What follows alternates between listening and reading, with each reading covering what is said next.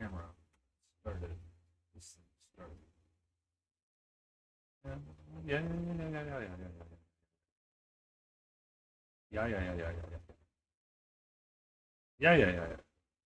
Ay, ay, ay, ay, ay, ay, ay, ay, ay. Sorry, Kristen. I'm finally off mute. My brain's finally catching up. Yeah, we're gonna work on a wyvern from Bones 5, 6 or 5. I can't remember. I have two of them that I had prepped and pulled out for in case I wanted to do that for ReaperCon instead, but I'd never painted them, so we're gonna paint them now. No, no, it's whatever you want to paint. Um, I had pulled these two out because I like their pose and I like their like swooping coming downness, and I was like,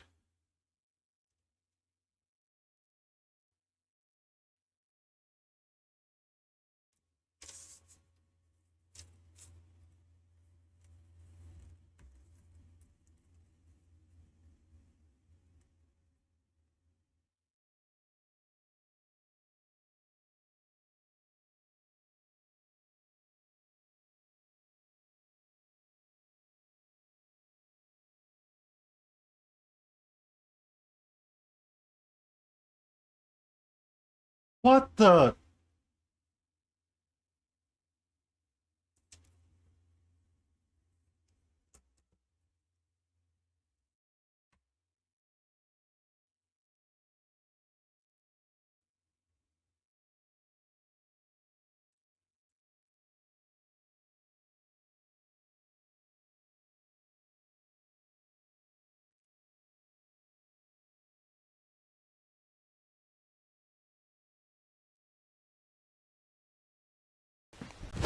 Emotional damage. Solo tier request a dad joke.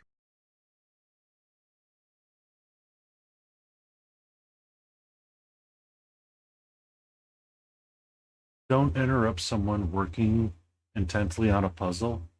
Chances are you'll hear some crosswords.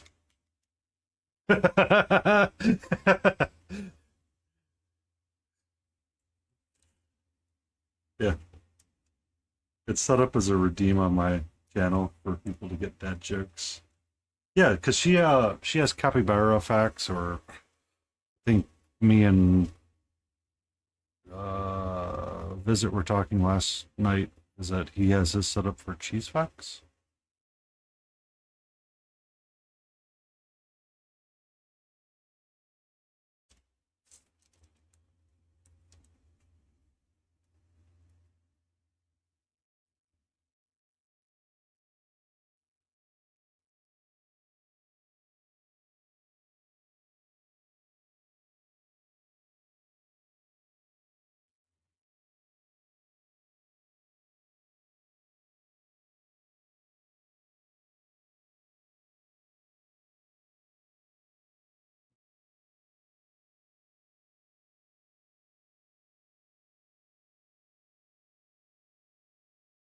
I don't know. I don't know yet. I am pondering what colors I want to make them. I know I need to do leathery wings. So I was 1 second. No, no. I was talking to myself. I was talking to myself. Yeah, I did turn it off. That was I have since corrected it.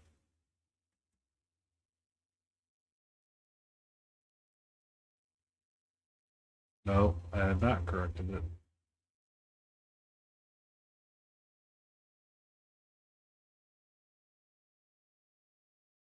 Saw you tech support.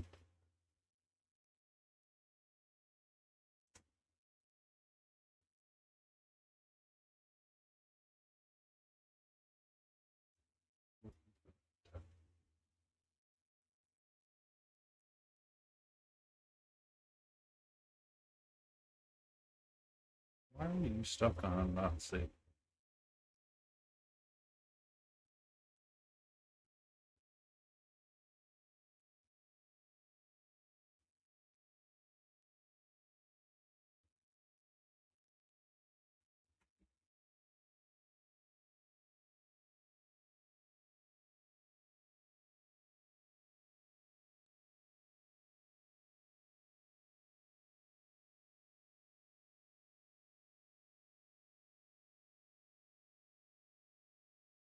Can I not find you, Discord?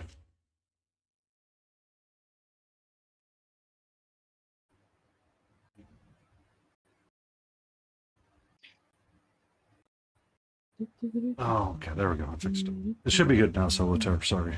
I sometimes forget that OBS doesn't always like finding the audio source when I tell it to find it. You have to make the screen visible for it to find the audio source.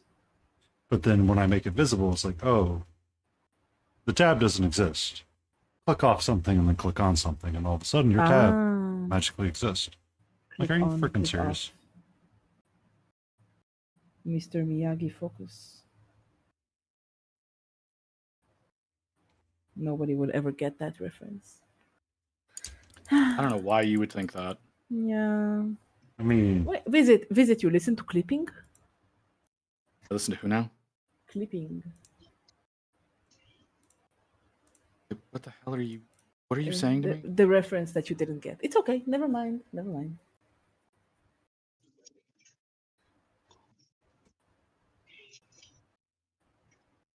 I left my paints for 10 seconds on my wet palette and they've dried up completely. Damn, how hot is it there? So hot. It's really annoying. You sure you're keeping your wet palette wet enough? I am, but I'm maybe you need to give it a little tickle in the right place. Visit. Wrong stream. I couldn't help myself. It was there. Okay, I've wet my palette a little bit more. I just try not to get it too wet because one person once was like, "Hey, your palette is too wet," and I'm like, "Oh, is it? Okay." Yeah, you don't want things sliding around on there. I don't think that anything was been sliding around, but I don't know.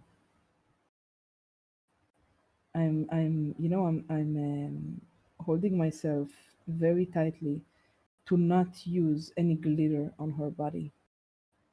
I wanna glaze it properly. Yeah, no stripper glitter. Stripper glitter. You mean divorce dust? Divorce what? Divorce dust. Oh, wow. I've never heard that phrase. I hadn't heard it said that way before, but yeah. I don't know. I have so much glitter on my desk that I don't think that it. Well, that just proved it. We can't always go to other people's homes because of glitter on the desk. And glitter is usually used as a weapon now. Like the first thing that I would think of glitter is like those envelopes that you send to people that are full of glitter. They've evolved those to be in tubes now. Oh. So you get a spring. Oh. And a spring, and on the end, with a little platform in the tube, you fill up the tube with glitter, and then whenever they open it, the spring pops and it sprays it everywhere. What the heck? That is so advanced. So there was a person on TikTok back in the day that was trying to. He had taunted someone saying, "Nobody can get me with the glitter bomb." Okay. Somebody got him with a glitter bomb. Someone finally got him with the glitter bomb. Because he used the word glitter and bomb, the U.S. Post Service wanted to talk to him because they had sent what they thought was an actual bomb through the mail. Yeah. Oh no. Well, just goes to show if you tell the internet they're not gonna do something, they are gonna do it somehow. Oh, absolutely. Hook and by crook. The teeth need to be yellower. Or a piece of craft supplies. You're not wrong.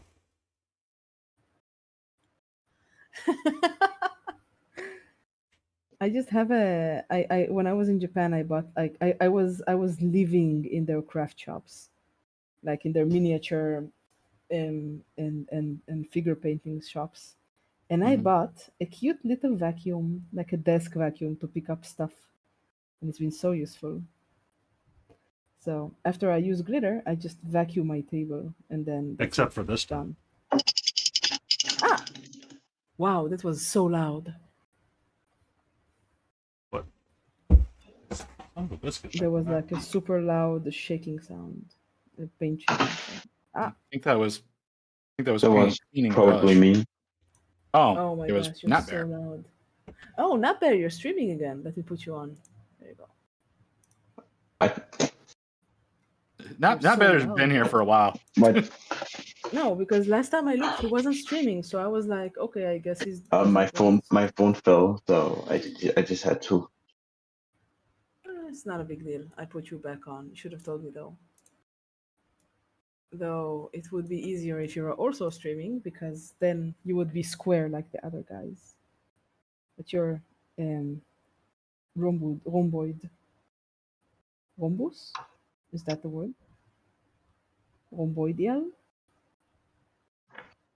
You all right, Kukya? What? We kept You her up stroking pretty out on late. us? Kept What? her up pretty late last night. I guess that's true. What did I say?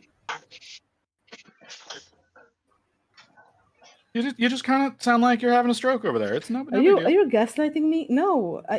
Visit, you and Painty are square. Your video feed Oh, is square shaped, square shaped.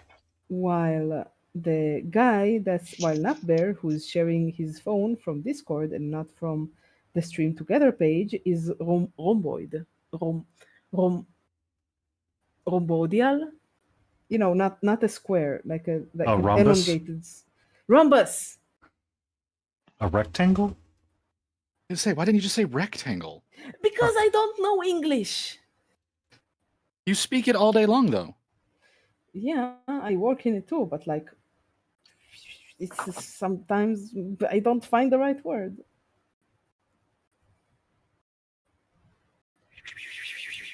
Yes, rectangle. What is rhomboid then? Rhombus. What is that? It's it's like a square but not a square. Yeah, I used the right word. I didn't say you were using the wrong word. They're both technically a rectangle could be a rhombus. It's just a rhombus is meant for a more irregular Yeah, four-sided shape. because yeah, then I used the right word. You're just gaslighting me for fun. Except it's Try- a rectangle because it's not irregularly shaped.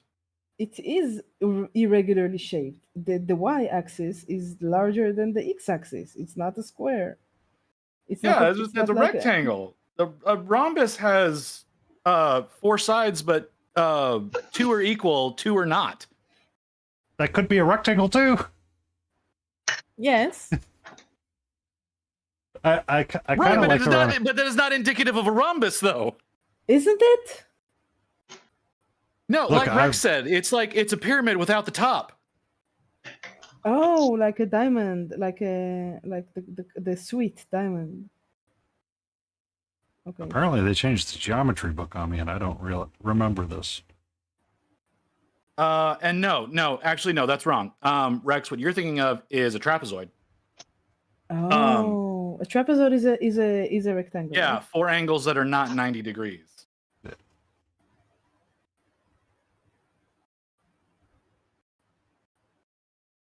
This is a crazy discussion.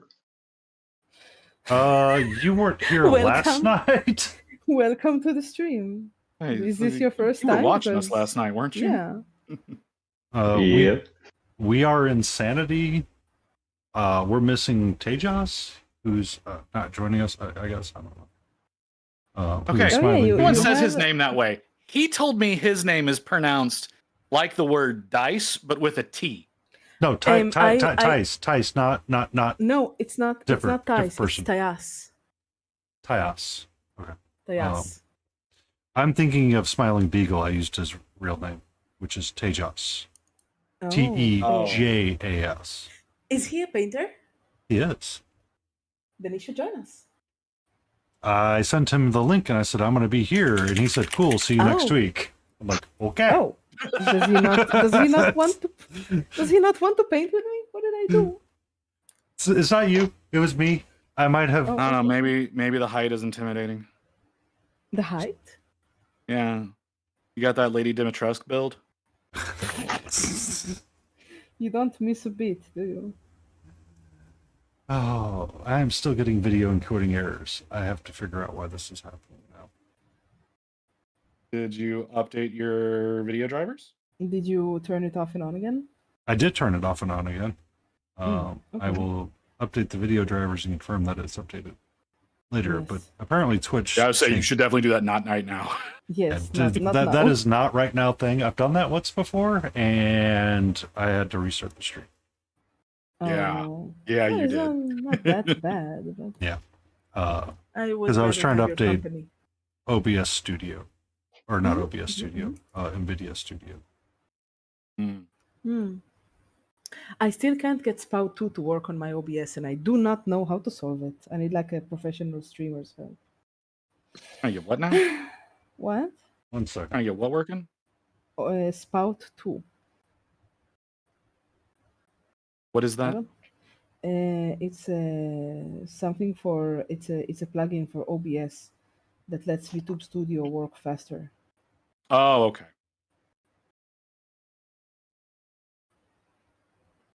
I think that the I mouse don't came think- out pretty nice, didn't it? That's something I could help you with right now. No, you don't. It's for people with VTuber models. I'm trying something right now.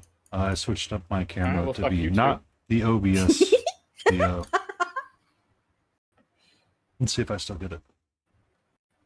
Because I can troubleshoot while on stream. Oh yes, that's a good idea. No, Scuff. it'll always end well. This Every time. absolutely. So I'm dropping frames like crazy right now, and I don't know why. Oh, I was also dropping frames. I'm dropping. I used to drop like at the beginning of the stream like 31% dropped frames. So And I Yeah, just you waited. were real jank earlier. I just waited and it went away. it'll be fixing itself soon.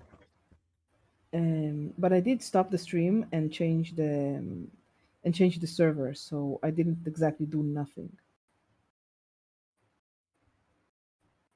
But give it like 20 minutes, see if it changes.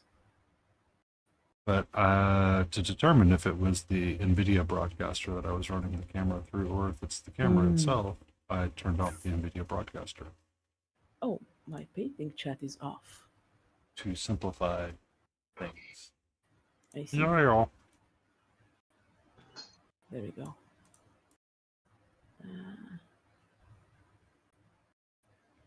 It's really nice to paint along with you guys. I see you're painting the dragon red. I'm working on the leathery wings, and I'm going to see if I want to do red or if I want to do something else. Usually I'd make the wing color like a complementary color to the skin or something.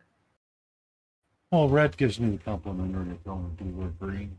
And I was kind of thinking if I wanted to do like greenish and make them poisonous looking. Ooh, that's nice. Christine, what happened to your internet? So I feel sorry for her internet.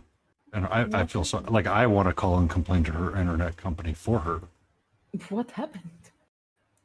Apparently they sent out an actual misogynistic man to assist with her internet and said, I need to talk to your husband. Really? Yes. Like That's amazing. I'm like, now I want to call this company and complain for you. Yeah, what the heck? So she's dumped that internet company and she is trying to get a fiber line to run out to her house from a different company. This is the last I remember the story. Well, I hope you get it, Christine. Let's put you here. And then I can put this the same size. Okay. It sounds awful, Christine. I hope you get it solved soon. Yeah, that's some bullshit. It's some real bullshit. Yeah. Like, What the heck? I know we made the joke last night, but that was meant in just in joke, not in. Yeah. What, It's which- very, very different whenever someone's being serious about it. Yeah. what joke? The joke last night when you said you liked it when this is a little misogynistic. Oh no, that's just a joke. Yes, of course. Yeah, that is a joke. That was Yes. Kuku Yeah, no, being she, funny. she doesn't like it at all when someone gets a little forceful with her. Stop it. I'm a wise enough person to know not to go near that one. There was- Motherfucker, do you think there is wisdom in my head? well, so I was at a convention. I was doing a I was attending a panel and it was called Writing and Humor. And one of the Mhm. panelists was a Southern male, and he goes, "I'm a Southern man that grew up in the South. There are jokes that are completely off limits. I don't even try to go near them, just because I don't want to get yelled at by everybody under the sun." Hmm. There was a single joke that I heard that was in absolutely bad taste. I think it has a name, but it's like meant to. It has everything taboo in it, and it's really disgusting. And that's the only joke that I heard that ever bothered me. Uh, It's like meant to be disgusting. Mhm. Like did not like it. But other than that, any humor is fine. Let's paint the eyes. okay. I love painting eyes. All right, that just reminds me of the How I Met Your Mother joke. Which I one? haven't seen How I Met Your Mother. What's the difference between peanut butter and jam? Don't know what it is. Okay. Nope, I'm honestly not willing to say that one. Okay. I guess I'll look it up on Google. You can. It probably won't get safe searched. My safe search is off. like a normal human being. Now I'm curious enough. Let's see. Compendium of sick jokes. I mean, they still exist. We just transform and call them something different now. Offensive.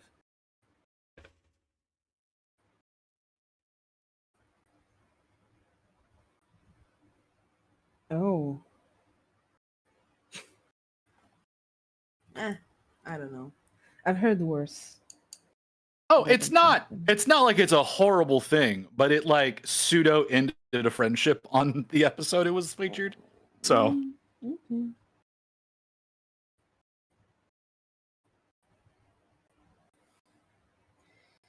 Okay. I cannot reach because there's teeth in the way.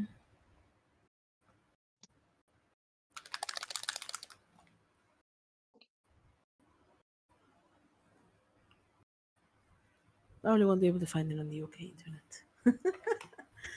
Oh yeah. yeah, UK internet's You special need a right license to surf, don't you? You need a license. now. Well, like they've got the new adult verification laws. Uh-huh. So if there Like- is potential for adult content in like, and it's not just like sexual content, it's like suicide prevention content is considered adult content. So they have to verify your ID before you can actually access it. That's so So stupid. when that law passed, they had I think it was a 500% uptick in search results for VPNs. Yeah, of course. Because that's how you get your whole country on VPN. You become China. Doing that stretch. Yeah, stretch. I will also stretch. That's a good idea. Hello, crazy Canadian Jay. Yes, it is a wyvern dragon. If I was in the UK, I would definitely get a VPN. Oh, what was funny about that is that Yeah, I have a question. shoot. What's up? What's up? Does this miniature look fine? I'm not really good that good at painting miniatures. You don't have to be good. It's okay. Wow, it's not bad You actually. did? It's pretty I see cute. no problems. I like it a lot. Looks Yeah, good. it looks Cool. really good. Yeah, good job. Thanks. Can you change the angle a bit because you're only like from the top and I can like see the sides. Your camera is moving. Just a moment. Oh, It's doing a so wobble. cute. I don't usually see like blue space. Is that a space? That's not a space marine, is it? Looks It's like a not trench Space crusade Marine. model. I like it. It's very cute. You It should is. add some. You should add some. Since you're all blue, you should add some contrast. I think. It's blue and green and a little bit of gold. It looks very good. It's very solid. I like it. Great.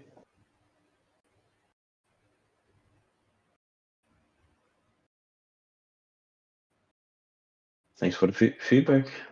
Sure. If you have anything, we are here for you. You don't have to be a good painter to join us. Hell, I'm not a good painter. I'm average at most. I can just find one of my old miniatures. I mean, we can all find our old miniatures and be like, man, we painted that? Yeah. Be disgusted by your previous work. That means you've improved.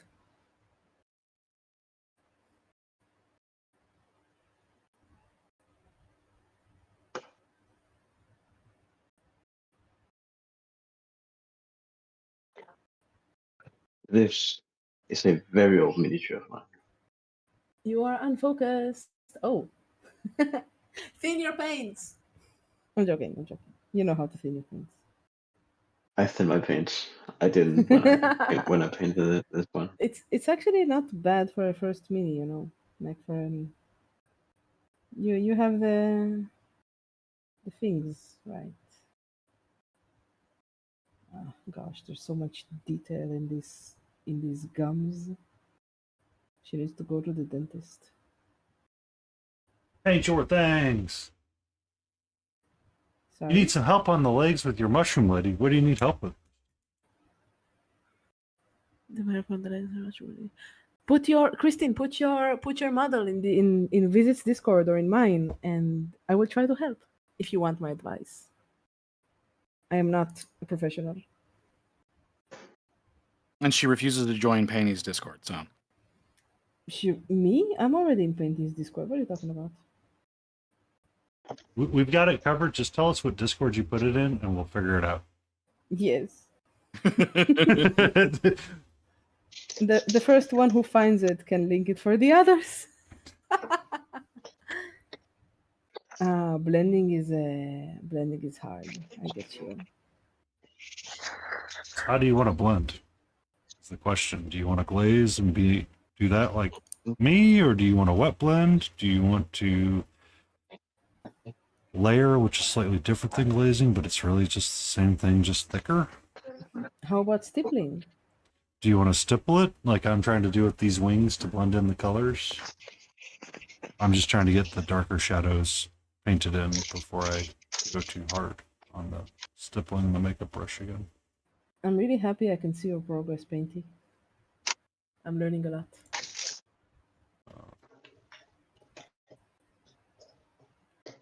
Was the stippling just to add texture?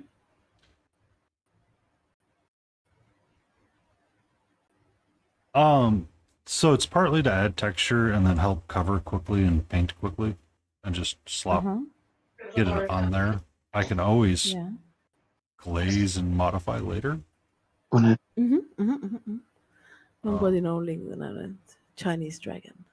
Oh, it's in Why my are we defining Discord. dragons? It's 'Cause it's in my Discord. Let's see. Work in progress. Oh, cute color choice. Oh my gosh. So colorful. I love it.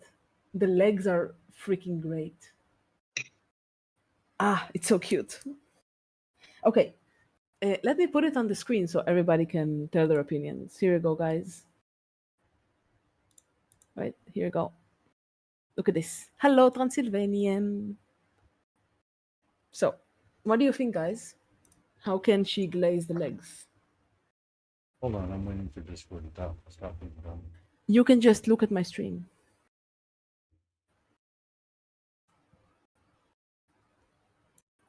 Yeah, Painty, come on, geez. I really like the color choices. It looks great. Transylvanian, we are giving advice to people who are painting. So this is Christine's mushroom lady. So cute. Okay, so about this, I think I would stipple it. Like instead of glazing, you could do something that might look a little more organic, and that's like take a small dry brush and remove all paint from it, and then add like layers of glaze with a steeper brush, and that will look organic and uneven, but still have the change in hue that you're looking for. That's my 2 cents. Anybody else? So you could stipple it, or if you wanted to go for that smooth, what I would do is I would start glazing up from your highlight, thin your highlight color, and then glaze up towards your highest high point, and then slowly feather it up over and over again. Very classic. Trying to think of some, because it would be something a little bit like my Green Knight here, where I took the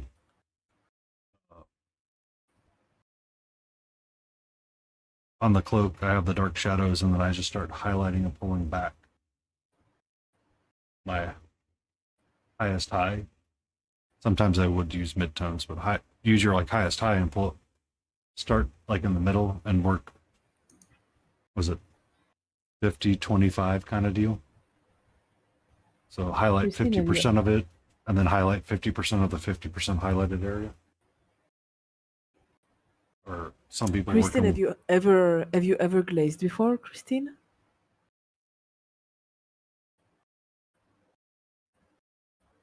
Because if she hadn't glazed, that technique might be a little hard. It's like a very advanced technique, isn't it?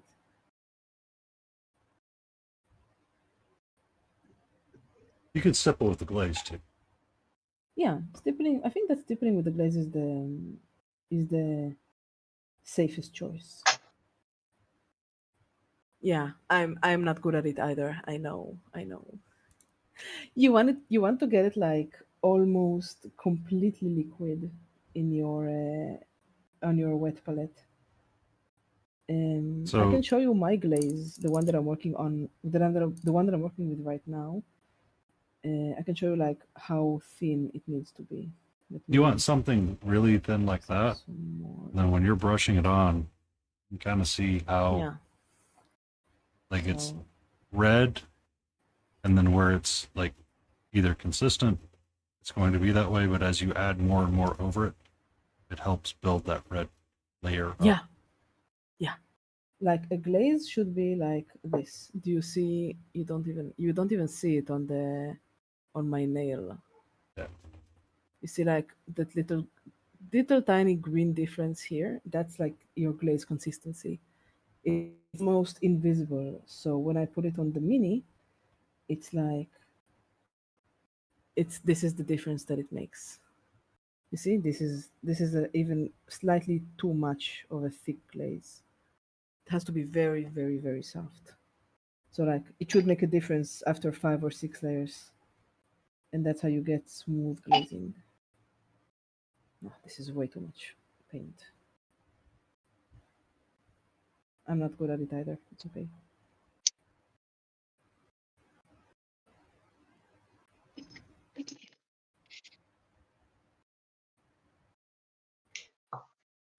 Okay.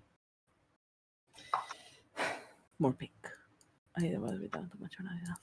Well, try using your nail as like as a test group. Like glaze over your nail, and if it does like, you see this is like the consistency you need, because your nail is is a lot of is a lot safer than glazing your model, in my opinion. Just be it's better to glaze it. It's better to thin it down more than not enough, in my opinion.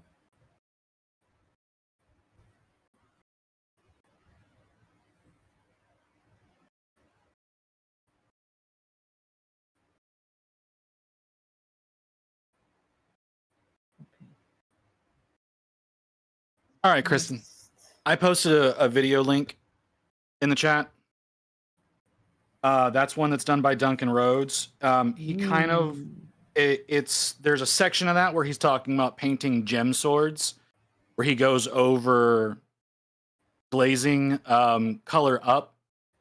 And I think the visual aspect of how he shows thinning the paint will give you a better idea of what to look for on your palette than necessarily like picking up paint and putting it onto something or something like that. You like watching how he does that there helped me a lot with figuring out glaze consistencies.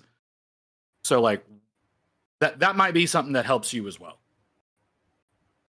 I've seen that video. It's very good.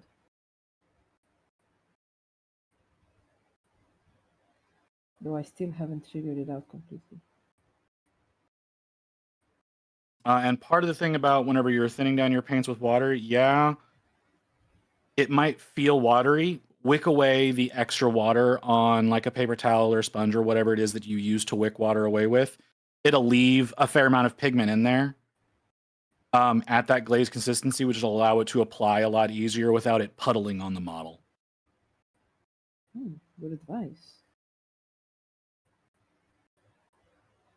Yeah, that's the part about glazing that people often don't remember to tell you. I guess it's because of muscle memory. Cujo painting. There's barely a tutorial in this channel that doesn't touch on glazing. I think Cujo painting is a streamer too, right? Okay. It's time. No, it's too early. I need to paint this as well.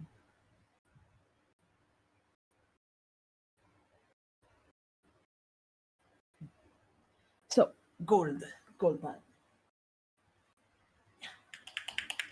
Gold. Oh no, I need to go to sleep soon. Oh no. I want to stay. Already? It's already 11:30. You should resist. Uh, Stay with us, Kukia. I want to. I want to. Yeah, You know, don't then do it. Don't leave me with visit by myself. That's a good point. Hey, I'm Fuck, also here. That's a good point. I don't know. You should invite other people to stream with us, and then you won't be all alone with visit.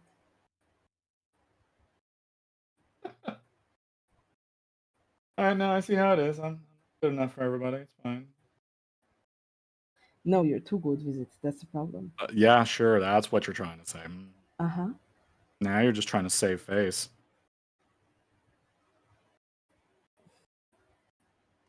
I don't know. I've saved many faces. Some of them are made from latex. Hmm? It was a LARPer joke. Never mind. That's not what that sounded like. What? I'm confused by your joke. One more time, please. LARPers usually have like orc faces or like monster faces made out of latex. So by saving faces, I mean that I have like faces on my shelf. Oh.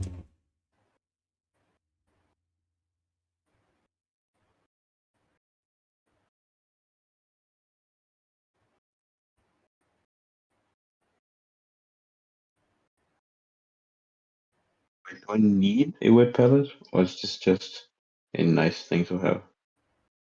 So, you need a wet palette. It makes life so much easier. Oh, But it doesn't Your have to be paint will expensive. last longer on a wet palette than it will It's a big difference. in a pot or on a dry palette. Uh-huh. So you can definitely work paint longer that way. It also makes thinning it a lot easier. It makes mixing paints easier. So Yeah, and you can close the palette up and like save it for another day with all of your paints already prepared on it. But it doesn't have to be expensive. Like I'm using a Sistema sandwich box. Is my palette. I just spent money on like paint handles Nah, a wet that palette is haven't way even more been important. delivered yet. Just get yourself a Sistema paint, a Sistema sandwich box. It's like $5 or something.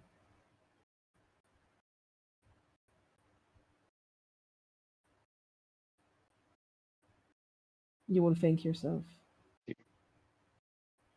How did you do all that glazing without a wet palette? Me? Yeah. Oh, I just mix in like little shot glasses.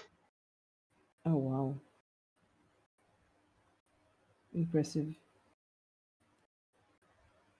I'm not even joking. It's very impressive. Thank you. It's what I have. Yeah, it's fine. You're Got like stacks Well, of shot glasses. who am I to judge when you get good results, you know? But your life will be easier with a wet palette.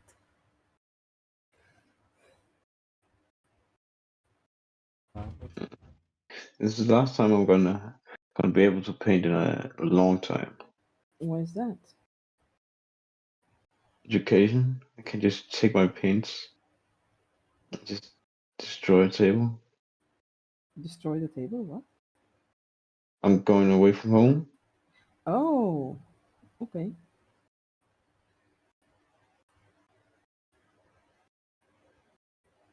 Have a nice trip.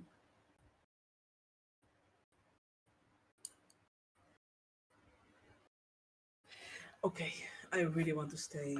I really want to stay. And I have to I don't sleep. believe you. If you really wanted to stay, you would just stay. Oh my gosh, you're so mean. How am I mean? You're so mean. I just finished How- my gold on my palette. I'm encouraging you to spend more time with us. How is that mean? You're encouraging me to be not concentrated at work tomorrow. hey, Multi. I'm sure it'll be fine. No, it won't. Concentrating at work is overrated, anyways. We're starting to. Yeah, says the guy without a job. I have had jobs, right? You understand that, don't you? I don't know.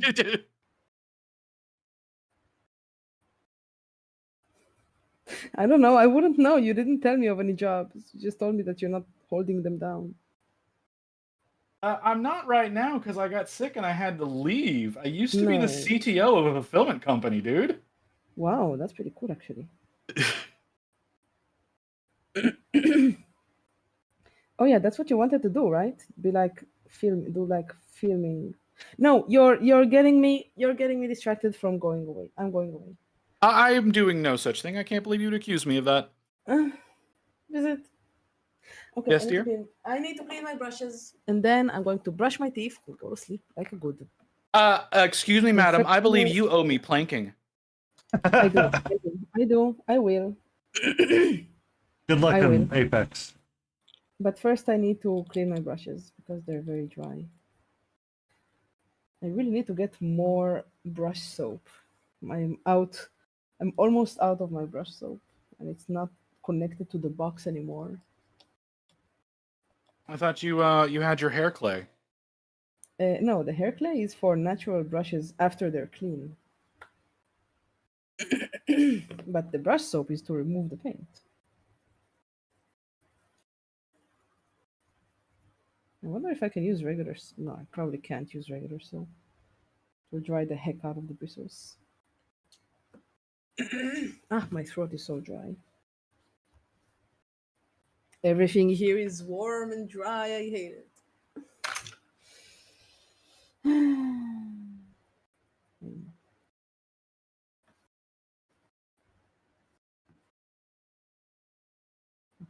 That's one brush. And Oh yeah, is... Leo also wants to remind you about push-ups that you owe. No, he's adding more, and that's okay because I will do them. It's only the planks that's difficult for me, but it's becoming less so with every one that I do. So, today we painted the mimic. She's going well. For one session of painting, this isn't bad at all. I'm gonna continue her next Wednesday? Question mark? I don't know. No, you should go live again tomorrow. Oh yes, absolutely. Between the session that I'm going to and my work. Yeah. Hi Osman, Osaft, Osaft Malte. I need to drink. Hello, Osaft. Or is it Malt? They're doing well. Okay, it is time. It is time to do my. Do you have us muted on your stream again? Me? Nope. He's multi-talking from my stream and hearing all of the lovely Okay. chat.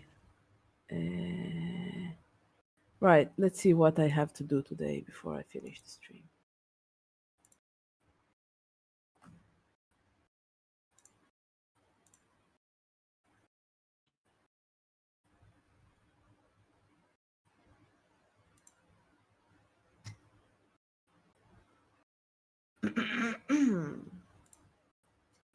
Let's see. I'm so tired. I can't even find the window. It was on Twitch.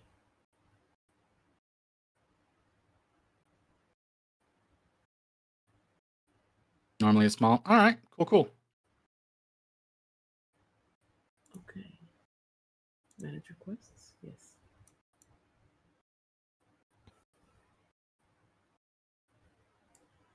Ba, ba, Pop, pop, pop, pop, pop, pop, pop.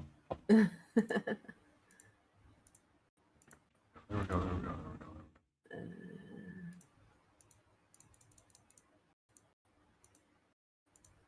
Okay, so it is. Less pink. Oh wow! It's 2 planks, 3 planks, 2 planks, and 3 push-ups. What, you want a third plank? I can do that. No. 2 is enough. 2 is enough. Okay, let's do this.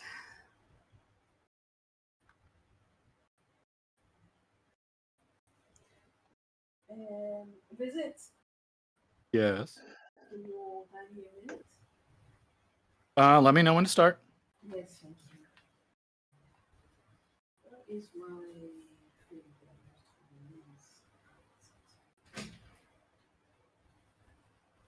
It's not.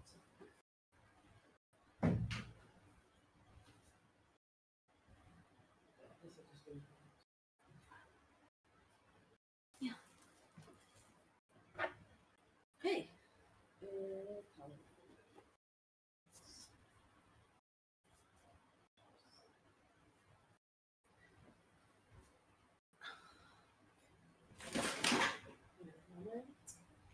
I'm getting into position.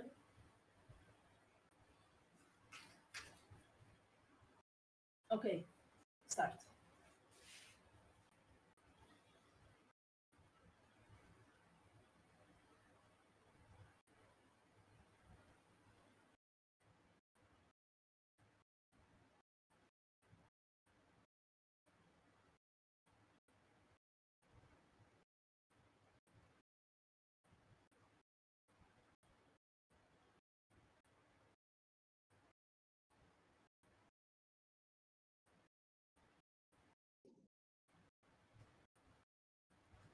Visit.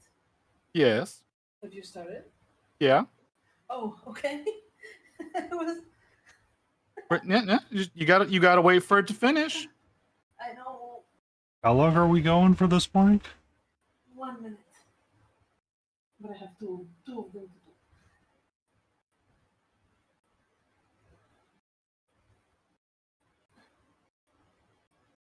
And 1 minute. Okay, now at least I don't have to get up from push-ups.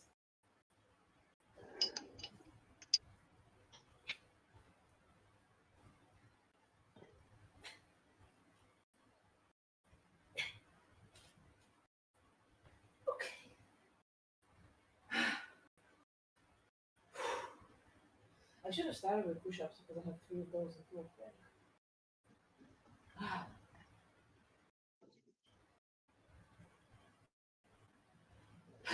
Okay, 1 more minute. Okay. And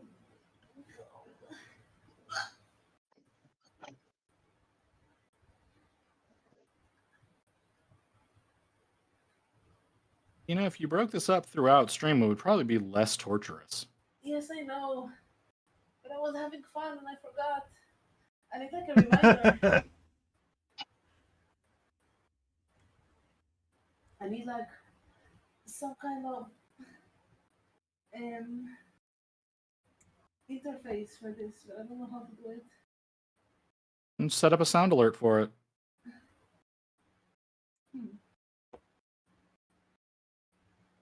It's not bad idea.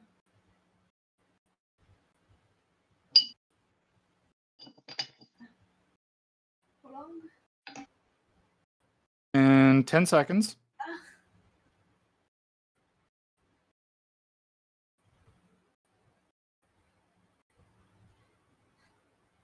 One minute. Okay. Let's go. 2 more push-ups and I'm done. That is to say, 10 more push-ups and I'm done.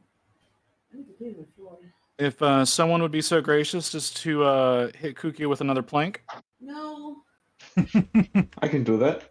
No, do something else. Do like, there's squats in there. There's other stuff that isn't planking. Yeah, but it sounds like that's what you need the most work with. Oh, Hashtag blame visit. Hashtag blame visit. This one I would take responsibility for. no, I can't plank. I'll just make it to 5.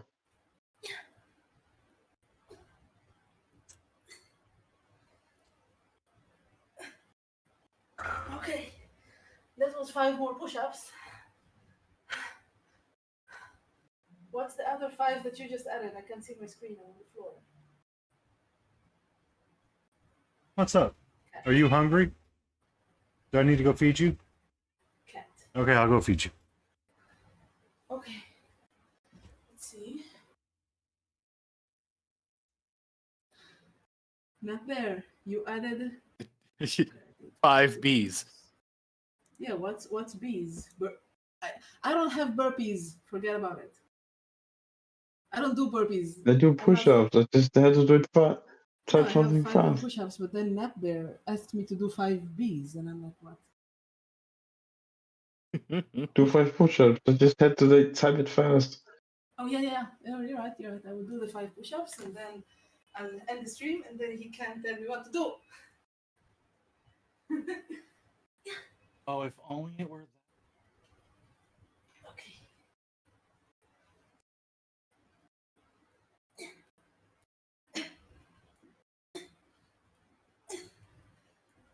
Okay. Woo. Okay. Good night, guys. I will reject the 5 Bs from Bear because I'm not doing that. Okay. A quick coin of the flip to see who I raid. Da-da-da. Visit. Let's go. Bye, everybody. See you on Tuesday or Wednesday or something. Yeah, I believe this. She just doesn't want to spend any more time with us. Oh, yes, it's definitely not because I have work in the Says- morning. Is all like, hey, let's stream together, and then it's like, you know what? I'm just gonna abandon you here. It's fine. I understand. Bye bye. Tell me good night like a regular person visit. You know I can't do that. You're so awful. Bye, Yeah. Painty. Thank you for sharing your expertise. Oh, Painty went. Okay, tell him good night for me. Painting went to feed the cat. Yeah. Yes, tell him good night. Okay. Oh, Welcome in, Raiders. okay. Sleep time. Bye bye. All right. Don't forget to leave the Discord. Good night. Yes, you can stay. I'll allow it this time. Well, right. I'm just like, you have a tendency of forgetting to leave. Oh, well, never mind. Okay. I don't need an extra window of me open.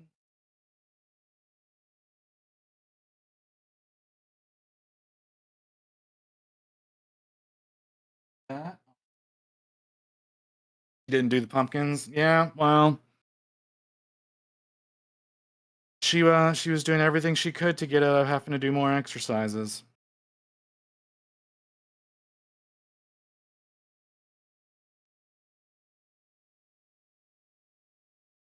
I think she did.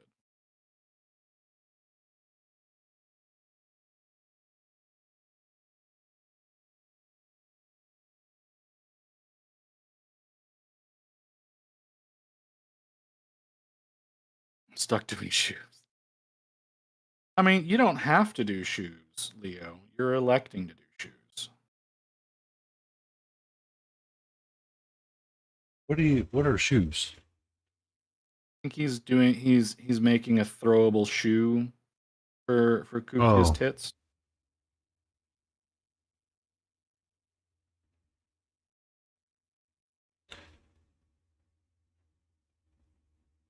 Don't I don't like the way I said that.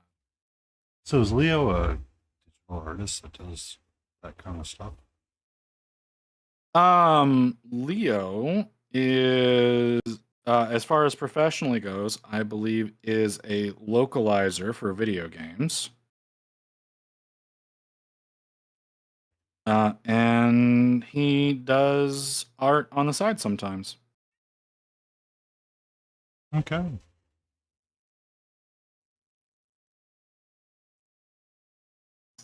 My apologies. He's a translator.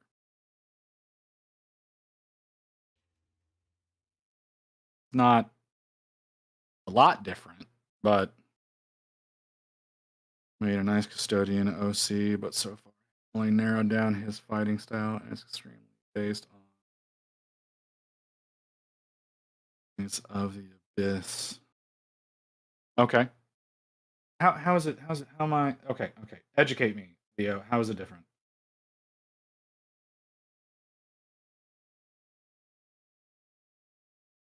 Localizers work off of translators?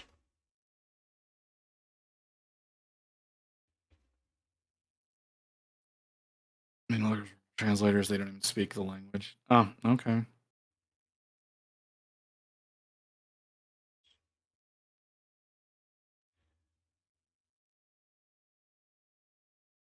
My bad.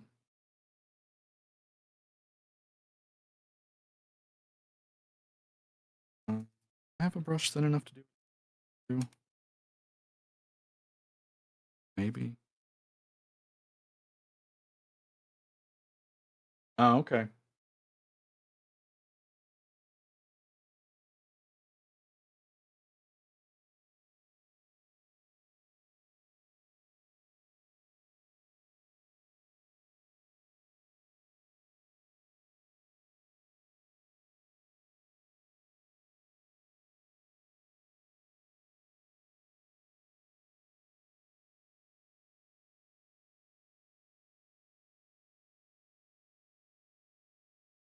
Well, my apologies.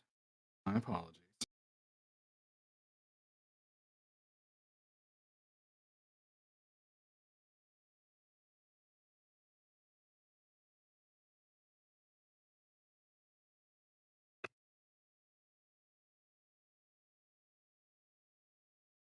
Most I will do is change a joke so it stays funny and replace the puns so they still work. Okay.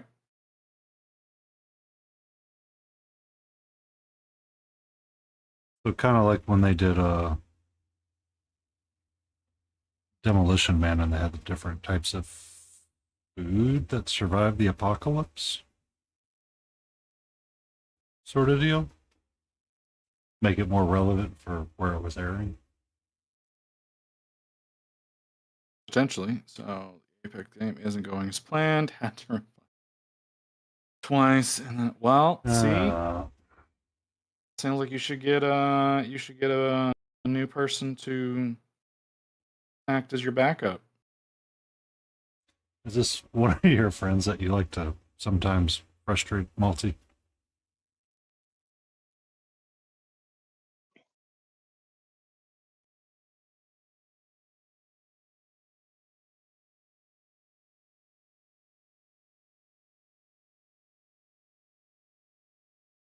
Based on that statement, it sounds like someone that does it the other way around. Oh,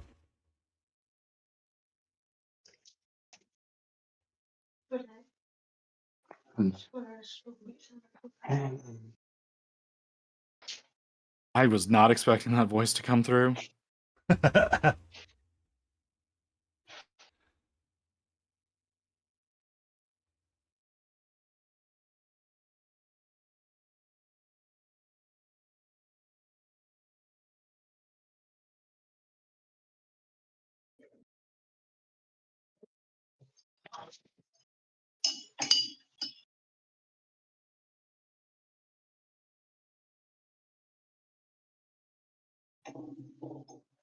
How you doing, Rex?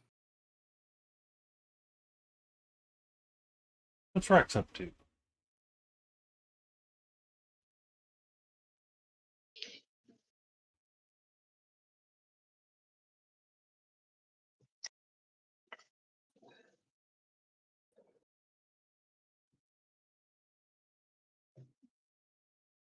Not really working the way I want it.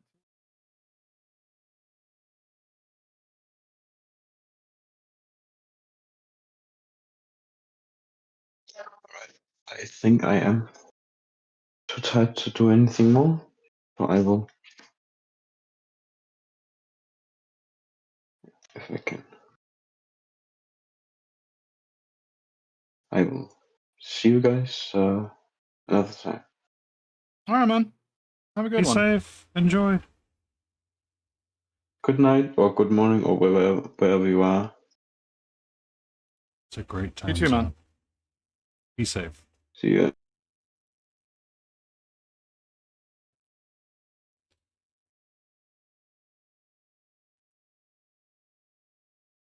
All right, just trying to set up OBS stuff. Haven't messed with it in about 7 years. Oh, geez.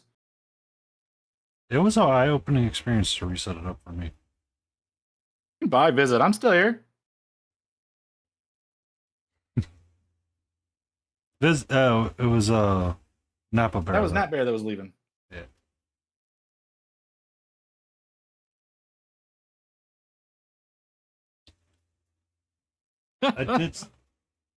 I did send Smiling Beagle the invite to Kukia server. That's why I did the Discord earlier and said he's welcome to join us, but he has not joined us. So,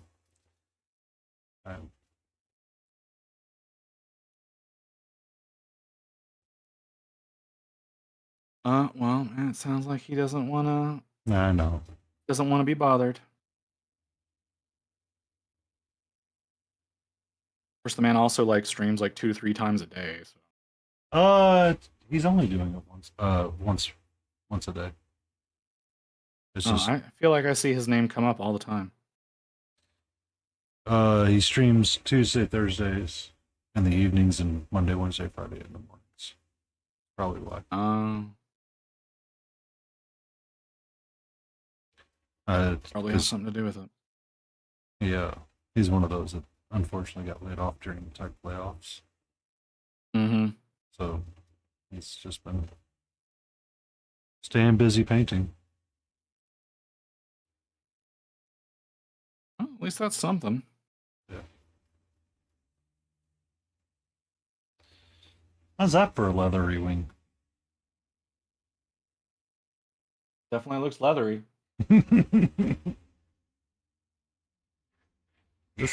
It's getting there.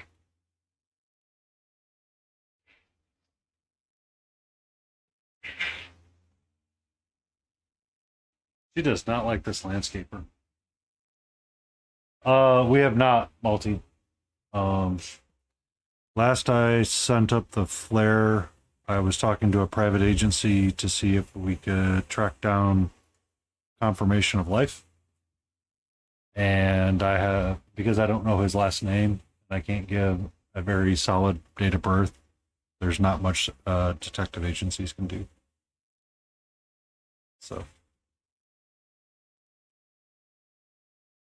Huh? One of the people that we streamed with was Battle Ready Miniatures. He helped kind of bring together myself, Smiling, Laden Roses, Spieling Mistake, and a couple of others. he used to stream with us on Saturday nights or Saturdays, and we Mhm. created what was known as Stay in Frame. We haven't. Last we heard from him one weekend was that he had to go to the hospital for heart challenges. He streamed with us one week, and then the next week he was gone, and we have not heard from him since. Mm. A couple of people tried to like email him. We've tried to talk to him. Like we've messaged him. And it's like, hey, you okay? You know what's going on? We haven't heard from him since then. So we have tried to. I was like, all right, well, leave me no ground to go to. It's time to look for an agency to help find you. So I sent out a couple of work requests to private investigators to see if they could track him down. Because since we're not family, we can't call the consulate to check on them. But one of the guys I talked to, he's like, yeah, unfortunately it's $550 to locate him, but I need a last name or a solid date of birth, one of the two. Yeah. Or I can't do anything because essentially your pool of Steve is forever large. Yeah. I was like, thank you. If I find out more and I come across something that, defines his name or defines something about him, I'm going to reach back out to you because that's all I can do. So, I mean, we could check obituaries, but it's not going to do much for us right now. Because it's like, hi. So, everybody's just a little worried about him because he was. I understand.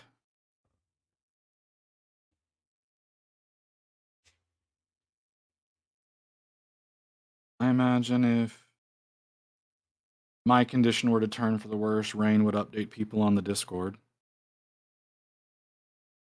Yeah, and unfortunately, he kind of burned his Discord, and we didn't know much of his. I mean, we all kind of keep certain things private because we're streamers, and it's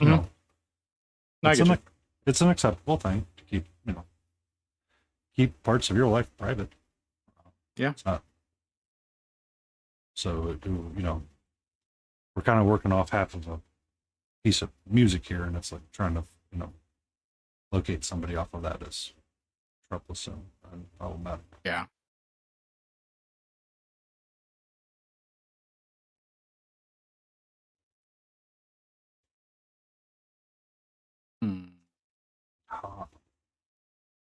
Now we do the same thing to the underside.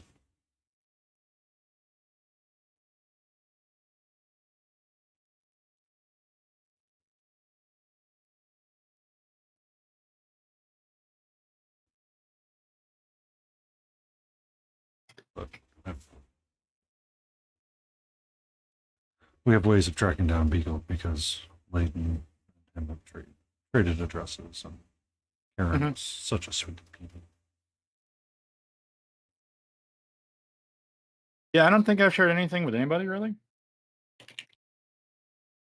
If all else fails, I'll call I'll reach out to Lex.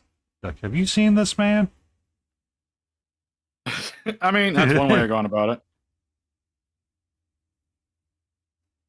It has been more than 1 week, and I have not been able to blame Visit for anything. Have you heard from him? Usually when shit's going bad with me, I try to keep people updated. Yeah. I don't know. Locating people is sometimes it's like, oh, they might be on a break, or you're just like waiting, but it's been more than a month for this guy, so it's like, oh, we need to start circling and looking, keeping an active eye out just a little bit. And you're okay, my love. I think she disagrees. I know he's out there mowing the yard. It's not our guy. It's someone else. What do you mean? Wow. Wow. Wow.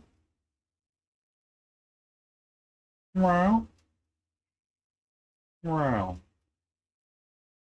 Wow.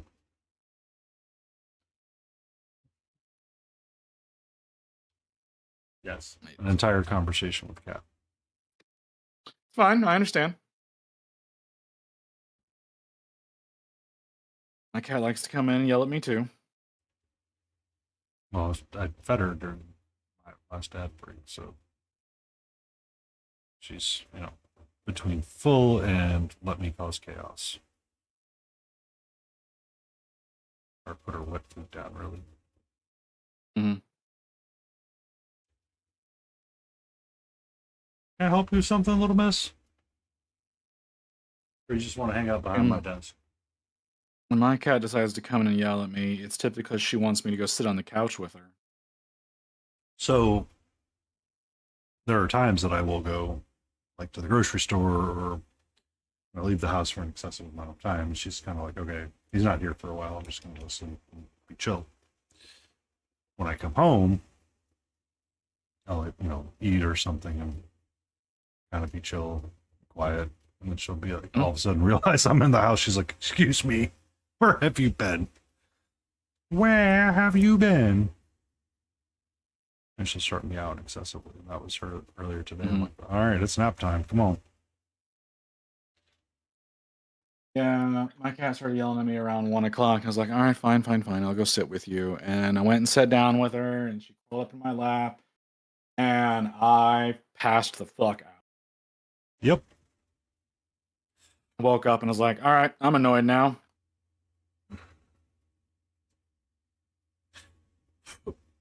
That sometimes tends to be me with naps, but sometimes I have to plan for them a little bit, because if I don't, it'll just be. I've just been falling asleep lately, and it's been bugging me. Good bug.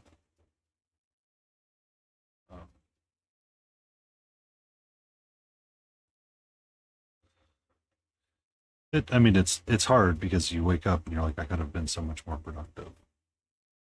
Yeah. Well, I mean, to a certain extent. Yeah. I mean, the nap is productive. It's just different kind of productivity.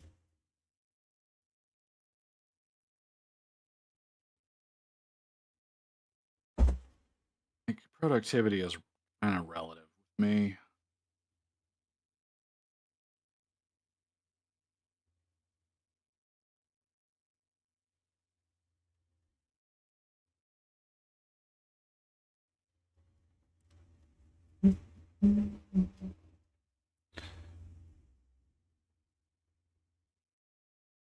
Not behaving the way that I want that to.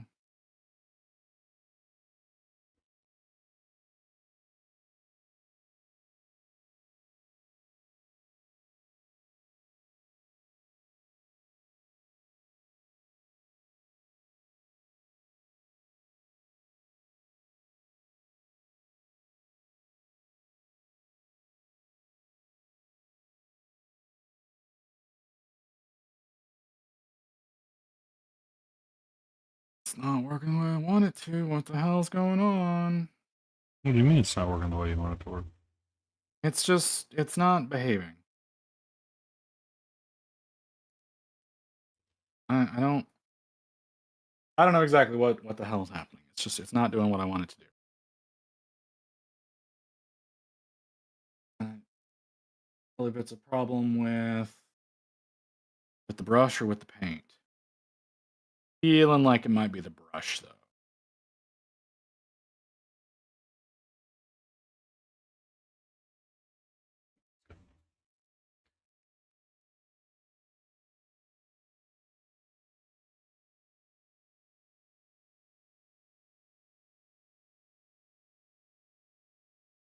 How is the brush causing the issue? Just to, is it not keeping its tip? Oh, it lost its tip quite a while ago.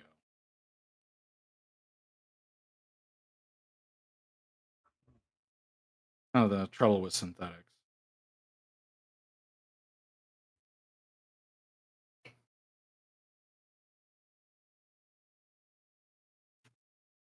Oh, what was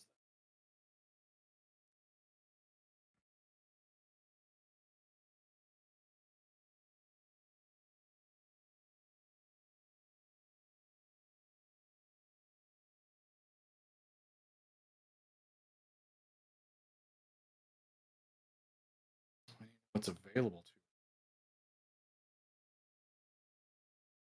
that later? I mean, it says Beagle is live. Yes. He is I live. just looked at my phone and I have that notification on my screen. Yeah. I sent him a Discord message. I Hmm. said, "You're welcome to join us," and I haven't heard from him since. So No, I it's fine. I understand. He doesn't want to be in here with me. I have a bad reputation. People Well, keep he's blaming in me with for us. things. He was chatting with us last night, and I'm like, I tried to grab his attention, because I took a nap today, and I was just like, around 9 or 10, I'm like, oh crap, I got to get moving, or I'm gonna nap, and Mhm. missed my window to do things correctly. I forgot to send him a message and say, hey, we're gonna try to do this thing with these people tonight. That's kind of on me. Because Sure. we don't have Lynn with us tonight. Spelling mistake. Hello. How you doing, Spieling?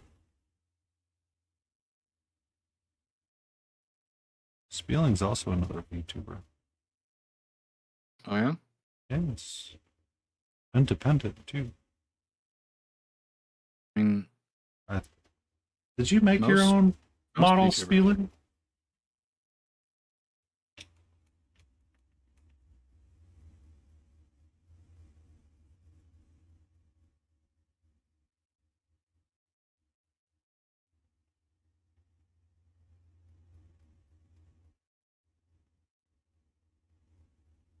Your Sunday's afternoon. Oh, yes.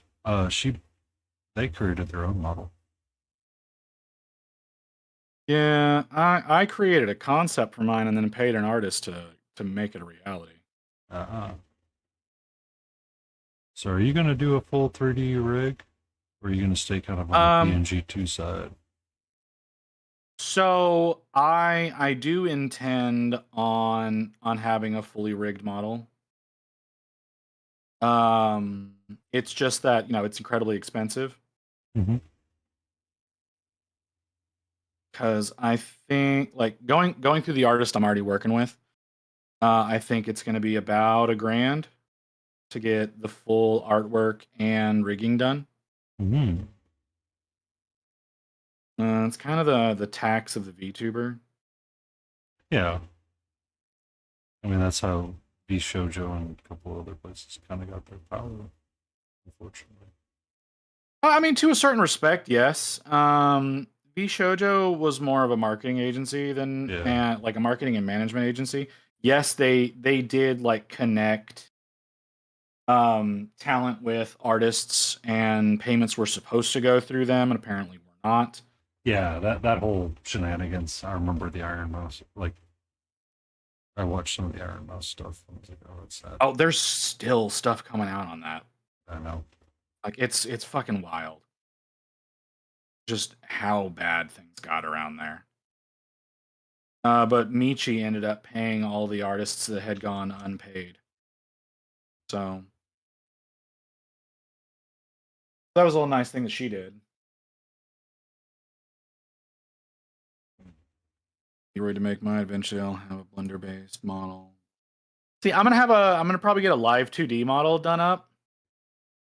I don't know that I'm gonna go for like a full 3D model, but I'll probably have a live 2D one done.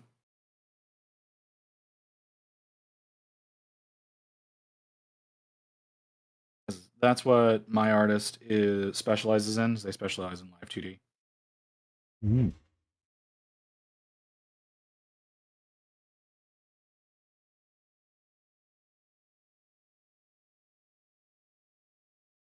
Yeah, it is super wild. So crazy. Hey, Lucy.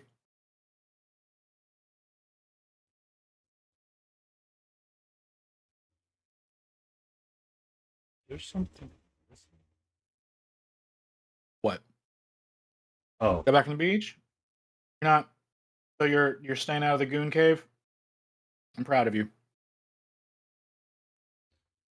staying out of the Goon Cave. Yeah, staying out of the goon cave. I don't know what the Goon Cave is. You know what gooning is? Oh, I'm aware. I'm aware. I'm aware. I think that you can assemble the syntax then. I have assembled the syntax. I now understand.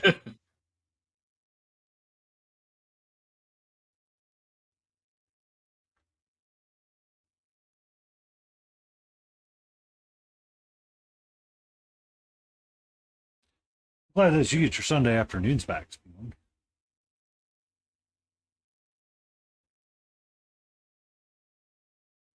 Not my bedroom is called. Thank you.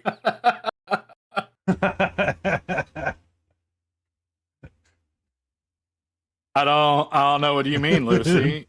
What were you doing for 3 days straight again? Welcome to my streaming partner tonight, Visit the Chronicler. We blame everything on Visit, and we find out new and interesting things about people, such that their bedroom is now called If you're the Gloomy uncomfortable Cave. with adult themes, it's best that you not hang around me. Yeah. I was unaware. What kind of book? What kind of books, Lucy? What kind of books? And it wasn't just one book. Don't you try to play that shit off. You know you went through probably 10 or 12. I don't want this bullshit. Apparently, people listen to books at accelerated rates, and I did not know that. I'm like, really? You just turn it to like 1.5 speed and go? Yeah, there are people who do that. It's weird, right? It's wild to me.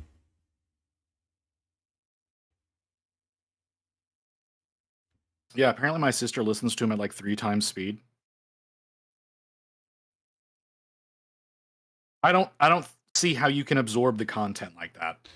I had a former partner that liked to do like the speed read, and they would tell me, "Oh, I could read 9 million words a minute." I'm like, "Okay. Can you please tell me the 3 things that happened in this book and why this is important to the story arc developer?" And they're like, I'm like, "Yeah, it's because you weren't paying attention to the book all the way." Dark romance books in 2.8 speed. Yeah. Hence why we call it the Goon Cave. Does it slow down if it starts on chapter 1?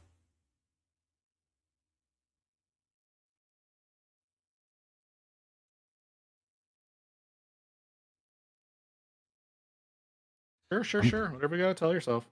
I might have to try that for some of the books that I'm struggling to get through on my audio list. Like the only book I've struggled to get through was The Institute, but like they managed to, like, right whenever I was getting ready to put it down, they managed to pique interest again. So I've been trying to read, because I met him at a convention, was R.R. Verdi's Grave Dealings Urban Fantasy series, which is kind of an interesting idea. But the problem is that the character and the way that he writes, I don't always like, because he's like the kind of person that swears for the art of swearing rather than swearing for the art of expression. So it gets kind of annoying sometimes when you're reading the book and you're like, pick a different freaking word. I don't care which word, just pick one of them. So I'd read the first 2 on hand because I bought them at the convention, and then I was listening to the 3rd one because I was trying to use up credits on Audible, and I kind of paused a little bit. But he did write like a couple of virtual lit RPGs. And one of them was kind of interesting. See, that's the one thing I don't like about Audible, is that they don't let you cancel your subscription if you have unspent credits. And it's like, Well, I don't have a book I want right now. So I was trying to do the Horus Heresy on Audible. And some of those books are wild. Some of those books suck. Yeah, that's the other problem. Some are really bad. Some of those books really suck. But I was like up to the Flight of the Epstein, and just kind of lost interest. I'm just like, I don't want to deal with this right now. Because that's the other problem, is that if I'm not like feeling the book, I can't do it right now. Yeah. But as me and Kookie were talking one night, it's like, oh yeah, I got to get back to the First Law series because I enjoy that. I miss the Bloody Nine and those characters.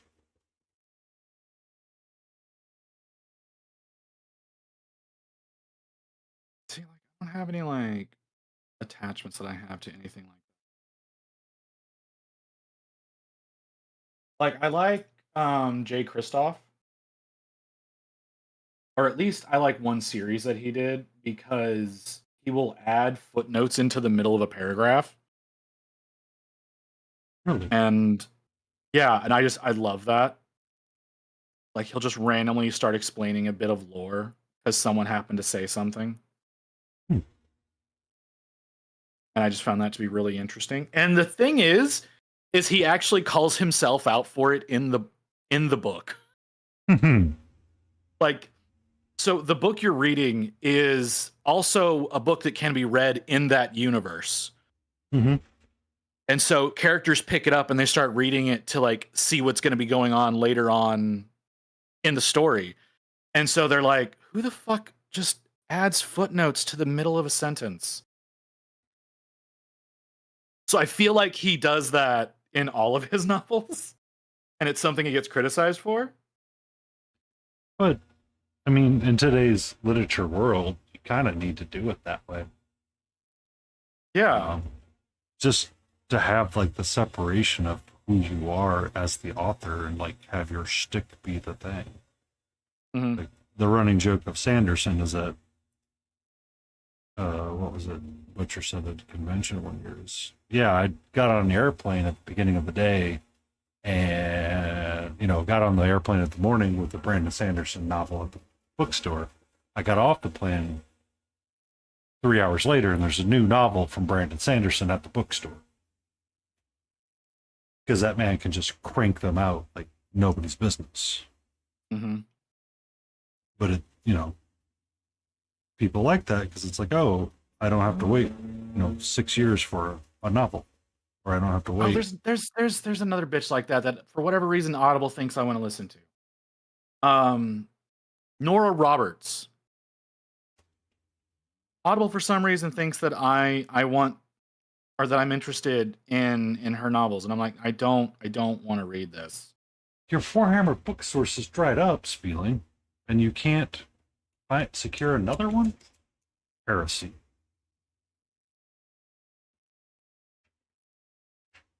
I mean, it sounds like that's what the problem is. Heresy. This sounds like Fair, heresy. I listen to things when I read and listen, no matter what the speed. So, well, see, you know what you could do, Lucy. You know what you could do to help with retention? Slow the fuck down. That doesn't always work. Well, yeah, but whenever you're going at 2.8 speed. Okay. So before I commit to the read,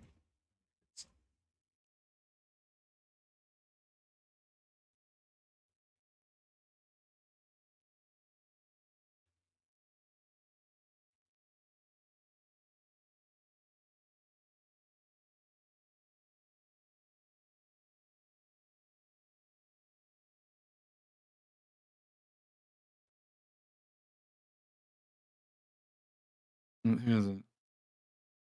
Oh, Jay, are you not used to me just blurting shit out because I find myself incapable of doing that?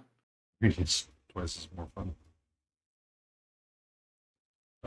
Crazy Canadian Jay is an ADHD woman that will spout just as much back. Because you get distracted, yeah. Lucy, there's this thing called the pause button. What is this pause button? Hey, Kim.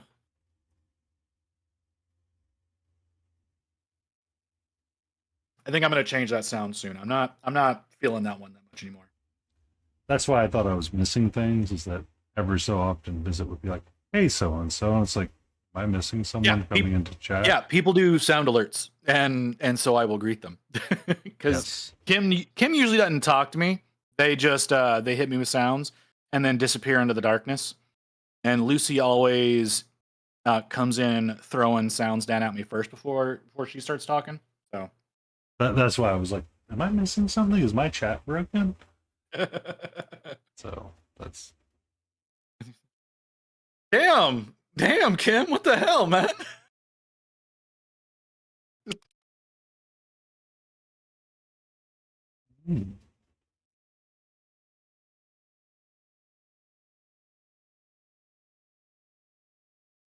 Oh, there's a thing called auditory processing disorder.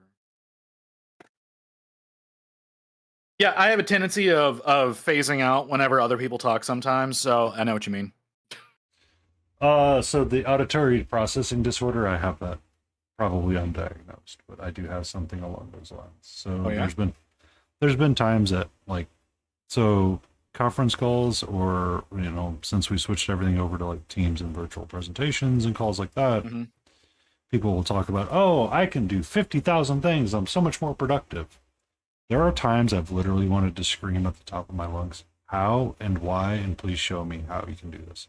So like if I have to be on like a long, a good example is like we have to do a standard training every 3 years for Okay. a client. Mhm. And it's just, it's the plan development process. We go Murder through it, Kim.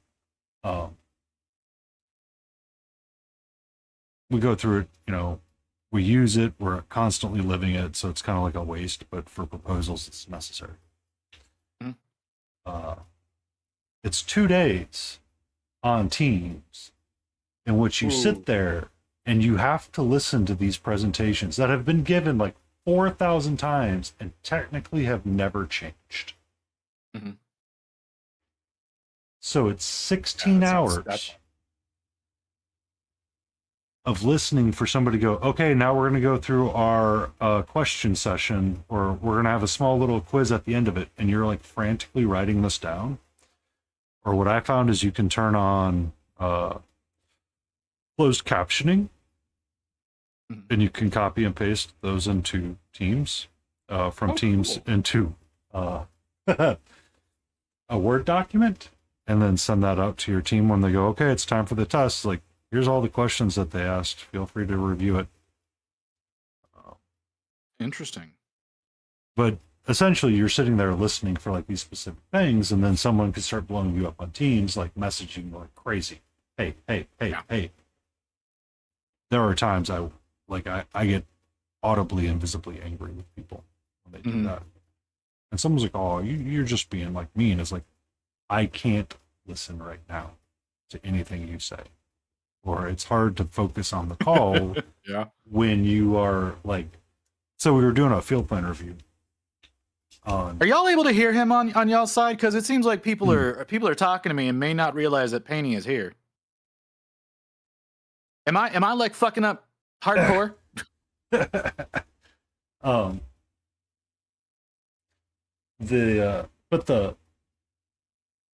We'll see what they say. So to that point, Spieling, we were doing a field plan review, and a guy's like, oh, Okay, thank you, Lucy. I can't believe you went into an office and stood there. As a point of order, I said, yeah, I did that. Because you would come by, get like, a sociable distance away in an office, and then all of a sudden scream at the top, talk in a very loud tone about, hey, so-and-so.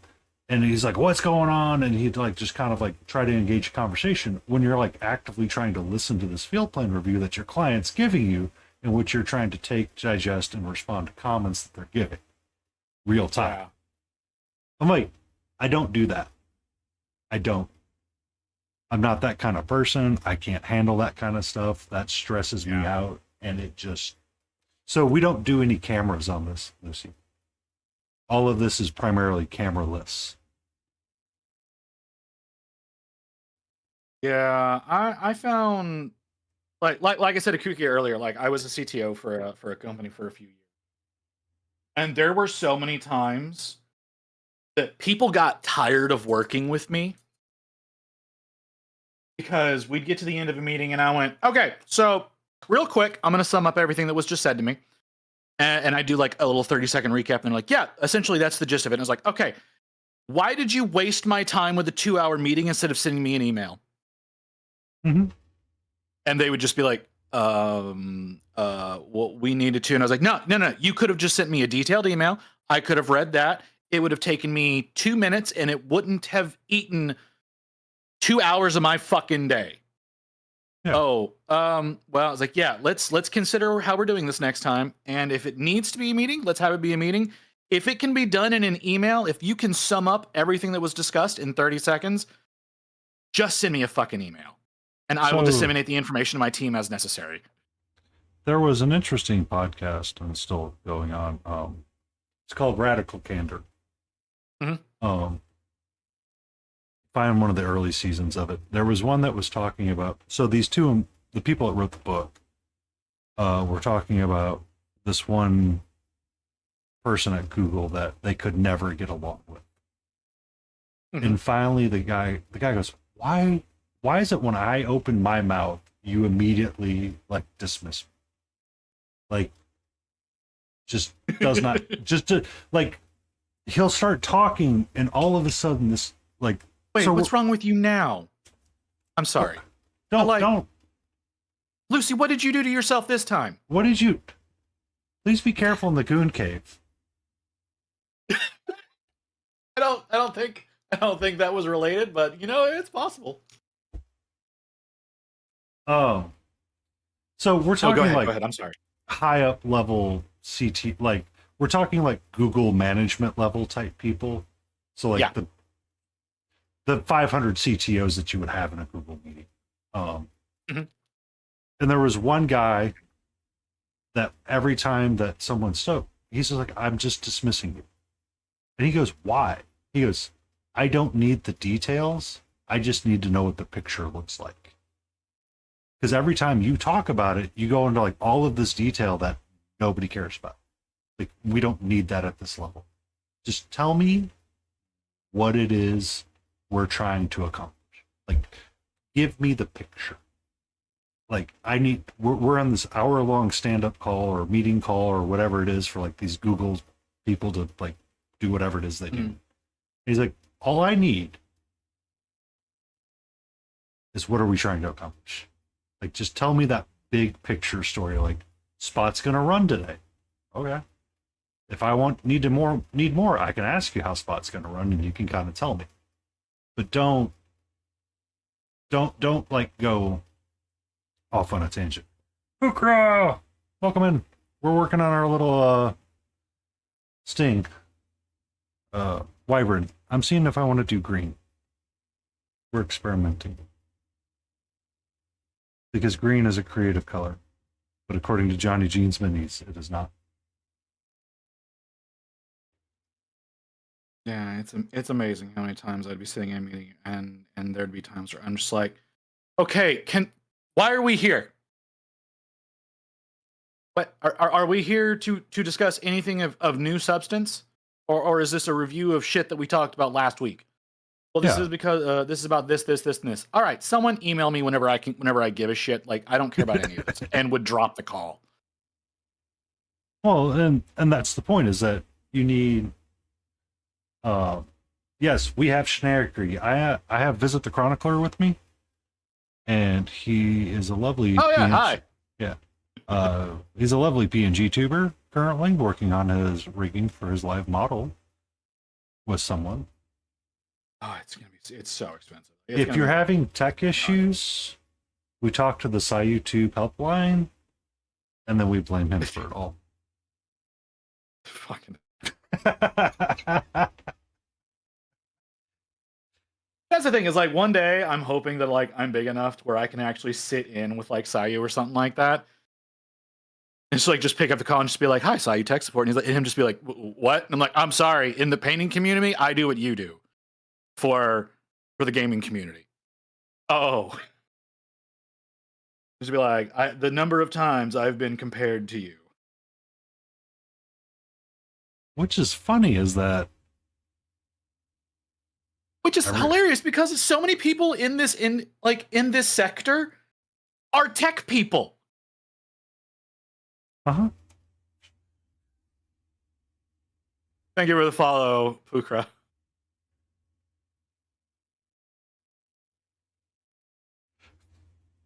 we are all like, and that's kind of like the thing is like I'm like working with like other engineers, and it's like Mhm. you're supposed to be smart. Yeah, I'm not that smart. Okay. You know, like there's a lot of times that I'm sitting there and going, you know, it needs to be a required course in every tech degree, and it's a course that doesn't exist. Is advanced Googling needs to having- be a required course. I was having dinner with me and a former partner were having dinner with friends, and we were talking Mhm. about what it would be like if we actually taught a like college class. Mhm. It is like, yeah, so every test is technically going to be open book, and you're going to learn how to search the internet because we actually have people in your office that can cite you the book backwards and forwards, and you have like an amazing research, and we're going to teach you interpersonal.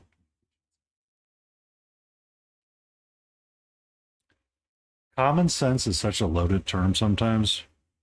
Spieling. It is hilarious. Okay, no, hold on. Common sense is non-existent. Well, it's non-existent because it's not common to you. But no, because it's in general, people will look at you and like you'll do something and some people will look at you and go, why would you do that? Like it's common sense, yada yada yada yada. It's like, motherfucker, it obviously is not. Uh-huh. Well, that's kind of like the part that we like struggle with education of like younger folks or younger engineers or like working with other people. It's like, where do I start my conversation with you so that I don't make you feel like an idiot, but also how do we find like that common language? And then you start realizing it's like, this isn't like an interest of you, so you don't care about it. So like we kind of expect some people have like some level of expectation when it comes to working on something is that you want to grow the thing, so you're going to learn about the thing. Mhm. So the thing can be whatever it is, but at the same time, if there's like no interest in it and it's just not like a special interest kind of thing for you, you don't really get into it all that much. Yeah. Well, and see, that was another thing. Like whenever I went to college, the first course I was required to take. Now, granted, again, my degree is in cinematography, so like how I've been in IT for 20 years is beyond me. But my degree is in cinematography. The first course we were required to take before we were allowed to take anything else was a class called computer literacy. I remember those corsets. And that was the number one biggest waste of fucking time. Until you get into the industry and you go, oh my God, I don't realize how much until I you get needed into the this. industry and you walk to the front desk. I don't know if you've been here for this, Painty. I know some of the people in my chat have heard this, but I guarantee people in yours have not. So I had a bitch. She would come to me every day after lunch. Hey, my computer keeps restarting. It does it at the same time every single day. It'll turn off. It'll just randomly reboot. I don't know what's going on. And I'm like, you've done something. And so I'm like, okay, fine, whatever. I don't care. Let me take a look at your computer. Go through it. There's not like any scripts or anything that are scheduled to run to like do a reboot in the middle of the day. There's nothing that's causing this. And I'm like, I don't know what the fuck you're doing to this. And she's she's a receptionist. So it's not like she's doing anything of like that over bug the system and it's going to need a reboot for some reason, right? Like she's not doing any of that. So one day someone else has a problem with their printer and I'm come up and I'm looking at it like, okay, yeah, that's all right. I see what your problem is. And then I hear a click and I hear another click and her computer is rebooting. And I look over at her and I'm like, Is that the problem that you've been complaining about having? That your system's rebooting? She's like, yeah. And I was like, okay, I know how to fix that. I'm gonna take care of this, and then I'm gonna fix your issue, and then I'm gonna chastise you. And she just has a concerned look on her face. So I fix the printer issue. I go to my office. I get a hammer and a nail. Uh-huh. I come back out. I crawl into her desk. I do the halfway into the wall nail, and I hang her power strip up on the wall. Oh, no. She was not And- unplugged. Really? No. It's dumber. And I crawl out from under there, and I look at her, and I go, "You are your problem." What do you mean? And I look at her, and I'm like, and I point at her foot, and I'm like, that right there? She's like, uh-huh. And I was like, you keep using that to flick the switch on your power strip, and that cuts the power to your computer, and so it reboots whenever when you give it power back. Oh, is that what that switch is? I didn't know that. I'm like, I want to strangle you. Like, oh my god.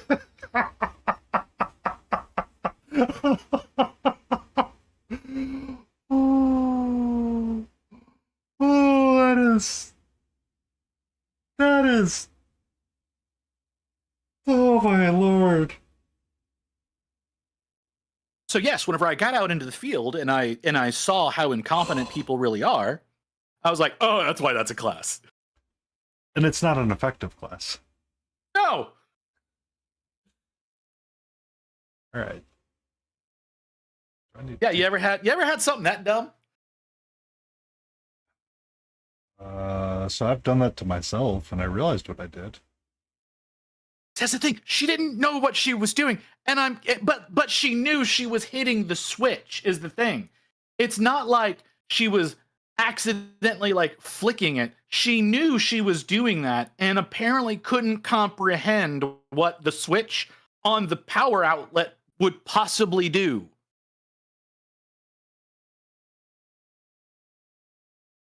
Oh, no earbuds for bro. Boo. So yeah, it's just like, oh my god.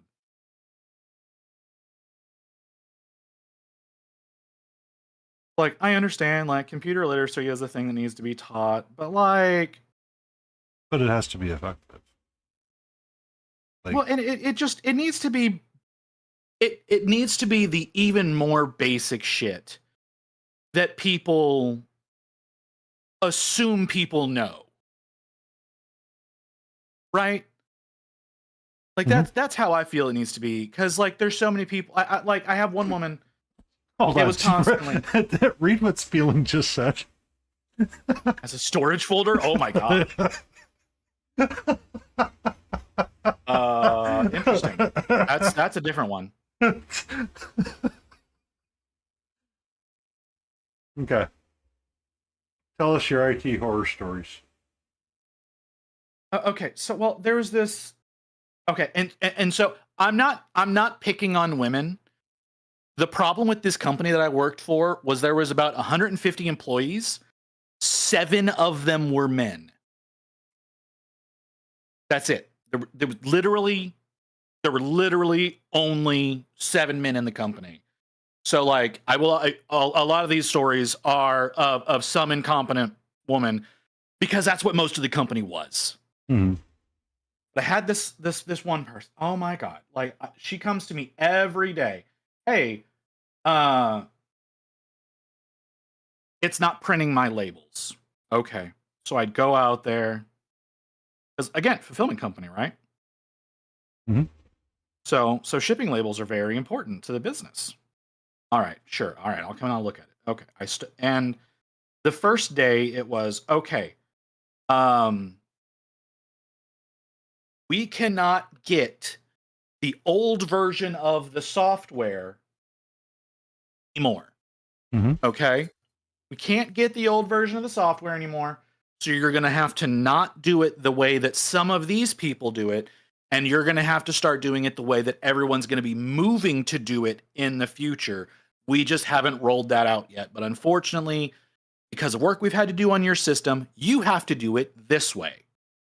So essentially what we were doing was we had a program that ran on the computer that was a listener software. That's all it did was it accepted commands from someone's iPad while they were out somewhere in the warehouse. They would do something, and so it would send the command to the computer, and the listener would tell the printer to print something. That's all the listener did. But most of the people did not use it in that fashion. They would stand at the computer doing work on their iPad, and the printer would print something out for them, and they would apply it, and they would move on, and but they would all do it stationary at the workstation as opposed to remotely. And because the company that designed the software came to realize that is how it is predominantly used, they stopped supporting the listener. So I'm explaining that. I explained that to her. It's like, so what you have to do is you have to use the actual client on the PC to do all of your stuff. So you're going to be doing everything directly. That's the wrong drawer. You're going to be doing everything directly on the computer as opposed to through the iPad. So you have your scanner here, you've got your scale here. It's all directly connected. It's all going to work well. It's the exact same process. It's a near identical interface. It's just on the computer instead of on your iPad.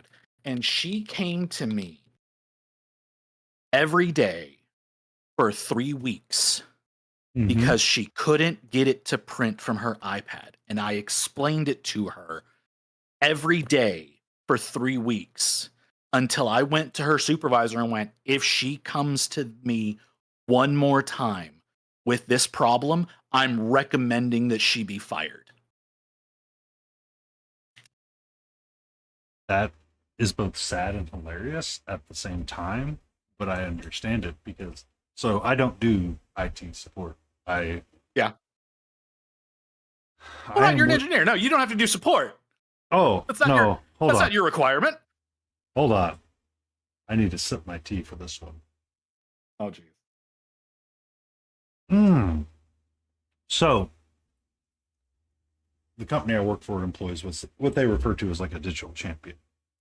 So you're a expert in said software or something. Oh, that sounds... Fastest way to make someone resign ever. Yeah. So essentially you're IT without being IT. Yeah. The challenges that I often deal with is not software problems. It's people that can't print something. And I just stare at them. I'm like, what do you want me to do? Well, it doesn't work the way it's supposed to. What do you want me to do? I can't force a fix. You have to do it this way to make the thing print. Well, I don't like that. I can't help you. That's someone who managed to get through 2 papers of C coding, C# coding, and couldn't. That's impressive, Spielen. That is pure impressiveness. It's always the printer. This is printers are in fact from hell.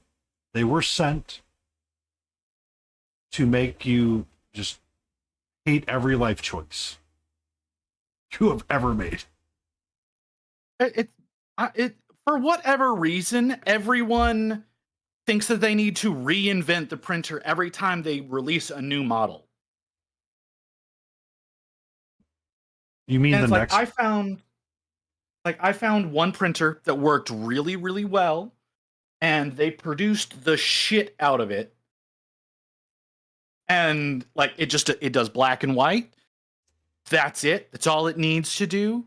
It doesn't connect to the network. It just plugs into the computer, and I would almost never have problems with it until some fucking dumbass decided that they needed to change the toner cartridge and couldn't figure out how to put the sled back in. It's like, how'd you get it out? Oh, well, I pulled it out of here. What makes you think it's going to go back in with that door shut? Like, it has a little bit in the front that just folds open. You pull the carrier out. You pull the toner cartridge out. You put the new toner cartridge in. You slide it back in, and you close the door. It's like, it's not that big a deal. It's not that hard. But why'd you take it all the way out and then close the door and then go, it won't go back together? Fucking what? That's how you make the brains go. And how are you alive now? Like, there were so many times where I looked at people and I was like, how do you get dressed in the morning?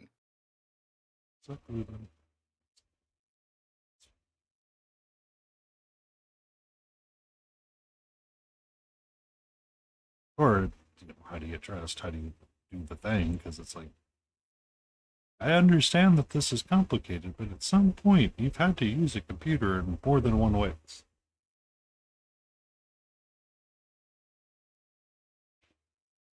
I think I'm going to like the screen grabbing.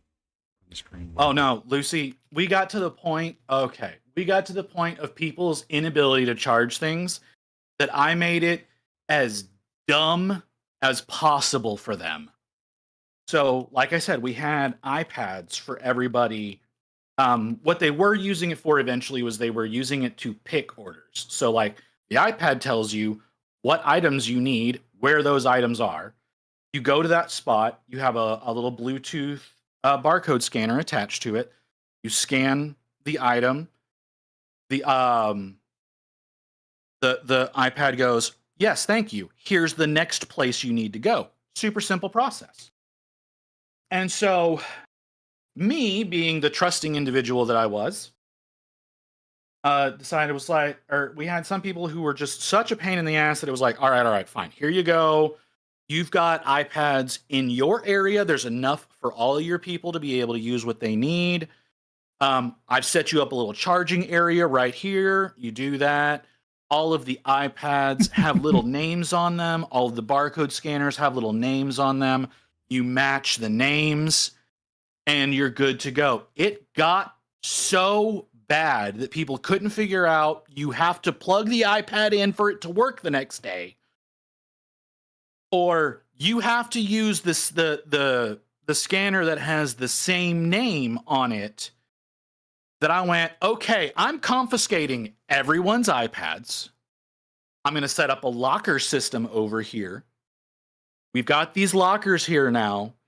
It's one iPad to a locker. It has the wiring for you to plug in the iPad and the scanner. I'm going to give the area supervisors the keys for these. These are not to be distributed to your employees. You collect them. You return them at the end of the day. If there is a problem, if I come in on the weekend to do updates and I find that there's not one here, you're getting written up. You return these at the end of the day. You pick them up at the beginning of the day, and that's how things go. If you fuck this process up, it's an immediate write-up.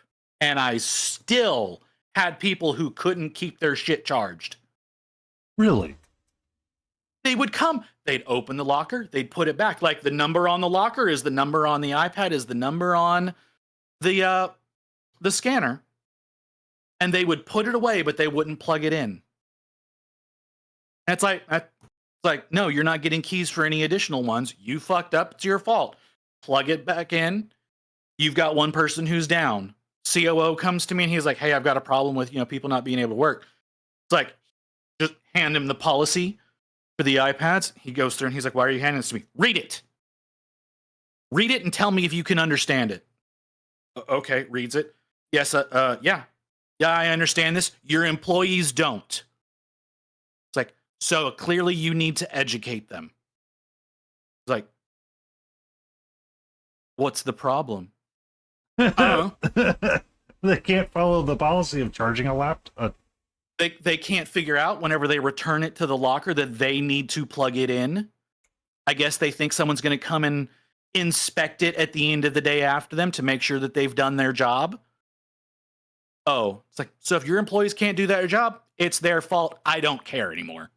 Mhm. Okay.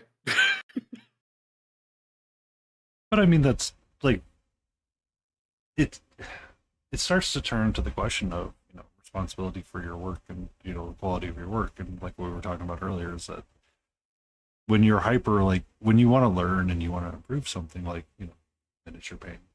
Be safe, spieling. You're gonna put the effort in to learn.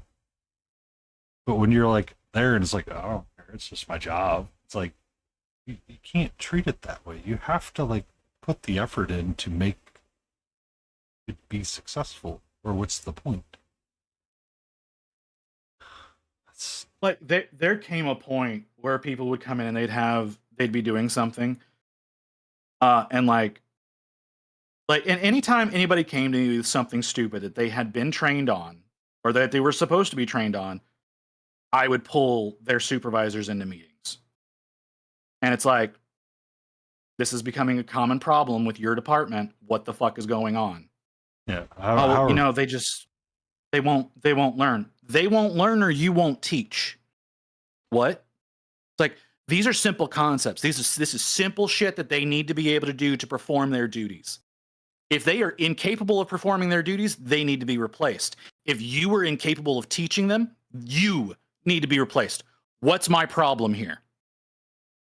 It'll be taken care of.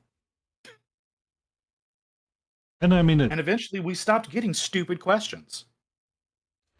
or, and you realize it when people are like, wow, it's like, look, it all works when you do the thing the way you're supposed to do it. It wasn't hard. That's the thing. It's like supervisors having more difficult things. Yes, that absolutely. I understand. You've got additional things that you've got to deal with. You've got reports you've got to deal with. You've got all kinds of dumb bullshit you've got to deal with. But when your employee's job is to read the screen, go to the place it tells you to go, scan the item that's there, put that in a bucket, and then do it all over again every day, and that's their entire job. If they are incapable of performing their job, that's a failure on you, not on them. Mhm. Because that is not a hard thing to do. But for whatever reason, it like people constantly had these issues, and they're like, no, it's the technology's fault. It's like, really? Because every time I go and I look at it, or anytime I have someone from another department come in and do that, there's no issue whatsoever. I'm only getting these issues out of your department. So where's the disconnect? What's the problem? Yeah.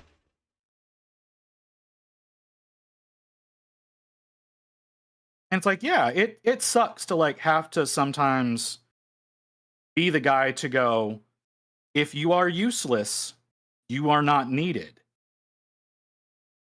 Because I never wanted to be that guy. Like I ended up in that position where it's like, most of the time you could just be like, hey, yeah, all right, whatever, we'll fix your problems. It's not that big of a deal. But whenever it's like, okay, we are at a point where I'm in charge of all technology in this company, and I'm having to deal with low level shit because y'all are, for whatever reason, just choosing to not y'all are just choosing to not do simple tasks. Now we have problems. Hi, Loafer. Do I remember? I'm terrible with remembering things. So I hate to say no, but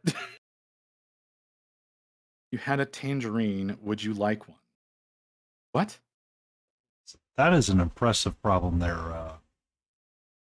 Solo Terror. And that's Working financial crime prevention. Oh, geez. Just the beginning of that. Just the beginning of that makes me go, oh, God. Scammed, do not release funds. Branch manager then overrides that instruction. Oh my god. because they know better. Yeah.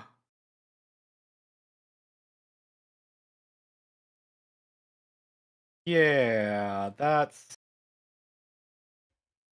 I'm hearing more voices. You're hearing Paints. Mm-hmm. Hello.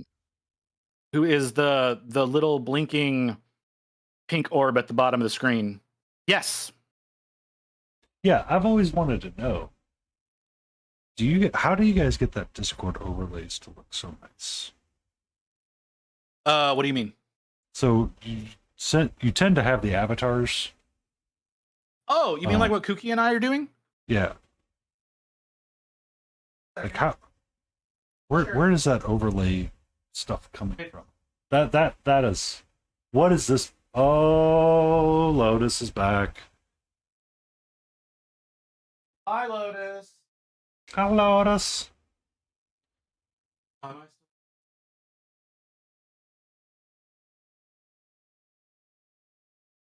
Okay, so in the voice chat, the text channel for our voice chat, I gave you a link to Fugi. So that's what that is. It's Fugi Tech, and you can assign your own avatar on that. You sign into it through Discord. So the image that we're pulling up on screen for you is your Discord avatar. Mm-hmm. But if you set up a Fugi, you can have it set up to be whatever you want it to be, and that's what will show up on our screens. Or you can do like what Leo does, and he actually assigns individual users avatars for his stream. So like I have my avatar set up to be what shows up on screen for most people, but then he has a different one to show up for me on his. So that's another thing that you can do.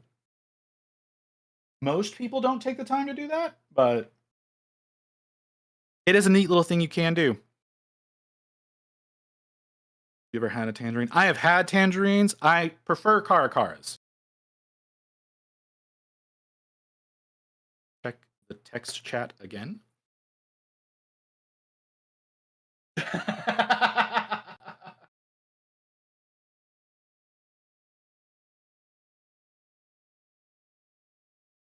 Survive the lake trip. Well, I remember something about you not having to go on the lake trip last week. So, I mean, did you kind of do that to yourself? Also, like, what the fuck do you mean? That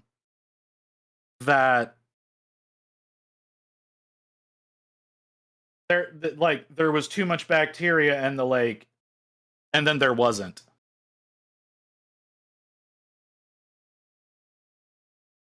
Like, explain yourself.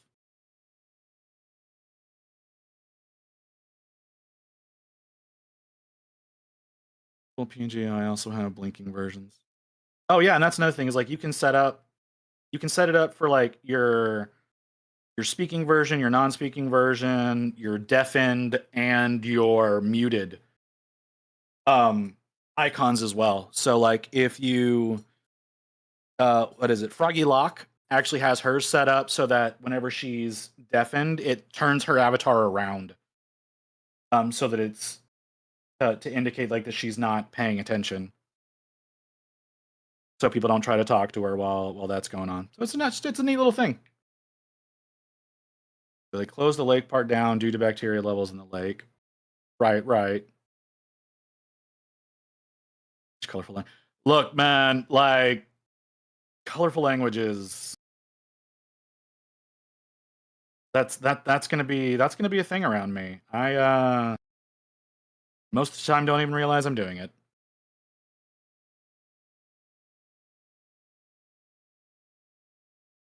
So I apologize if you find it offensive. I don't really think I have the ability to do anything about it. I don't know what happened. They decided to allow people in the water. Okay.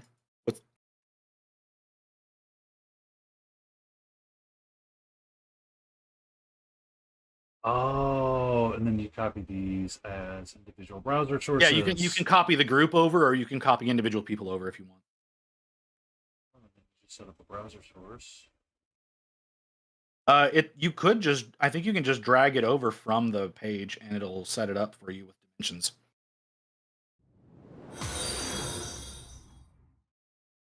So you don't have to worry about like setting that up. Or at least that's how I did it. I refuse to allow brain-eating parasites in me, so I didn't get in. Well, I mean that's probably the intelligent way to do things.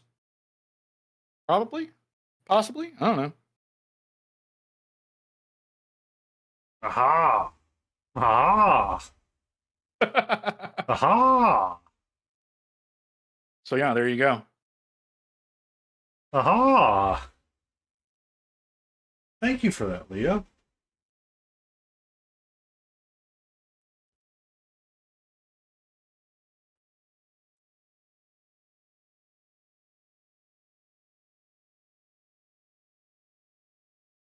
I was always curious how people did that. Just because I'd see it on other people's streams, and I thought it would be like a way better way to doing like stream together stuff rather than always having. Oh, it's such a better way of doing it. Like the more people that like have proper ones done up, like the better it works. Because yeah, otherwise it just grabs your Discord avatar.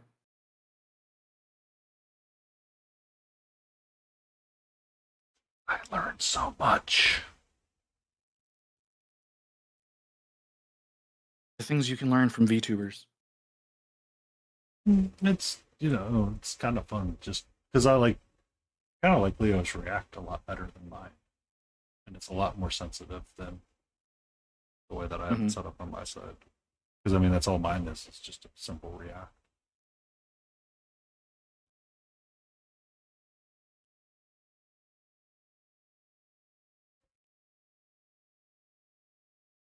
I'm becoming self-aware. I'll become Skynet soon, Lotus. So aside from your hell trip to the lake, what you got going on, Lotus? Are you home for the day?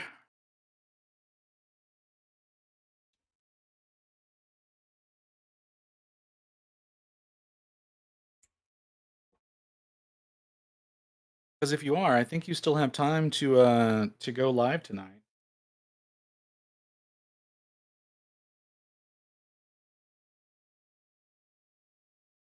You just want to shoot her with Nerf balls.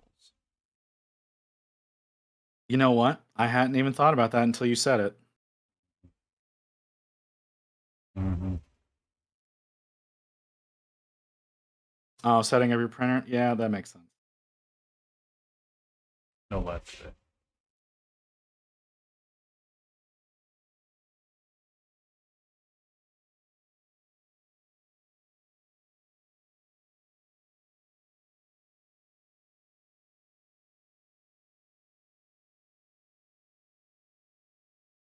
Hey, I didn't say anything. He made the suggestion.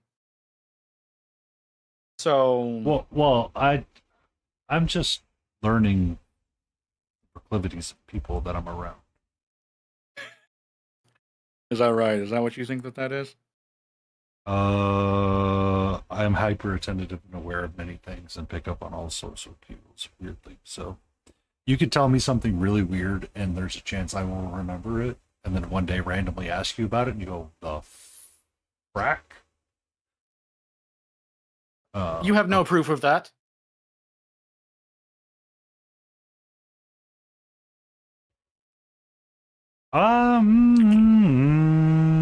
You were the one that started it last night. I did not perpetuate it though.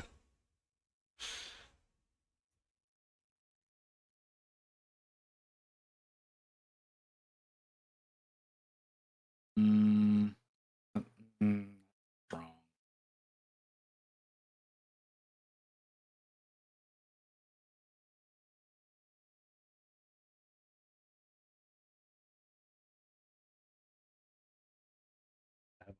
Proofs otherwise. You say that, but like it was other folks that were perpetuating. Well, Solitaire did perpetuate, but that's after they found out that they could push the button. Yeah, see? See, but it requires the first one to push the button.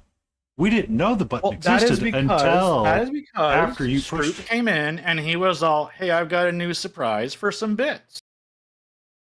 And so I was like, "Oh, what's that?" And so I gave some bits. I didn't know what was going to happen. I was just as surprised as well. Not just as surprised. I was. Pretty sure that Lotus was the most surprised. But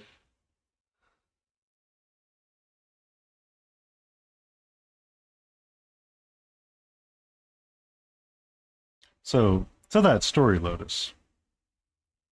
Once upon a time, I had a partner, and she bought me a Nerf gun, and I would randomly fire it off at her. It was one of those ones that you had to pull and cock.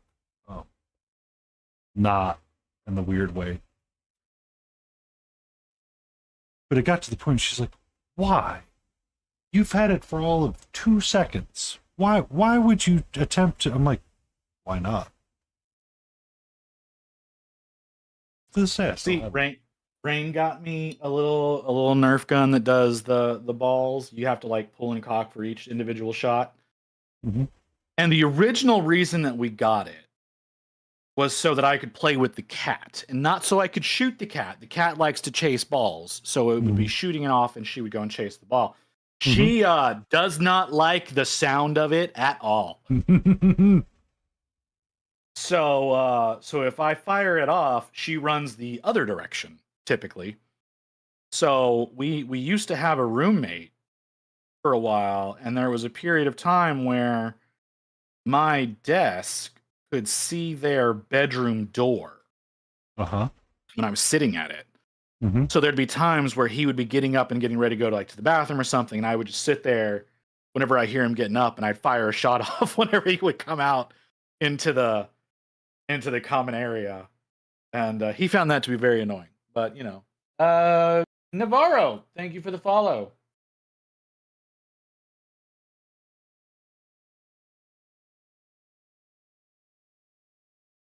Oh yeah. It's just, I find that hilarious and sad all at the same time. See, she got me the gun. She was like, the only way you get to keep this is if you don't use it on me. I'm like, okay, I promise. Yeah, it's hold on, it's in my office. I just got to remember which cubby it's in.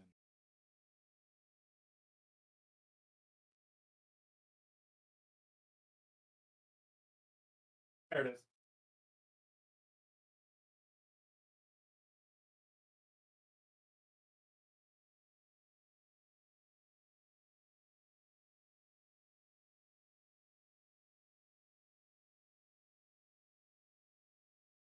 Yeah, there's that one right there. Navarro the sculptor? Rain, I need revenge. I don't think she can hear you, Lotus. Rain is at work. So you just, is there one in there? There's already one in there. Yeah, you load it in there. Yeah, you pull the little plunger, and yeah. But Rain is at work and is not getting off work for another 2 hours.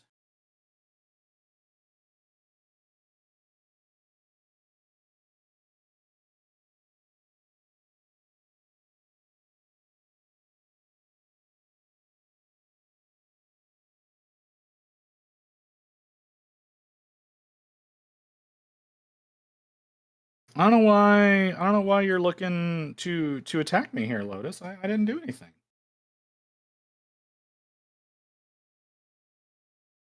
Quite a different name. Okay.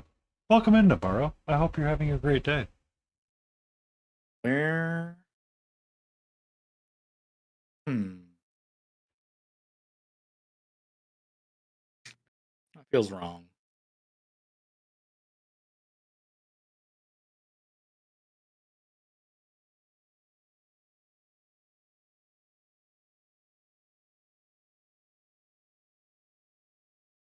not realize how much of my hand I've been using as my dry palette for this.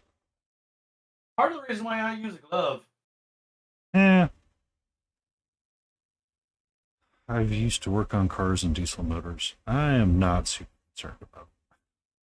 Well, another reason I use the glove is so I don't accidentally start rubbing paint off the model. Depending on how, like I've actually learned not to. Oh, I'm the mystery voice of Painty Paint Paints. Hello. Was streaming. My normal streaming group, we had a cancellation, and I tried to get Smiling to come in to here and join us, but yeah, because apparently I'm not enough for painting. So yeah, I can be a lot. I can be a lot. At one point, Smiling goes, "How do we turn off your spicy mode?" I said, "You don't. It stays on forever." Hello, sweetie. we've How are had- you? had some weird shit happen in my Friday night open channel. And right now on my stream, I have Katra. She's come to join me on my desk. Hello, sweetie. How are you? Here, I'll put that down.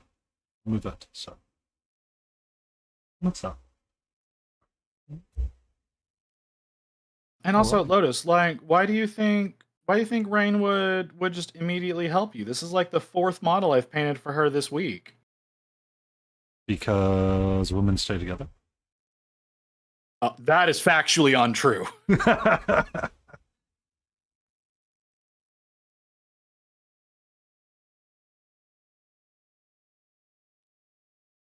Hello. We're having kitty break. Challenge you to an Air 4.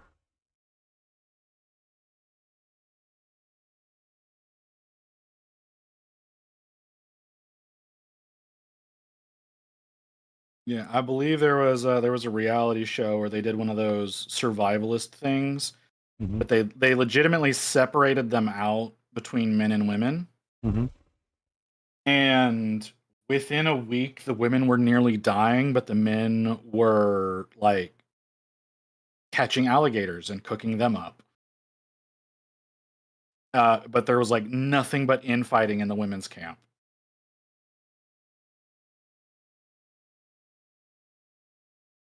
And it's like maybe at some point in time the production team should step in and be like, "Hey, we got to keep y'all from dying."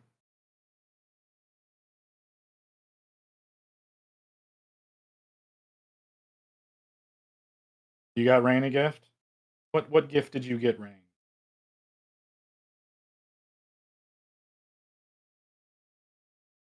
Also, I figured you'd be like in the process of ordering yourself a parasol Emotional damage. Solo tier request since to you dad claim joke. you don't have one. I gotta get a dad joke redeemed. What do we got now? Question. What did the spaghetti say to the other spaghetti? Hasta la vista, baby.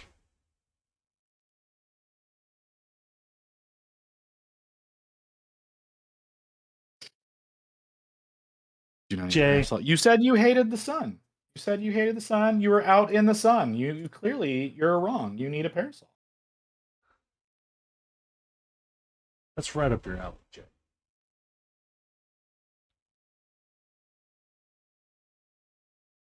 You gotta protect that sensitive skin from burning.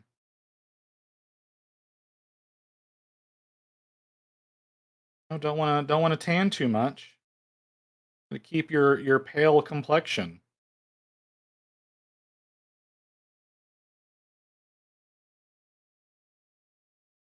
No, sorry. I'm just used to you being a contrarian, so to like everything that I say. So oh, Lotus. I mentioned this earlier on stream. I don't think you were here for it. My mini factory has their summer sale going on right now. Parasols also protect against balls.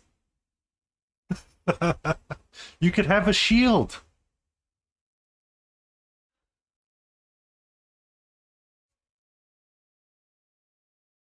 Already bought stuff. I need to actually sit down and go through it, which I will probably do tomorrow. I did see something from Heroes Infinite though in like the email that I think I'm wanting to pick up. So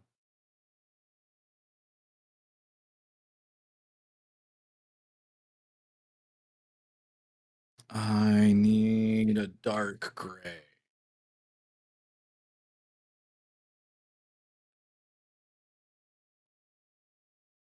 You bought the Kitsune? Oh, Lotus. Are you gonna start a spreadsheet up like mine? So if Signum Games is on there, you might want to check out their sculpts for foxes. I think Signum is on there. Yeah. This is from one of their early Kickstarters. I need to paint this fox, but I haven't.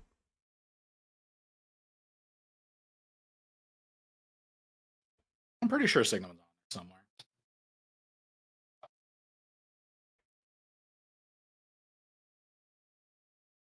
Oh. Here's one of their painted fennec foxes. That's kind of Kitsune.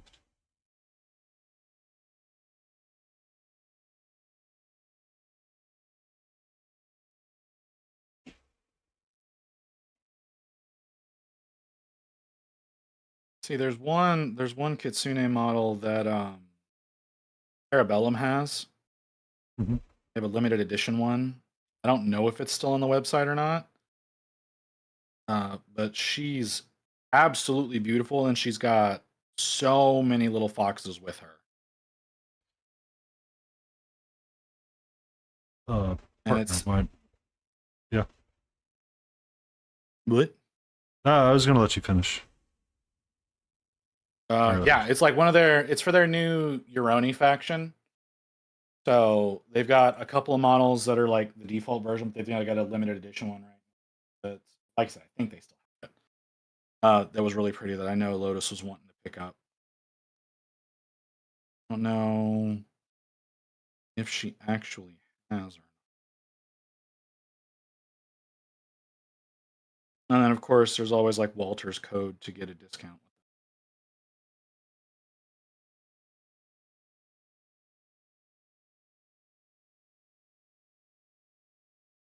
Okay. You should probably pick that up if you're gonna get it, because it's not gonna be there forever.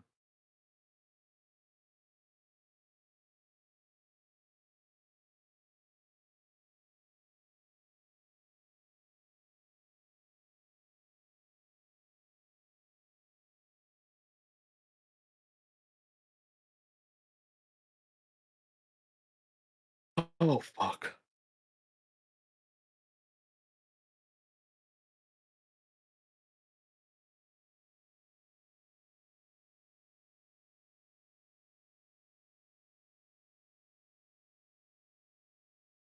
Oh. Hmm.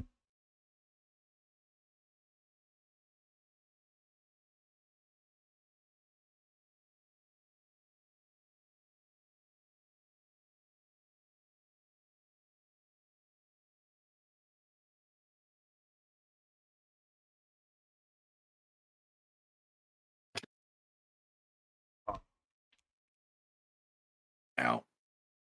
Ow! Don't say ow. Ow. Ow means you've hurt yourself. Don't hurt yourself, please.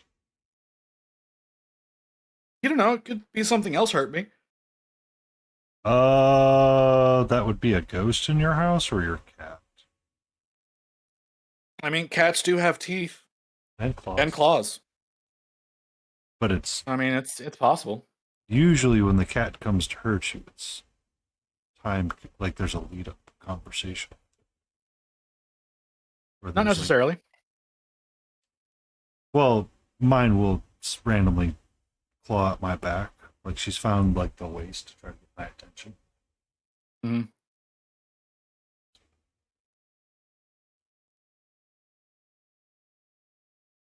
It slices.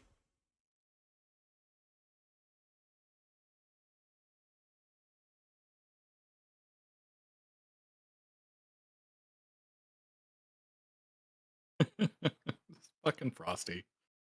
But and then is that well, apparently they run special versions depending on which. It's like they run. Someone was asking a question once upon a time. They're like, "Is there any way to get better at the slicing program?" And I looked at it for a couple minutes and I said, "Well, are you on LinkedIn? And can you feel the need to fulfill like a training course from somebody? Because if you get like Fusion, Autodesk Fusion or something like that, all of the software is still some form of Autodesk stuff in the background. Mm-hmm. So a lot of the commands exist. You just how they get presented to you is different. Right. And someone's like, "Oh, blah blah blah blah blah." I'm like, "I'm never talking again in this channel. I screwed up. I screwed up because if you wanted to like learn to sculpt more or build sculpts or figure out how it's actually working, I like going back to the source because essentially that's what it is. The slicer programs apparently have started to come out in their own terms of flavors, apparently.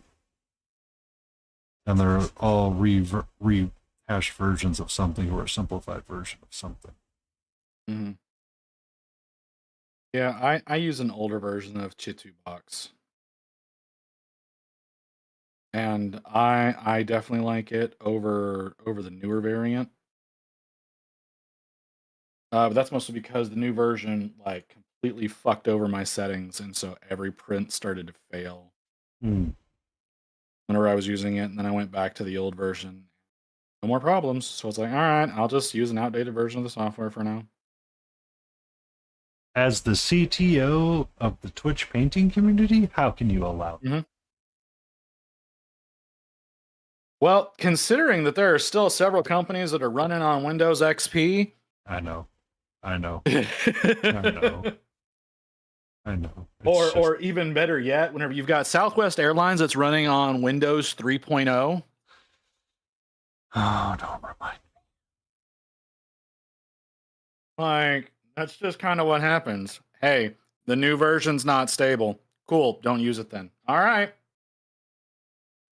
We will never upgrade this software. See, and it's the thing is like when I was in college, it was like they provided us with our laptops. Like they provided us with all of our equipment just as part of our tuition.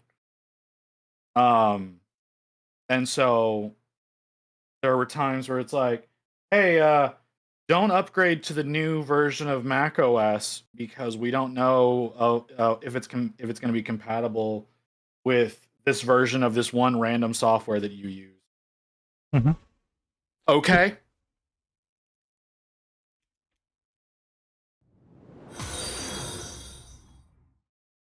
Cool. Yeah, no problem.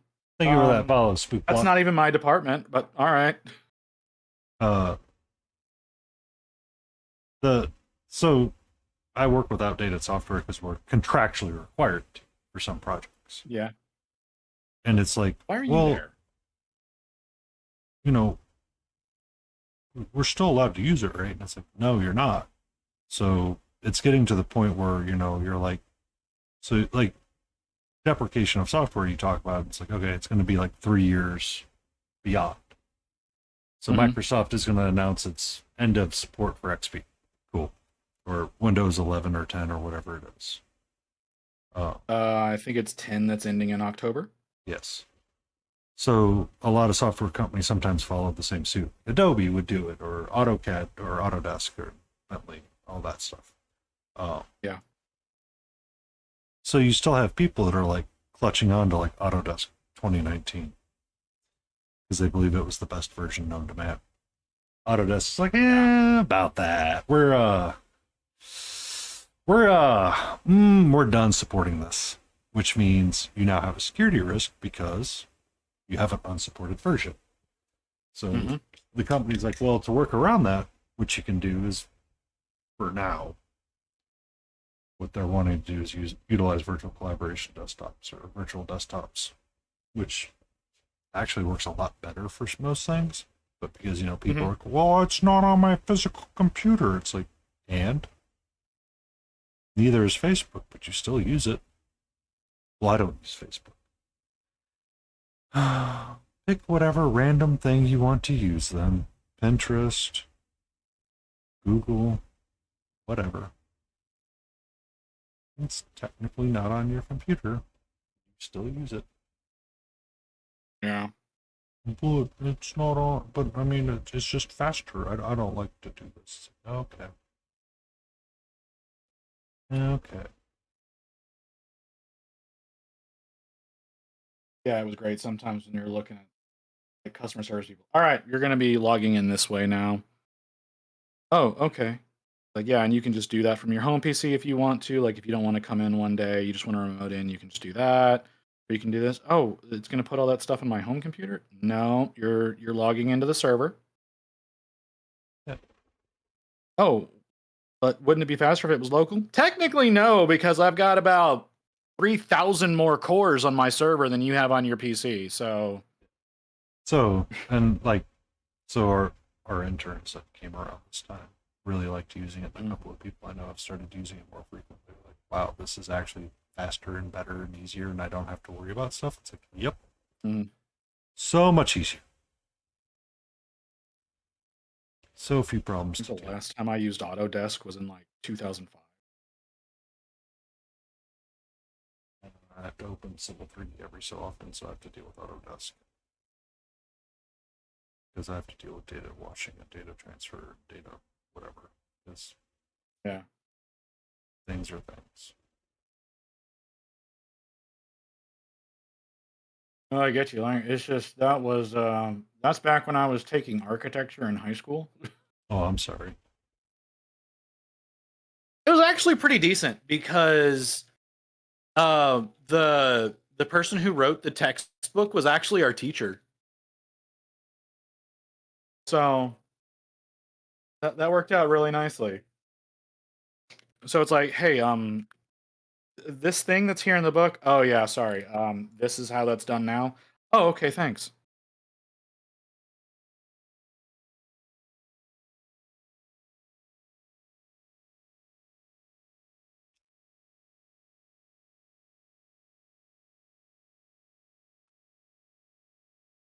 That was just a little nicety about that. I had one professor like that in college that wrote a stress diagram program that everybody had to use for materials. Mm-hmm.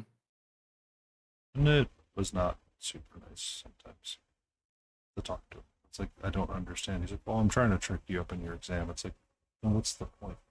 Like, if you're making it so you force people to ask questions, what's the point of the documents? But whatever. Yeah, that seems like one of those. It's like that kind of makes this pointless, then, doesn't it?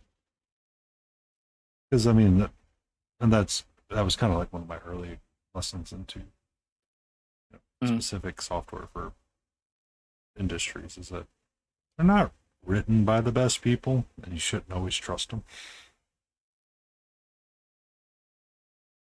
That's fair. I know Autodesk does a lot of work with it.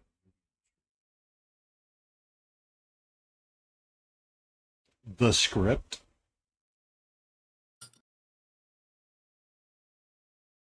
What is that? What does the script do? Yeah, what is that, Leo? Yeah, I'm curious. Tell me, what is the script?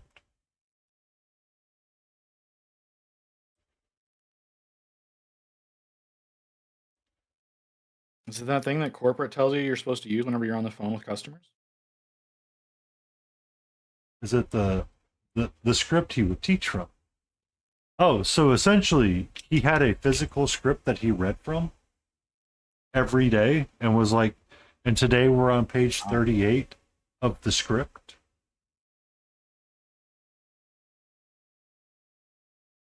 I mean, I guess if that's how you want to do your lesson plans.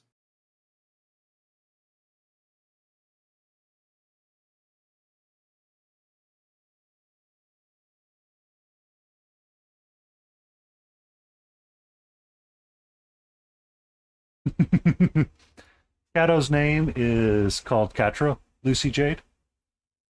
She is a almost 2-year-old tortie.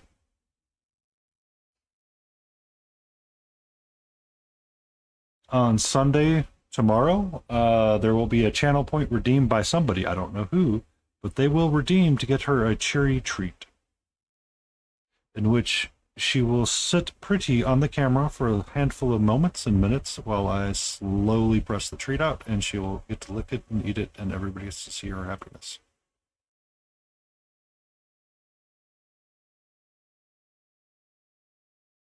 I mean, I get that to a certain extent, Leo.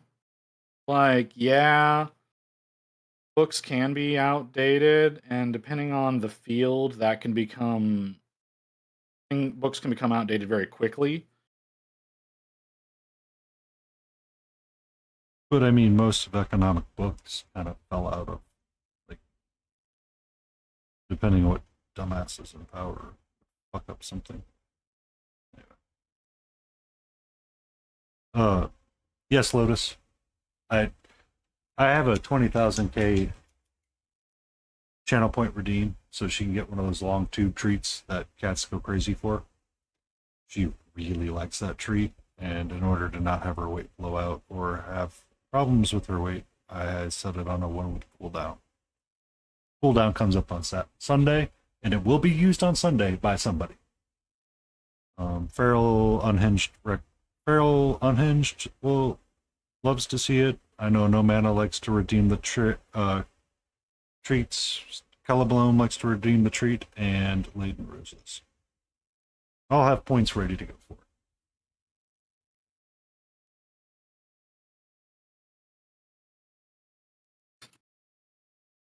She is the sweetest of sweets.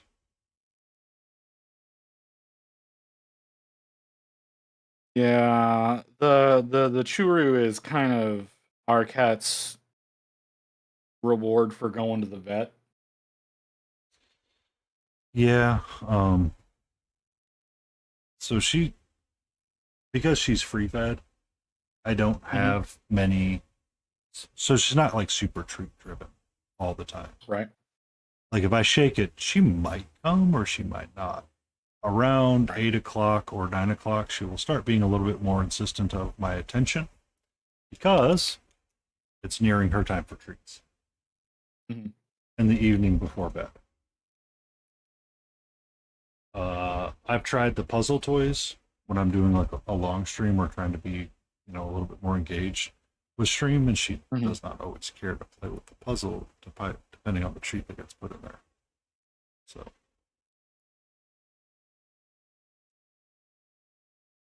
The Emerald It's has a bitch. gland problem in her, so she has to go to the vet at like every 2 months. Ah.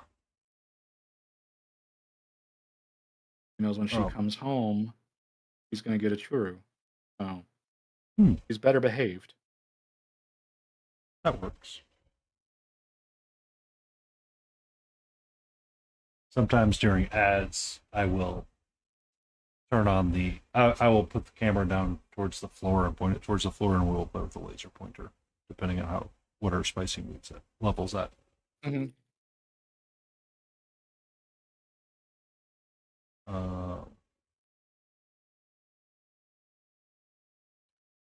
But she's currently in donut mode. I'm pretty sure that my cat is in the bedroom right now, curled up in her bed in there. This cat does not want for beds. I have a bed in dang near every room for her. This is a 6-foot tall cat tree that she gets to hang out on. And she's got the several feet tall cat tree. She has a bed in the entry hall because that's where the sun comes in. She has a bed here in my office. She's got one in Rain's office, and then she's got one she's actually technically at 2 in the bedroom. So she has the bed. So for a while, she stopped hanging out in my office on the bed that I had gotten for her that she really liked, because she would hang out in one of the chairs, and I just put the bed in there. For whatever reason, she stopped hanging out in it, didn't like it anymore, decided that she wanted to sleep in this queen size bed that's in the spare bedroom. Mhm. I'm like, okay, cool. So I took the bed and I moved it into the queen size bed where she had been sleeping, right? I'm just going to leave it there and hang out. I go and I check in on her, and I just, I'm going to the bathroom one day, and I look over, and I just, we'll randomly look for her just to make sure she's doing all right. Just because stressful days requires Kitty's attention. Mhm. So the bed that I had moved to the other bed, the queen size bed, she decided to lay right in front of it instead of on it. Like, are you serious? Are you serious, Kitty? So I Yeah. unfolded it and moved it around, and she now rests on it more frequently. And then I have another one that's in my bed proper that she will sleep on, because she doesn't always like sleeping on me or snuggling all that much. So Mhm. sometimes she does, but then she'll be like, you're going to be moving too much, so I'm going to go sleep somewhere where I can be undisturbed.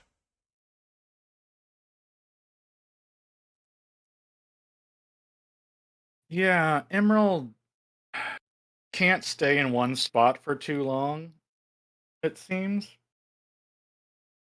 So she doesn't really like. She'll curl up on somebody for a while, and then After a while, she's like, nah, after like bro. 5 to 10 minutes, she gets antsy and has to go roam around. Like this afternoon when I got back from the grocery store and had everything squared away and ready to go, I was crashing out and I was resting on the couch. She came down and she's like very vocal and loud and like, hey, where have you been? It's time, I want some attention. It's like, okay, come here. Got some attention. I read like 3 pages of a book, and it's like, all right, well, I guess it's nap time. We went dead to the world for a couple of hours while we just kind of laid there, and she slept on my legs. And she's like, best nap ever.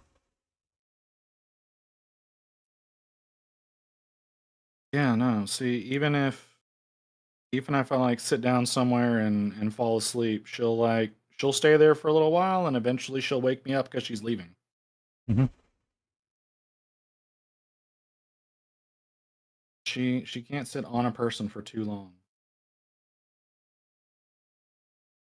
But then like when Rain gets up in the morning to like go into work, she has to fold her blanket a specific way on the couch for the cat, because the cat will then, because usually what'll end up happening is like we'll be on the couch watching whatever together, and then Rain will be like, all right, it's time for me to go to work. So she gets up, she folds the blanket, the cat will stay on me for like another 5 minutes, and then she'll walk over onto that blanket and fall asleep there for hours. Hmm.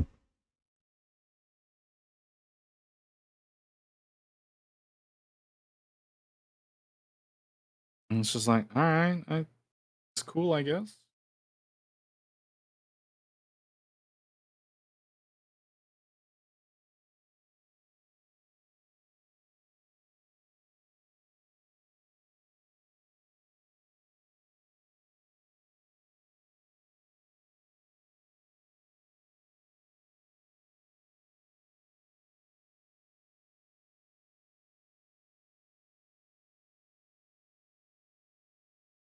Need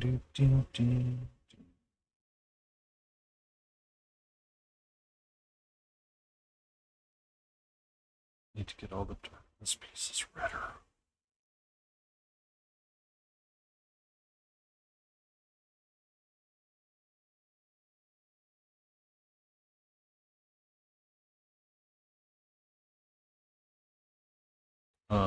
My windows actually don't let a lot of sun heat through, so sleeping in the sun and sleeping in a window with the sun doesn't seem to bother her or adjust her attitude.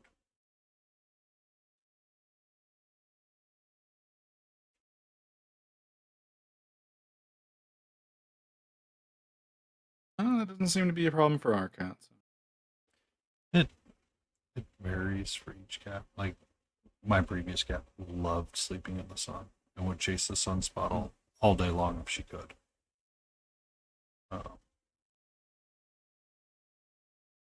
But her, yeah. I got my bed. I know where my human's at. We're good to go.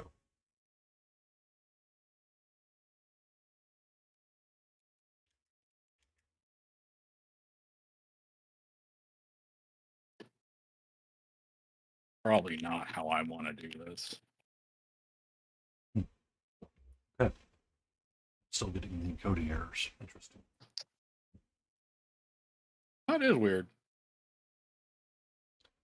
It's like you're consider turning something up, and I was like researching what it was really quick because I need to dedicate some time just to figure out what it is. It's like, but you can't change any of the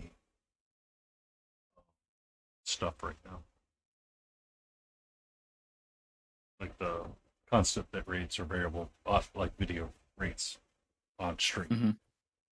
You have to wait till after stream or something like that. It's like after stream, I want to go do something else.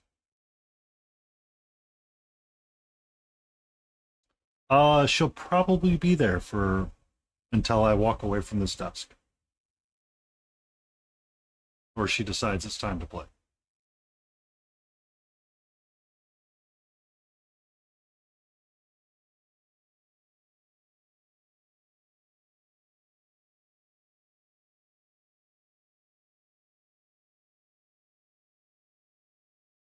Ah.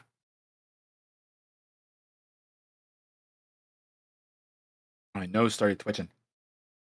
Mm.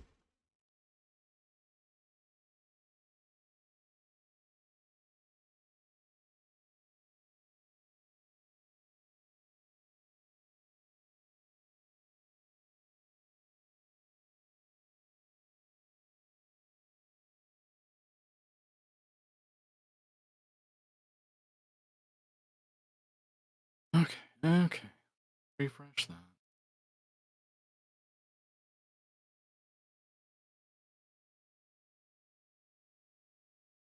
Guess that works.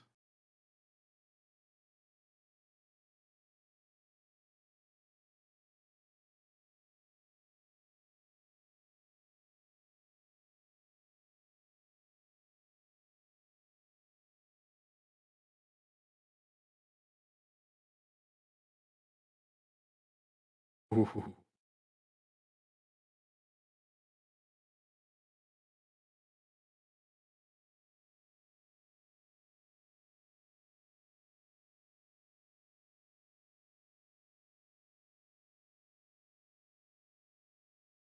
So weird.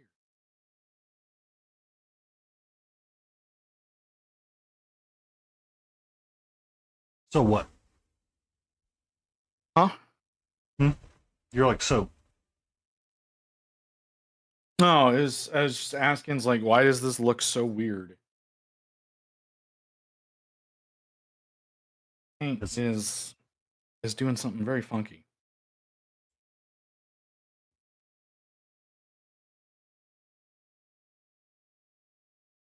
Like he's got these two seashells on him, and one of them is doing exactly what I want it to do, and the other one, for some reason, the primer is just shining through in like one or two spots on it. I don't know why that's happening.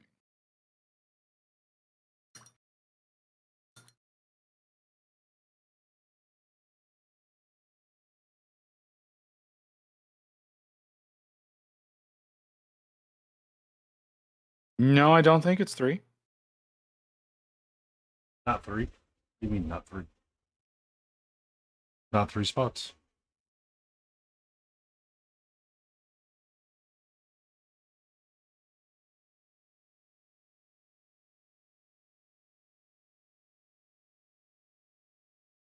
It's like, for whatever reason, that primer will just not. Like, I'm seeing paint go down on top of it. It's just not. seemingly having no effect. You know what I mean? You might need if it's being hydrophobic. That's the thing is it's not. Oh. I don't know, it's really weird.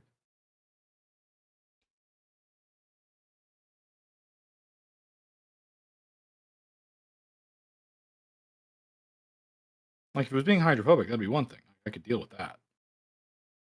Like the paint is going onto it. Like I'm seeing the paint go onto it, and then I'm like it's drying in place.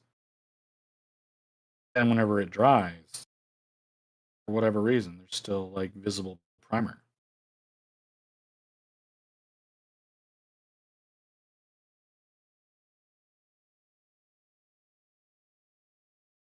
You know, Solo Terror, I actually like that movie, but I cannot place that quote.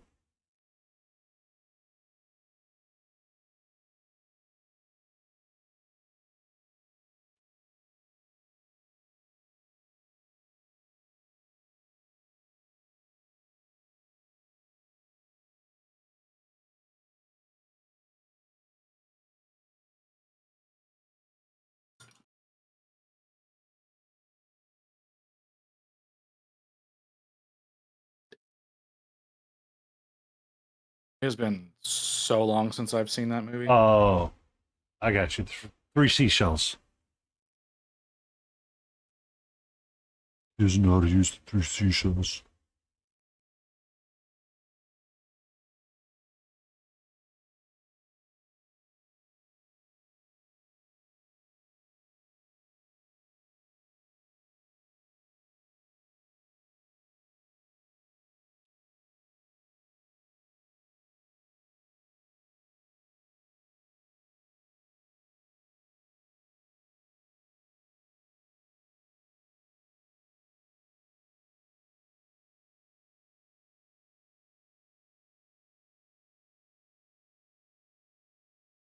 Mm-hmm.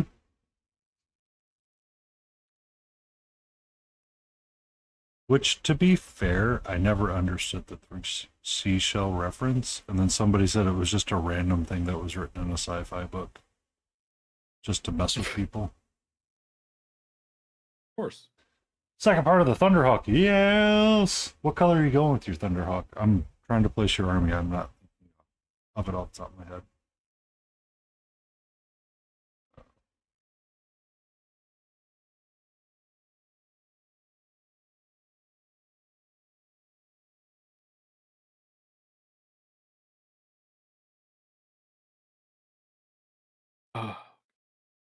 No desire to work on something.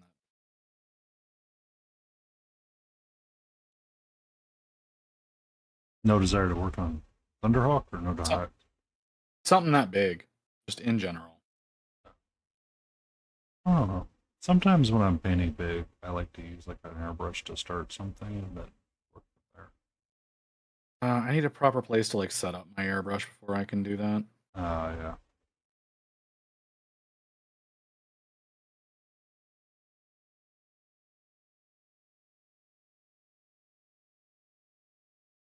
Ah, just a display piece. Orange Custom would be Visit's favorite color. Technically incorrect, but I support it.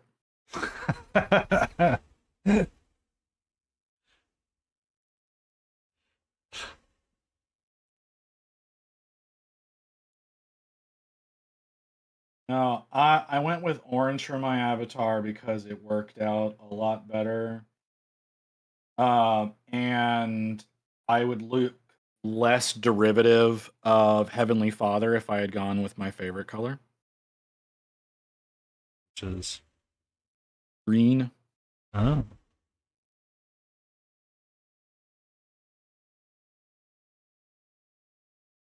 But yeah, because Heavenly Father has a very similar aesthetic to me. But his predominant color is green. So I can understand that. So yeah, it was one of those. It's like, yeah, I like like I had come up with my design before I knew who he was, and then I started seeing him interacting with the V Shoujo girls a lot.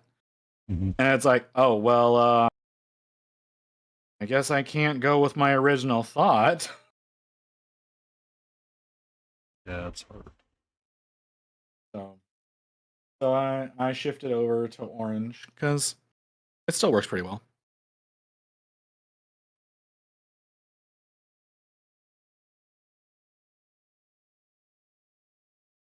But yeah, Solitaire. My Space Marine army is orange and gray. So if you want to paint yours up to match my army, I'm not gonna say no. Even painted the Titus as a Yeah, just a I little did. bit I of painted Tinus up in my colors. Yeah. yeah. I've gotten people who have both appreciated that and given me shit for it. Welcome in, Celeblum. We're working on the wyverns tonight. I'm just trying to get some wing colors in.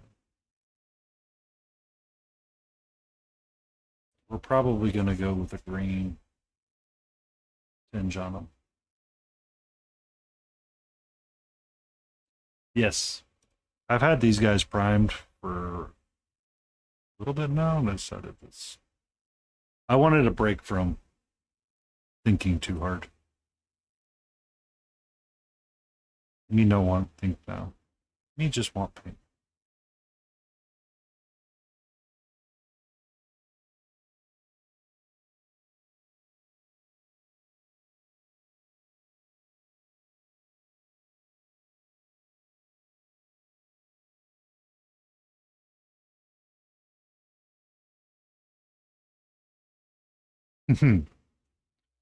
Well, after doing the grind for ReaperCon and trying to get that stuff ready, I was like, I want something simple to paint tonight.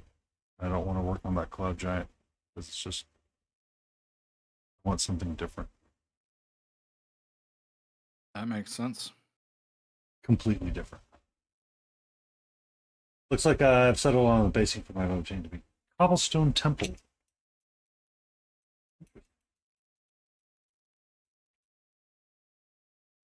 I mean, I have all of the Bones 5 and 6 sitting in boxes. Just I had these guys ready primed to go. I'm like, okay, I guess that's what we're doing tonight.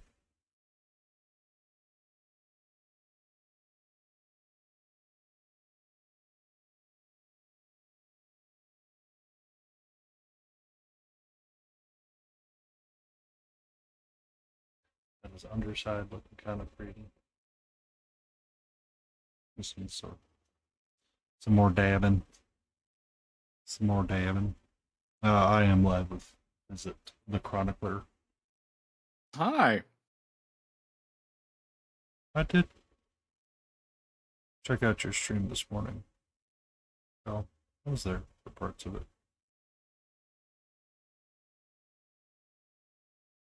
I think I was doing a massive work because I started trying to get focused on that stuff. And Oh. Oh god, that hurts. what? How are you hurting yourself? That is life for me, sir. I live in pain. Okay. Like legitimately, it's time for me to take a pain med. Like it's a scheduled point in the day where I take painkillers. Okay. I need the doctor to up my dosage. Mm.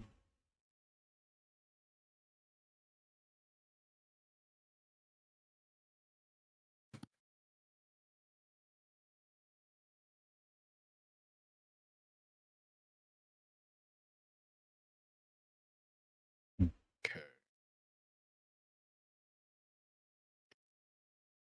But yeah, dude. Yeah, that's like you know how Cookie was joking about me like not having a job earlier? Mm-hmm. Yeah, part of the reason for that is because I got sick 2 years ago. Mm-hmm. And so I had to essentially leave the workforce. And part of whatever fucked up illness I have is that I'm in constant pain.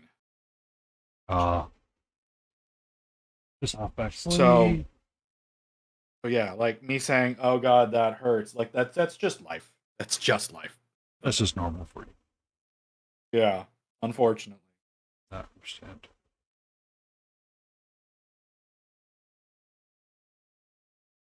I understand. Who wants to be the special boy? I think you'll do. I definitely don't want to use a natural.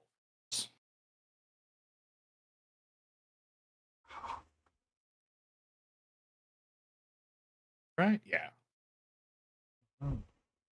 Someone who has an autoimmune disorder that causes pain, I can relate. Yeah, my autoimmune disorder is not the thing that causes the pain. They haven't identified what that is, and it's incredibly frustrating.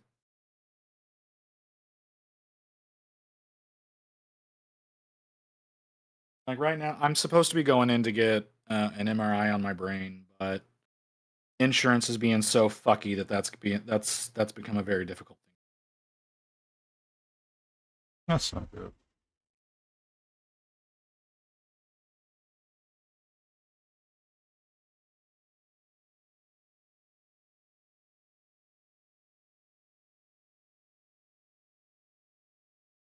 Yeah, my family's got really fucked up genetics. Like my sister is or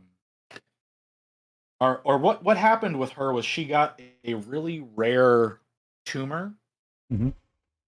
in her belly. And whenever I say a really rare tumor, I mean like only 4 instances in history recorded for it.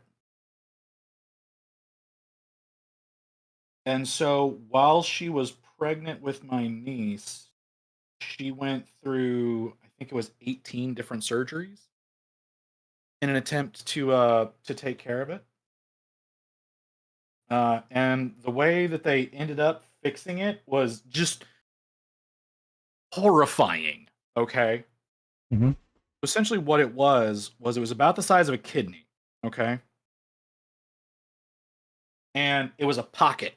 It was a pocket that formed in the lining, and there's like a membrane in between your muscle and your fat. So there was a pocket that formed in that, and that pocket would fill up with lymph. And so it would get to about the size of a kidney, and then it would just start pressing on everything, right? Mm. So they would go in and they would drain it, and they would cauterize it, and they would do all sorts of things, and they could never figure out what it was. And the doctor eventually came up with, he's like, okay, I think we have a solution. You're not gonna like it. And what they did was they drained it entirely, and then they flooded it with isopropyl, Mhm. and left that in there to essentially chemical burn her, and then they Mhm. drained it out again, and that's what eventually fixed it. And it's just like, oh, I don't like that. yeah, just the amount of pain that had to have been. But like last I talked to her about it, I think she's up to something like 37 different surgeries that she's had to go through in the past few years. Hmm. Yeah, it's wild. Like our genetics are just fucked.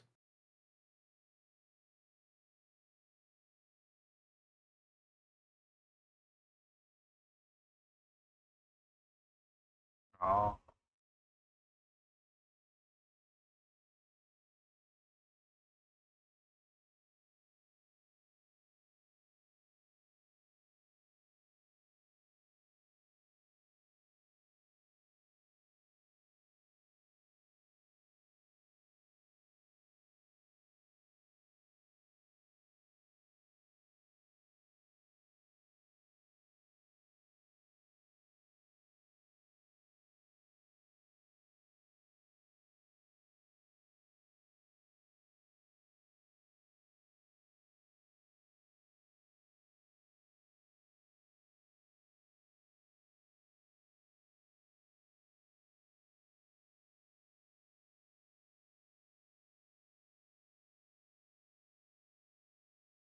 Probably if that work appropriately.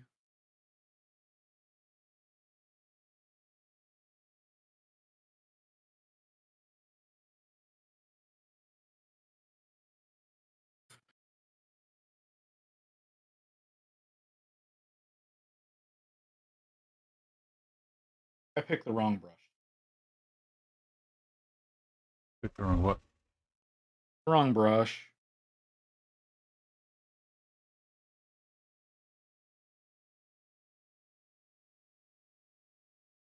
Yeah, I picked the wrong.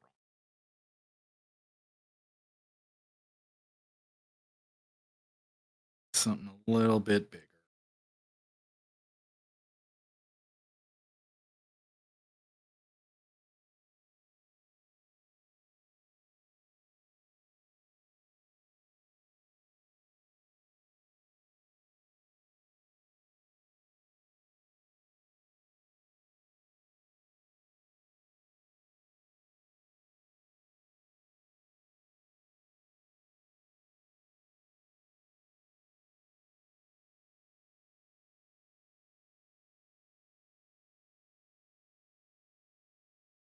Better still.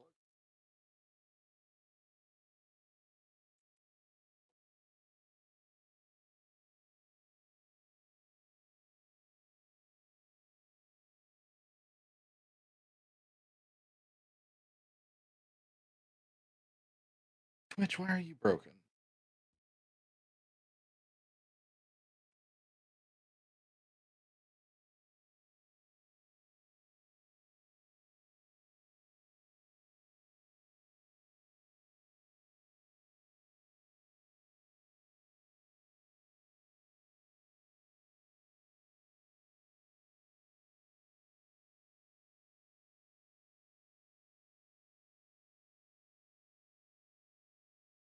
Oh, okay.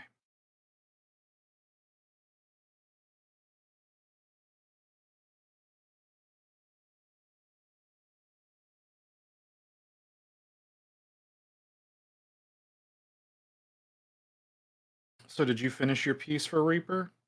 I have them finished in my airbrush booth. I just need to finish, do the varnish on them, and then take my glamour shots for the pre-entries. So I can send pre-entry pics when they open up Okay. and be prepared for it.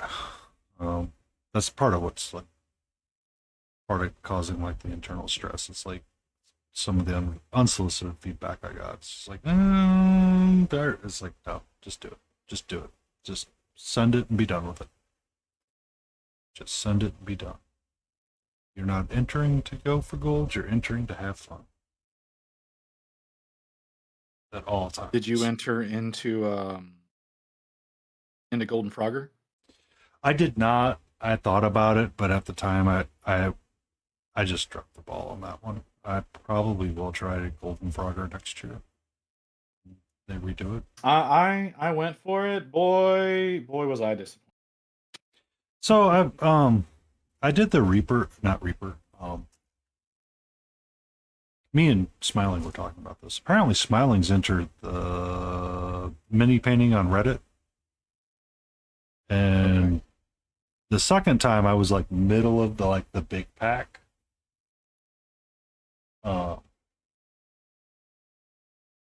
For the category that I got put in. But at the same time, I'm like looking at some of this stuff. It's like, yeah, this intermediate painter is painting like chrome sky, and you end up going up against like somebody that like copied Flameon. I'm like, how the whatever. But Yeah. It's not an active judge, and I know you shouldn't be judging against it, but you like kind of look at it, you scratch your head a little bit about how people get classified in their things. It's hard to.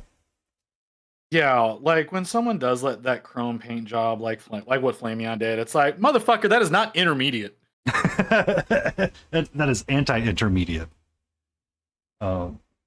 Congratulations for pulling it off. I don't think I could actively do what you did, but at the same time, it's like, how do you consider that?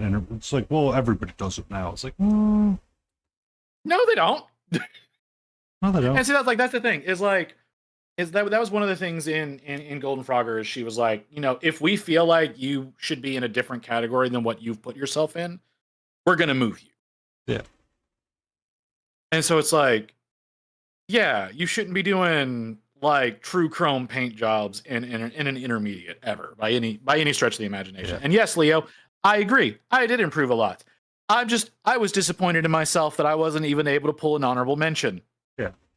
Like Because I worked my ass off on that fucking blade. where I want to end up is kind of in an honorable mention area, and I'll be happy. Yeah. But I don't want to be, I was upset with myself, not so much that I didn't get because I was holding myself to a higher standard than I think I should have been. Mm-hmm. Because and I feel it's slightly undeserved, but like I'm in Verkos, right? So it's like they're willing to buy a piece from me to have in their museum, and it's just like that makes me feel like I need to perform better than I have been. And it's like, no, that's not the same thing. That's not the same thing. Like I have a very particular style that works really well for cartoony miniatures, right? Because I did a Dragon Trapper's Lodge. Mm-hmm. Giant Snorf. It's a very cartoony miniature, and my style of painting complements cartoony very well.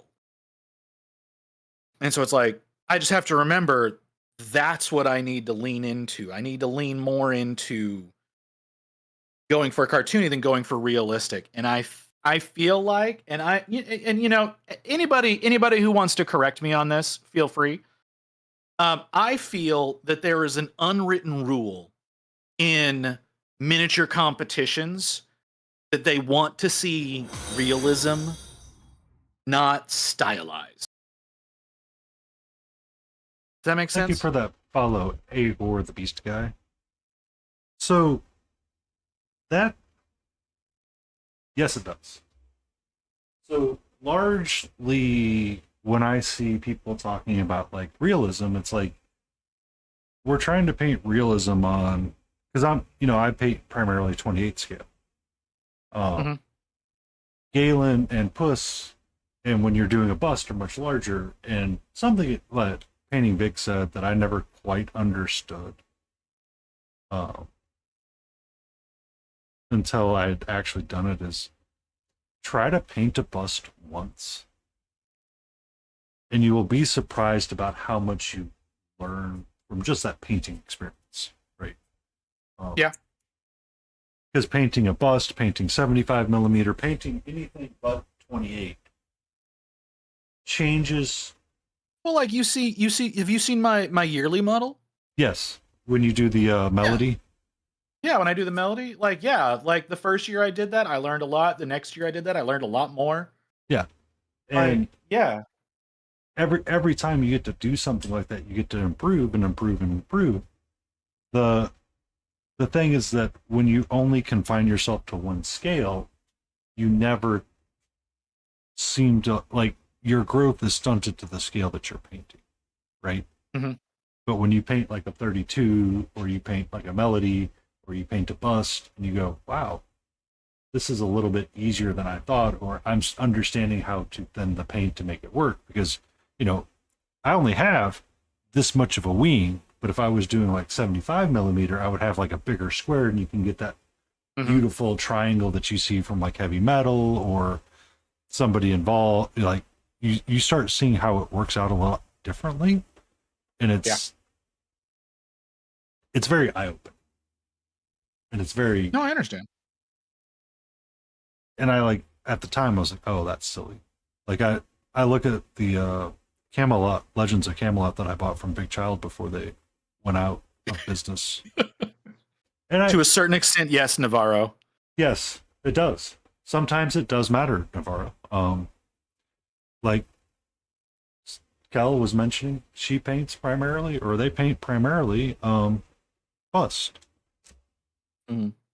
When you do a skin tone on a bust, it's very much different than trying to do a skin tone on the 28 millimeter face. Like here, Navarro, you're on my side. I'll show you what I'm talking about. Yeah. So like I did this little goblin today. How long have I been here? In about 4 hours. This is a nice little 4 hour. He's itty bitty. No, I need to actually put something on the nameplate, but that's fine. But yeah, I got this little guy, and you can see he's, about an inch tall. And I've got a hell of a lot of contrast in a very small area for his skin compared to my girl Melody here, which, again, very, the sculpt itself is a very anime style. So I went with I stuck with my typical styling of painting. And she, I think her skin has 7 different colors to do her skin, but that doesn't necessarily come through as much because it's over a much larger area. Yeah. So like, And then if I was to go with last year's Melody, how wildly different that skin is comparatively so. So yeah, it absolutely matters. It matters because you get to learn how much more the underpainting and the undercoats actually do impact the larger product. Thank you for the follow. Yeah. 100%. Yeah. Like you don't see it on the 28 scale or the 32 scale because it's so small. Like it just doesn't register sometimes. Yeah. But then here we go. Actually, I'll show y'all this. For those of y'all who wanna see the travesty of this, here's my 2023 Melody versus my 2025 Melody. And yeah, 2 years of progress is very evident.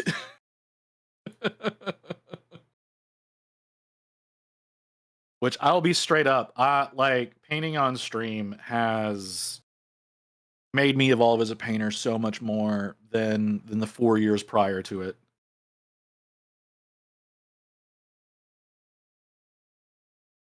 But and even picking up the paintbrush helps. And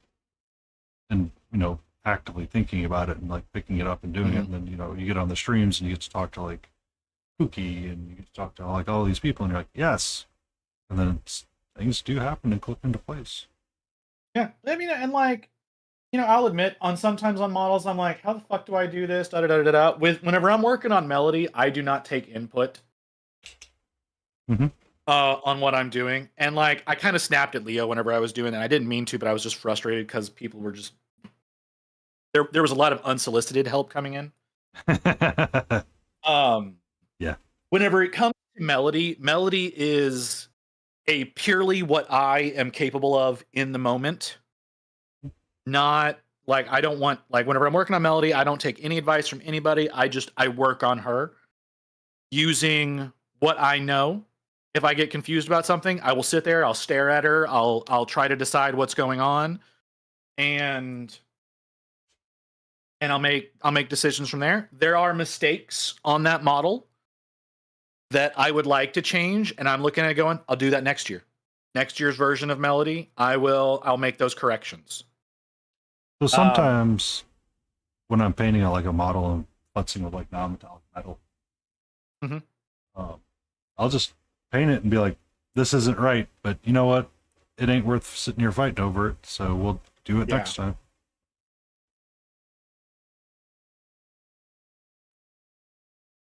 Usually paint 75mm, but recently 32 or whatever the typical mini tabletop is. Typical tabletop is 28. If you're speaking of Games Workshop, it's 28mm heroic, because there is 28mm true scale and 28mm heroic. They are very different. So that's something that you do kind of have to look out for. But because like the WizKids D&D minis are 28mm, but then whenever you hold those up next to a GW model that's also technically 28mm, you go, these are nothing alike. That's because 28mm heroic is very different. So Generally, that's what you're looking at for that. But if you're playing or if you're painting up something like what the fuck is the game called? Rivenstone, which is a game that I've started painting recently. That is 32 mil, and so is Conquest. Conquest is also 32 mil. GW stuff was 32 mil. No, it's 28 mil heroic. So it's 28 millimeter, but they make the hands and heads bigger. So it makes you think it's 32, but it's actually still 28. Like Conquest does 32. Ribbonstone does 32. That, like I said, that's one that I've been getting into recently. I have more of those that I need to print up to work with. So, yeah. I also don't recommend GW stuff anymore because they overcharge for everything. Yeah. So I usually paint. I'm just painting larger dragons that are on 28 millimeter scale. Good night, Leo. But this was like a pumpkin night that I did. That's 28 millimeter and 32 millimeter base. I think that's where some of the confusion comes from. I think it is too. I think a lot of people don't realize that the base is not the scale.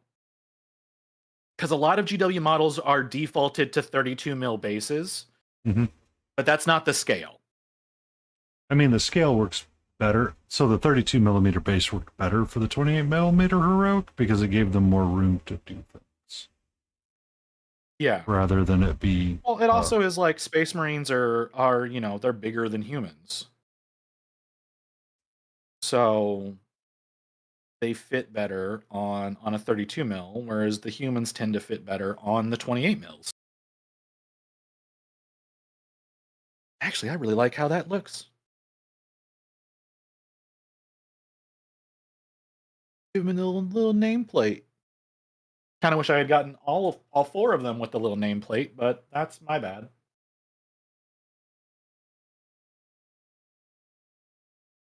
But that's the last of my little sea goblin children. Father, why? We'll say like I bought these at Reaper last year. I'm trying to remember who it was. I think it's Moonstone Miniatures. Yep, they'll be there. Right. That's why I think that is the ones that did that, and so I got it from them. I can't find the little. I thought I kept the little packaging. It's like I've got this. This is a different company. But one of these little backers, for the like little product backers when they're in the little bubble packs. And I thought I kept it for this guy, but I just cannot find it for the life of me. But yeah, like I said, I'm pretty sure these are from Moonstone. Rain really liked these, so we bought a set of 4 of them. And yeah, I just now finished the last one. So Moonstone has a lot of the same sculptors that do a lot of Reaper sculpting. Do a little what? Reaper sculpting. They share similar sculptors. Really? Because I tend to like the stuff that Moonstone has more so than the Reaper stuff, but that might come down to the material more so than the actual sculpt. Because I don't like the PVC. So they've started shifting away from the PVC. Okay. So they've started the hard plastic for Bones 5 that they call like whatever Bones Black is, which is a lot more rigid. Yeah. And then they have started, really they were trying to get production back in America for miniatures. Yeah. So their factory they created, they do Cyocast. So they're not doing that in their facility there in Denton? Yeah, they're doing that in the facility in Denton. A lot of all right, but they weren't? Because I thought that they were always doing it there in Denton. No, they weren't. They were unable to meet the scale. So anything metal came out of Denton for sure. Okay. Anything that was like from Kickstarter and PVC was coming from across the sea, and they always wanted to try to bring it back.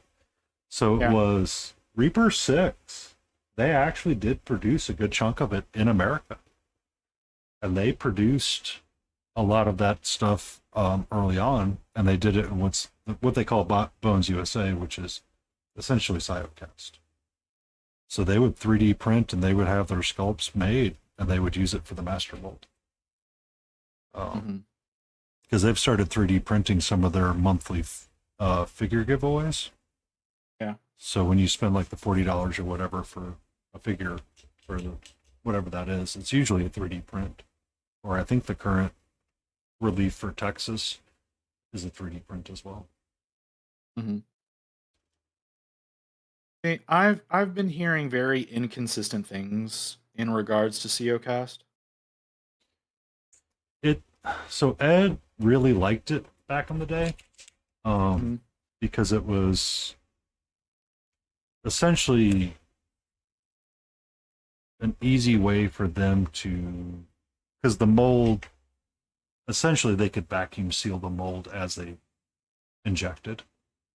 And that would help them with a lot of the mold lines and layer lines that sometimes would come up, which was a common problem with bones all the time. Yeah.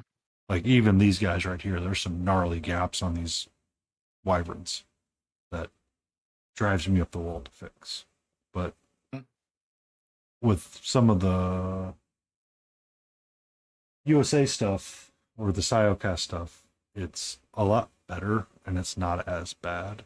And they were able to recreate a lot of their older sculpts and take them and remake master molds for them that had been long lost to time. Yeah. See, so for example, what I'm talking about. Ooh, we're gonna delay that because I didn't realize we were already that late. One of the things that I've been hearing about is specifically with like Warcrow, because those are all COcast, and there have been people who have gone out and like from a single shop bought multiple of the same kit, and there have been inconsistencies from one model to the next between the two kits. So I've heard that's an issue. And that's all with Warcrow. COcast. I've heard that's an issue with Warcrow because Zombie Sashimi was talking about that on his stream. Like, right, yeah, that's what I mean. Like I've heard it in regards to Warcrow. I haven't heard of anybody else that's been doing COcast other than like Broken Anvil, but like fuck those guys. Yeah, those guys are assholes.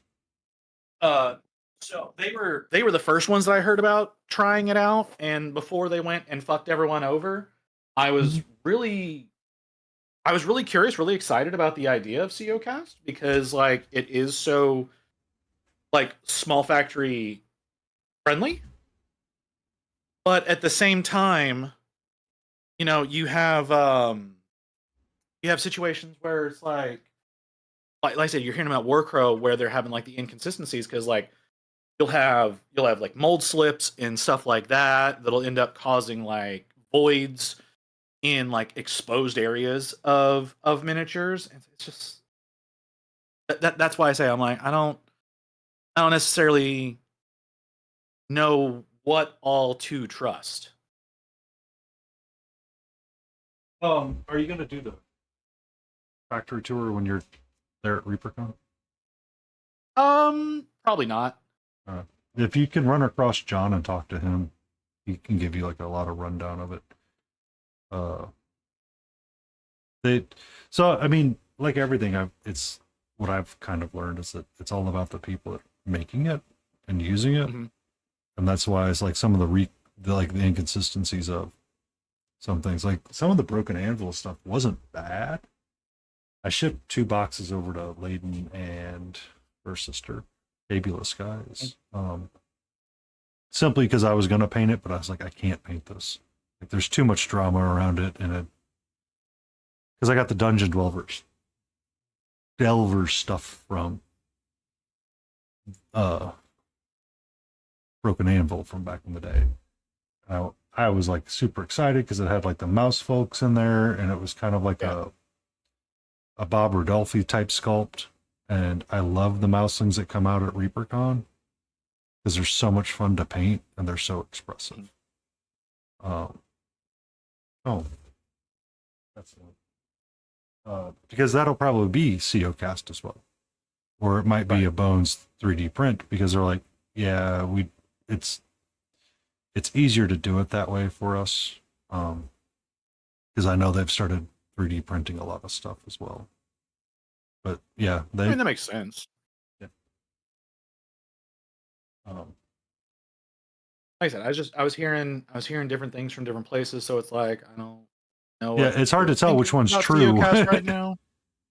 Yeah, When like I do a lot of 3D printing now. Like I still have a shit ton of GW stuff I need to burn through, but like a large portion of the stuff that I do now is like 3D prints. Um, right now I'm trying to get through a lot of things. I've still got my daimyo that originally was going to be my ReaperCon entry, but I've decided not to enter.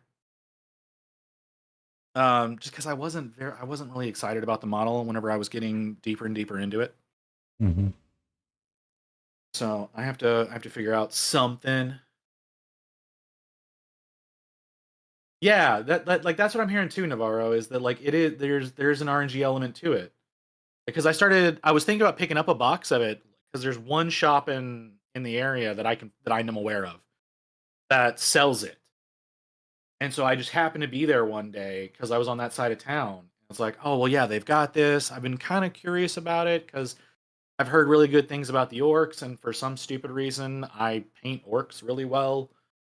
Um, and so yeah, and then I started reading reviews, and people were like, "Oh, the COcast is really inconsistent on it. You're not sure what you're going to get with the box, yada yada yada." That's that sucks. See, that It would, sucks that it gets that way. and if I was like the owner of the company, I'd be like, we need to get this squared away because that seems like a quality issue more than anything. Yeah. And when See, the way that they describe it is that like the way come back to me, brain. The way that people were describing it was if they push the molds too far, Mhm.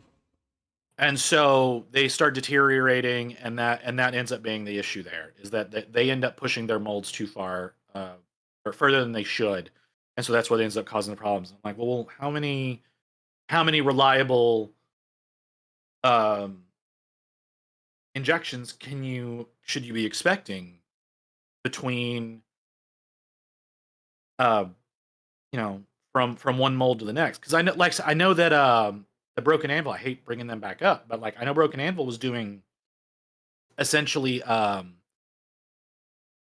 what is it? They were using the same sand that you use to do metal molds, Mhm. like in a forge. And so it's like, well, I mean, if you're doing sand molds, I can see that being a problem. But if you're doing something that's a bit more robust, you should be able to get a little bit more out of that. And so it just really becomes that kind of issue of like, what are you using for your materials to get this going? Yeah. And like now that Strange Plastic has taken over Rivenstone, like I'm a much bigger proponent of people getting into Rivenstone now because the sculpts are fantastic. That's one thing that I will say that Broken Anvil did very, very well. Well, they were great with their sculpts. Strange Plastic is in charge of Rivenstone now. You can get Rivenstone models off of my mini factory. They're absolutely beautiful. I've bought the entire orc set from them. I'm probably going to be picking up the rest of the undead at some point in time. Hell, I even have all the plates cut already. I just need to put them on the printer, kind of deal. But I'm trying to get through more of the stuff that I've already got done before I get into doing anything like that. That's understandable. That's kind of where I'm at. I'm trying to get, so like, I've only bought, yeah, I agree with you, Adaptus. Visit did do it. I didn't do anything. I don't know why y'all are blaming me for shit. Also, I'm gonna start procedures to raid out to painting. How long are you gonna keep going? I'll probably keep going for another hour and a half or so. Okay. Yeah. I'm gonna start pushing y'all over to painting. If interface will let me find him. No hashtag blame visit. This doesn't need to be a thing. This doesn't need to be a thing. I don't know why y'all are insisting on this. It's because we like you so much, Visit. Yeah, But yeah, so I mean, I'm curious. Like, I didn't sign up for the thing because I overloaded my schedule. Layden Roses, you're not supposed to be here. And here you are. I'm probably only going to be there like one day. I'm going to probably be there on either Friday or Saturday. I don't think I'm going to be there for much more than that because there's not like a whole lot going on there that we were particularly interested in. I gotcha. So it's like we're gonna check out the shop. I think, like I said, I want to try to paint like one mini there at the con. I want to pick up a mini there, pick up some paints there, paint that up, and then just like pass it off to somebody like there at the con. Like that's kind of what I'm feeling I'm gonna end up doing. Saturday, I signed up for the bust painting class, so I'll be painting a bust and then being there for the dinner. Let's see how my entries do. But I'll be in Texas almost that entire week. Well, I mean, I'm always in DFW, so. All right, I'm sending y'all over to painting. Excellent. Well, welcome back in. Tetra. Visit _the chronicler just showed up with 6 viewers. Hope they have treats. Let's hope they have treats. She is not here right now. Someone just followed. Who is that? Navro. Thank you for that follow, Navarro.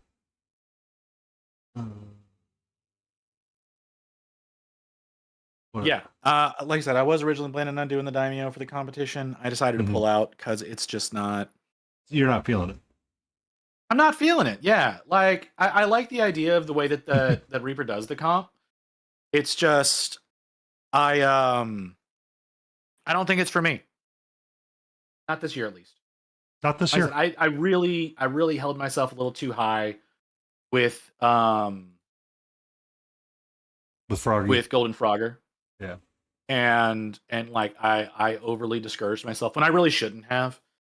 And then like I got some feedback from Inner Minis, and the feedback, once I finally got the feedback from them, I went, oh, okay, I understand now.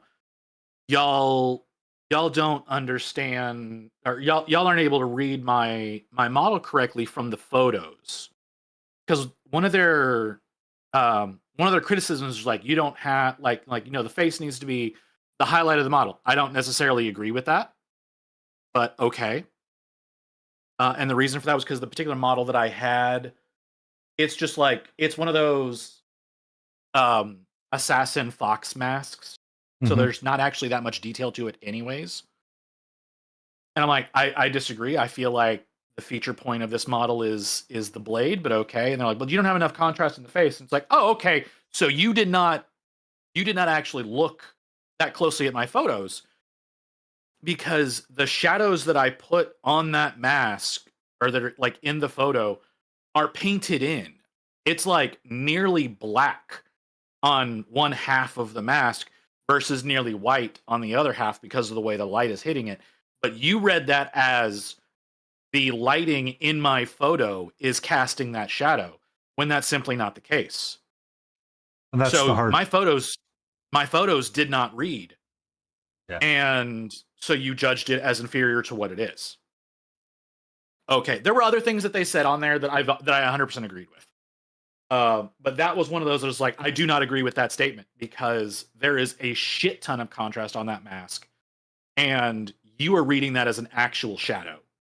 And so it's like, okay, I see what the problem is. And like, he came into my chat and he was like, what did you think of the criticism? I was like, for the most part, I agreed with it, except for this. And I brought the mini out on stream, and he's like, oh yeah, it reads very differently here than what we were seeing in the photos. Like, yeah, exactly. And it's like, that's kind of why like the aspects that they so part of Golden Frogger was they wanted you to write like a little paragraph essay about your piece kind of thing, you know? And that was just tell us about this thing. Tell us like things you want us to notice in it. And one of the things I was like, I specifically want y'all to notice the casted shadows I painted in. Because I saw that from Ghoul Studios' Golden Demon piece. And I was like, I want to copy that. I think that's so cool. I want to see if I can do something like that. And so instead of doing the light source from the front of the model like you're typically used to seeing, I did it from the right side. So there are shadows cast across the entire model.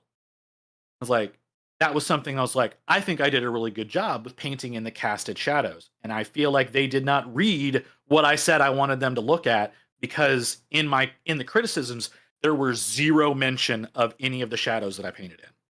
Yeah. And I'm like, guys, come on. Like, yeah, it's fine. Like Golden Demon, like they have a shit ton of stuff that they've got to look at, but like there were like 20 entries. It's a Golden Frogger? Yeah. No, that's wrong. There was like I think it was like closer to 40, but still, like total between every category. Yeah, because I'd considered it entering my black and white, but I didn't get it done in time. And I was like, that's a little mind bending because but that's okay. I understand. I get it, you know. Like I said, most of the criticisms they had, I was like, yeah, I agree with that. Yeah, I could have done better with that. I did kind of rush certain aspects of this, and you know, because I think I did my model in like a week and a half. That's because originally I was planning on entering into Mecha May as well. Mm-hmm. And it's like, I want to get this done before I start working on my Mecha May piece, and then my Mecha May piece ended up melting.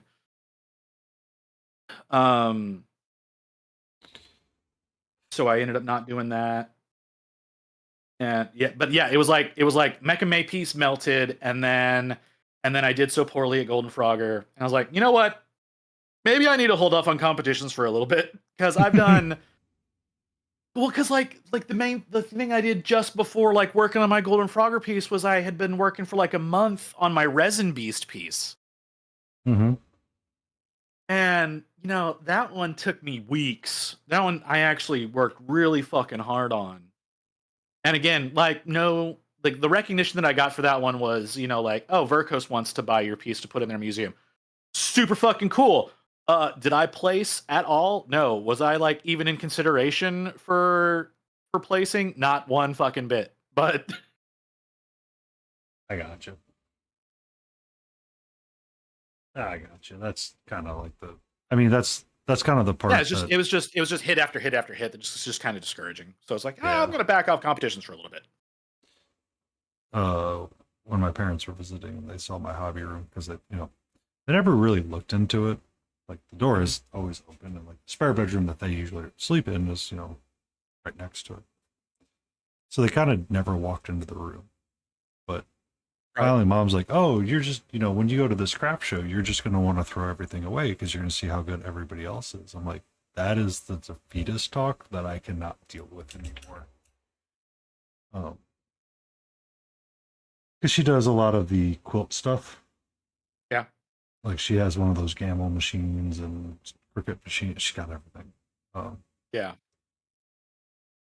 And for a long time, I was like, just make an Etsy store and throw up the freaking quilt and sell for like $300, and you'll make back everything that you put into it. Just, well, I don't really want to do that. Well, I don't feel like it's good enough. It's like, step one, break that mentality, and then step two, we will deal with the rest afterwards. So step one is enter and break the mentality. That mentality is so hard to break sometimes, though, Oh, it is a brutal one. It is brutal. Like getting out of the habit of like comparing yourself to other painters on like Insta is like so goddamn hard. Yeah. Like I agree with you. If I had taken all of those hits in one go, I'd be like, we're done for the year. We'll go back next year at Adepticon and we'll enter there and we'll have fun. That's it. Right. It's like I need to stop for a little while. I need to get my head back in the right place. And really, that has been productive because I've been able to sit here and go, okay, I need to embrace my style of painting. That's what it is. And a lot of it, sometimes what comes down to is that, because I don't know if you've ever seen Taco Truck. They were painting. Probably not. They did a pointillism work that didn't even get recognized in Golden Demon. And like you don't think about like if you had to do like a pointillism, like comic book style thing, and then you see like it on an orc, you go, that's how orcs should be. Like it fits the image kind of in your head. I felt really bad for him. I totally get that. But it's like, now you got to get back on the horse and ride again. And it's like, you got to take the hit and then you got to ride. But it's, that I understand why. It's like, it's not that time. It's not that time. Yeah, it's not that time. Like I said, like it is the daimyo. I was, so I decided, I was like, you know what? I'm gonna do these elaborate feathers that are gonna be on there. I'm gonna have them be jade, and I'm gonna do this and do that. And I was 3 days into feathers, and I'm like, oh my god, I hate this fucking model. Mm-hmm. The moment you hate a model, it's like it's got to go in a box and be done there for a while. I have an idea of doing like a fall type archer, one of the Chimera models that I picked up, 75 millimeter. I was cleaning it up, and there's probably 4 or 5 posts of me just trying to clean that damn back piece of the figure. Give me a second, and I'll grab it. Hold on. It's easily accessible. Oh. So this piece comes from Chimera. All of the stuff that's in between was filled with resin. So I had to clean out. Flash? It was flash. All of it was flash. Oh god. So you had to clean and scrape and try to get it all broken out. And I got to a point I was almost in tears with this damn thing.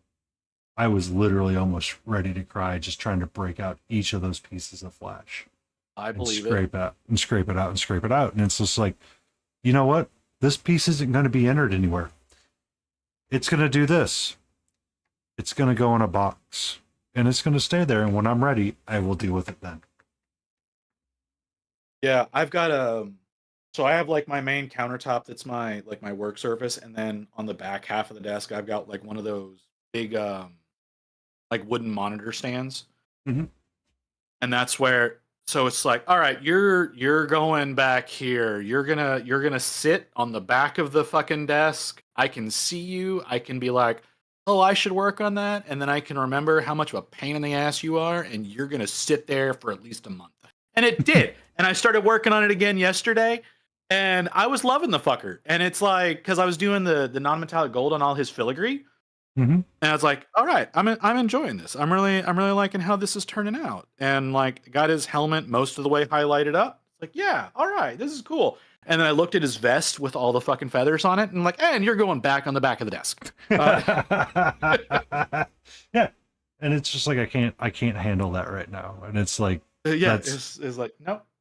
Well, I was getting into a groove, and I was like, oh yeah, you know what? Maybe I could enter this. And then I like I said, I looked at one feather, and I was like, nope, I'm wrong.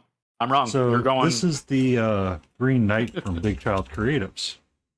Yeah. I've colloquially called him my cursed knight. So he was fully assembled on my first stream. Okay. He has a sword that extends from here that was broken. Okay. His antlers have broken off on 2 different streams. I did this or something and his arm fell off. And his shield. I'm like, so you're officially cursed. And at this point, nothing more can break. At one point, he actually fell off the base he was on. Oh, like, wow. I actually put so much pride. I'm like, you are just a cursed model. But I'm going to finish painting you. I'm just accepted. You're a cursed model. See, I had that problem with one of my Stormcast. It's one of the new ones out of Scaventide. She's got a sword extended down. Mm-hmm. So it's like off the base. It's like it's in her left hand. It's extended down towards the ground, off to her left. And the thing is like the tip of the sword is right at about base height. Mm-hmm. So whenever you're turning it on your paint handle, it's real easy to snap that sword off.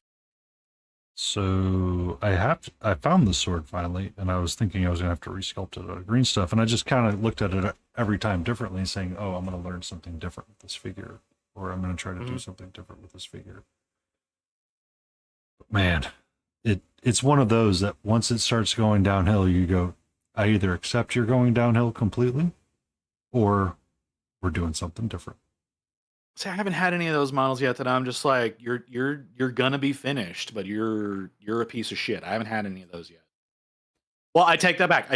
My Zentreya and my Cottontail have been kind of those cursed models for me. I've printed those bitches 4 times now. And like my Cottontail, she has a little bow on her thigh that it's impossible. It's impossible fucking to keep. impossible. It won't do it. It won't stay. So there's just like a little ribbon there now that's hanging off of her thigh. There's like the bow is gone. And it's broken off on every single fucking one. And then my Zentreya, like she's got straps that hang down. Yes, Zentreya from Salt. No, Zentreya from Shoujo, the VTuber's Zentreya. She's got these straps on her jacket that hang. They've all at some point in time snapped off, and they're so thin because the sculptor did not do them intending them to be printable models. Really? They originally designed them just as like fan projects, like making them in these no, it's not Salt. It's We got that. what's his name? Jambi. It's Zentreya by Jambi. And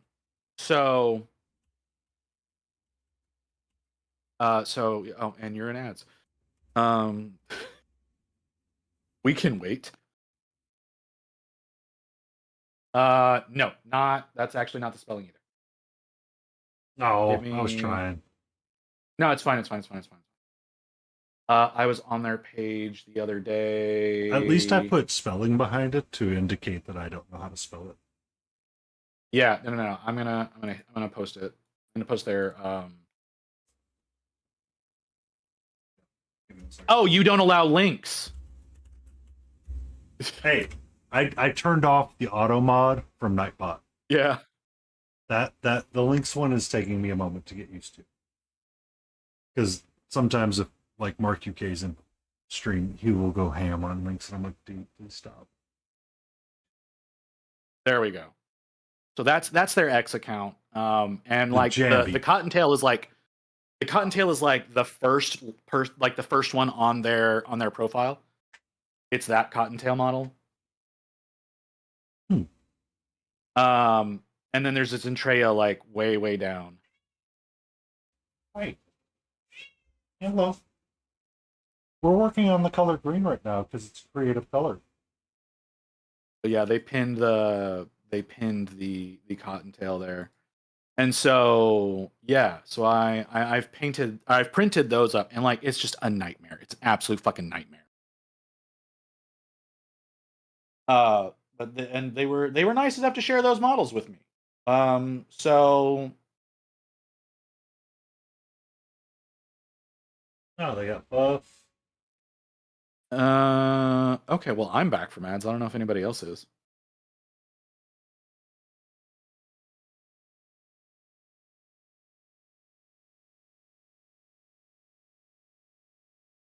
We can wait out the timer. That is an interesting sculpt, but I can see Right? how that bow breaks. See, the thing is like the way that it's sculpted is like it is not. Yeah, it's the robot Zen. I said the Zen is a bit ways down. The Cottontail is the pinned one at the top, but the Zen is a bit of a ways down.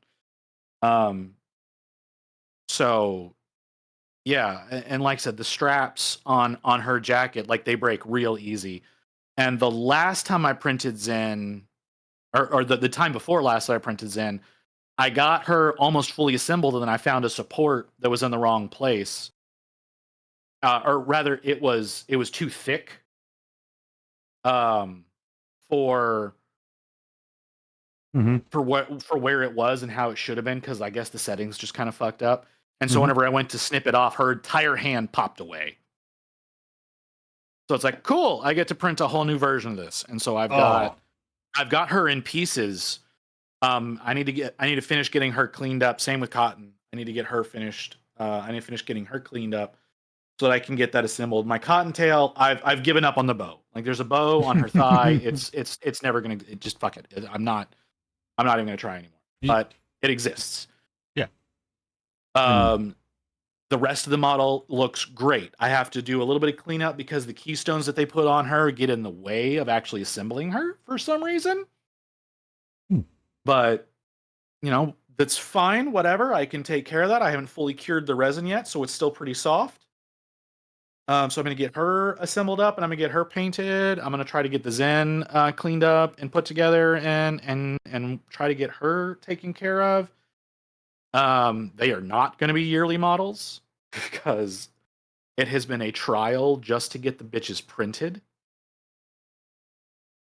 Because like Thank the you, melody at the Echoes, very for coming least in with the awesome is people. done by like melody is done by a professional like STL.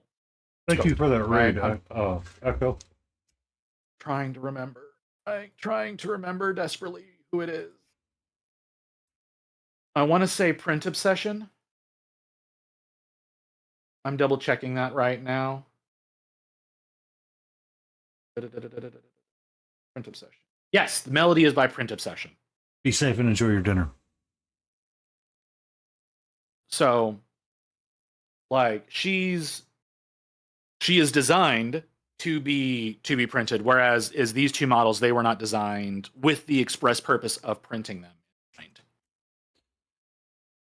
Yeah, that would be one that's like, I'm gonna have to pass on that and be like, no. It has made them very challenging. It has not been an entirely dissatisfying experience because it's like, okay, I'm going to print this, and I have learned from every single print about better ways of handling them, better ways of getting them off supports, things that have made things easier for future models going forward. It's just, it has been unfortunate that they have been as challenging as they have been. So I will, if I ever do get them into a position where I can actually paint them without having to print them again, because I'm afraid I'm probably going to have to print Zentreya again, or at least part of her. I don't think I have to print the whole thing of her. I think I need to print her torso or her upper torso again. But apart from that, I don't think I'm going to have to reprint any of her. But we'll see. I'm going to work on that a little bit and see what I can get going. She's lost one of the straps on her. She lost the strap on her left arm. So I'm like, do I care? At this point, it's printed and it's here. I think we're just gonna have to accept that it's strapless. Yeah, like for the most part, it's like the bulk of her is in a good state. I think I'm just gonna have to live with that without like that little bit. So I want to get those worked on because I think they'd be a really good series to do on the stream, especially like I said, because I feel like they fit my painting style a little bit better. So like what you're doing right now, like I fucking hate wings. Why do you think I stabbed him and did the sponging on him? See, that's the thing. Is like looking at the one that you've got there, the wings are sculpted correctly. They are sculpted in such a way as wings would actually fold that way when reduced down. Like if you look at like the way that GW does wings, and a lot of people like to copy the way that GW does wings, that is not how they would fold up. And so it irritates me, especially because like I've got Archaon. I have to work on Archaon. Archaon is which one? Is that the Stormcast The Everchosen? Dragon? No, the Chaos. Like the lead Chaos Undivided guy with like the 3-headed dragon. I feel like I'm a 3-headed dragon right now. I'm not super into 40k stuff. Give me a moment. I'll find a link for you. I've probably seen them. You have. If you've worked on GW stuff, you have seen him. It's just that most people aren't stupid enough to actually pick up the model. Let me know when you're ready. But I know me. So you know what? I'll put it here in the Discord. Okay. for you if you want to pull it up, because cause I'm pretty sure that minute has expired. There you go. It's a lot. It's a whole fucking lot. So he's become my 12-hour stream model. So anytime I schedule out a 12-hour stream, I think that's the model I'm going to be working on. I've got part of the. Oh yeah, right. Like I said, most people aren't stupid enough to actually pick that model up. I finished the dude, like the actual guy riding the dragon. I have finished him. I have finished the Zinch and the Nurgle head, and I've got part of the center torso done. Mm-hmm. That's fucking it. I have not touched the wings or the tail. That's a lot, sir. That's a lot. It's That's a whole lot. lot. It's absolutely miserable. You know you should love yourself and not do stupid things like that. Okay, so I picked that model up like 3 years ago. Uh-huh. And no, 4. It's closer to 4 years ago. I was like, oh, this is a really cool model. That'd be really fun to work on. And then I actually looked at it. Like in my home, I'm looking at it in the box and I'm like, I'm an idiot. I should take this back. Like, I'm never going to touch this. And so I want to say it was July last year. July last year, I hit 250 follows. And so I was like, all right, 250 follows, we're going to schedule a 12-hour stream. However, I'm on this big project right now of trying to get ready for Armies on Parade. And I was doing my non-metallic metal Stormcast. By the way, folks, don't do a full non-metallic metal army. If you choose to do that, you are your own worst enemy. So like I hit 250 follows and it's like, all right, so we're going to schedule it. So we scheduled it for October. And in October, I picked it up. I got 8 hours into that fucking torso and I was like, I want to throw this motherfucker at the wall. I hate this goddamn model. And so like I still had 4 hours to go. It's like, you know what? Fuck it. I can paint green. And I just picked up the Nurgle head. And it took the next 4 hours of stream. I got the Nurgle head done. And then a few weeks later, I picked up the Zinch head, and over like 6 hours, I painted the Zinch head. I stripped the torso and restarted it. I painted the actual dude over the course of like 2 or 3 streams. And like I said, I am still nowhere near done with that bitch. It's just like, okay, you know what? At 750 follows, we're going to set up another 12-hour stream, and I think Archaon is going to have to make a return to the screen. Yeah. That's And I'm going to hate every fucking second of it. I will help. This is the thing. He's not the only one I have to get done. Really? So I started on him. Well, around the same time, no, not around the same time. It was towards the end of September. Towards the end of September, I had also set a goal for X number of subscriptions. Mm-hmm. And so the guy, like the main dude who encouraged me to work on my Stormcast models for Armies on Parade, he was like, hey, now that the first round of Armies on Parade is done, I'm going to torture you. And so he like almost single-handedly hit my sub goal Smiling twice. Beagle just showed up with 12 viewers. In like we got 2 Smiling Beagle streams. coming Oh, in. Smiling Beagle came in. See, you could have been here talking with us the whole time, Beagle, but nah, you decided to ignore us.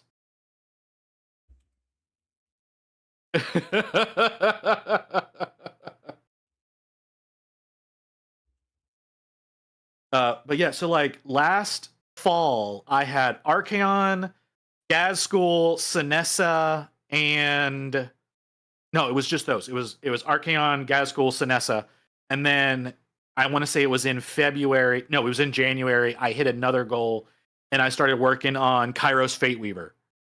So I've got like 3 big fuck demons that I have to paint, and it's just like I don't want to. I so don't want to. And Kairos is so especially shitty because it's all feathers. I'm sensing a theme with you and painting. No feathers. I hate feathers so much. I was deep in it, didn't want to change streams. Well, you know what? Fine.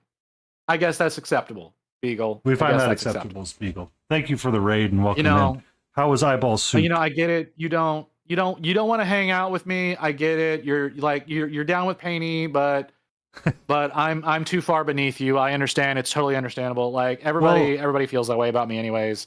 It would have been fun because Beagle uses a MacBook, and we're Fucking gonna what?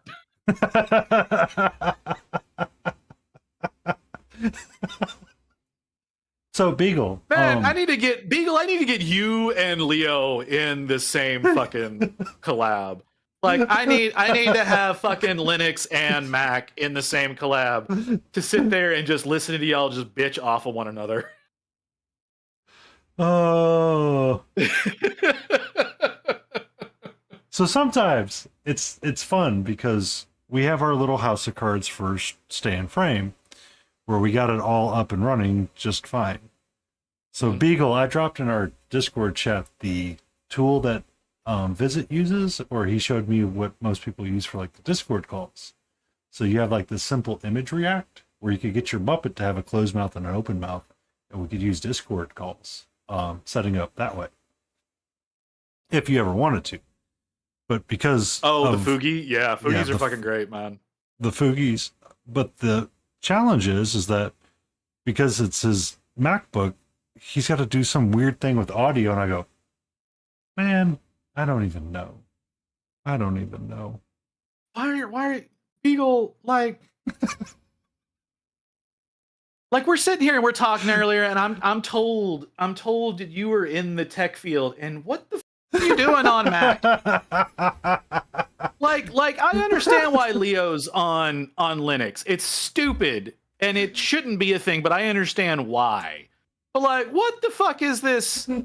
You were a tech man and you were on Mac. Well, he's a programmer. That doesn't justify it.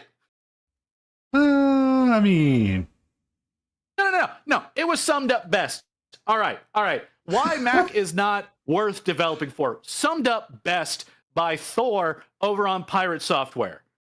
let's not give him too much credit. 0.2% of people are going to be utilizing that software.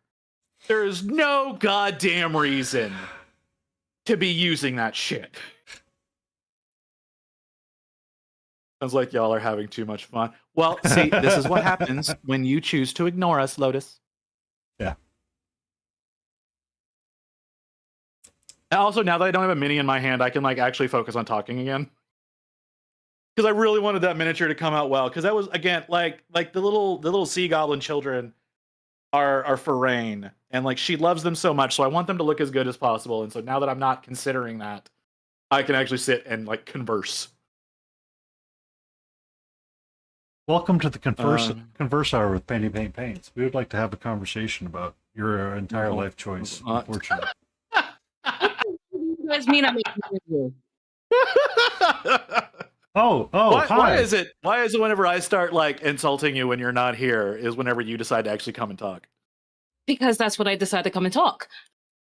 Like, you could have hopped in earlier. You didn't have to stream. You could have just hopped in with us. You're true, but I was doing some things. I was like messing with the printer. You can do things and still be in chat.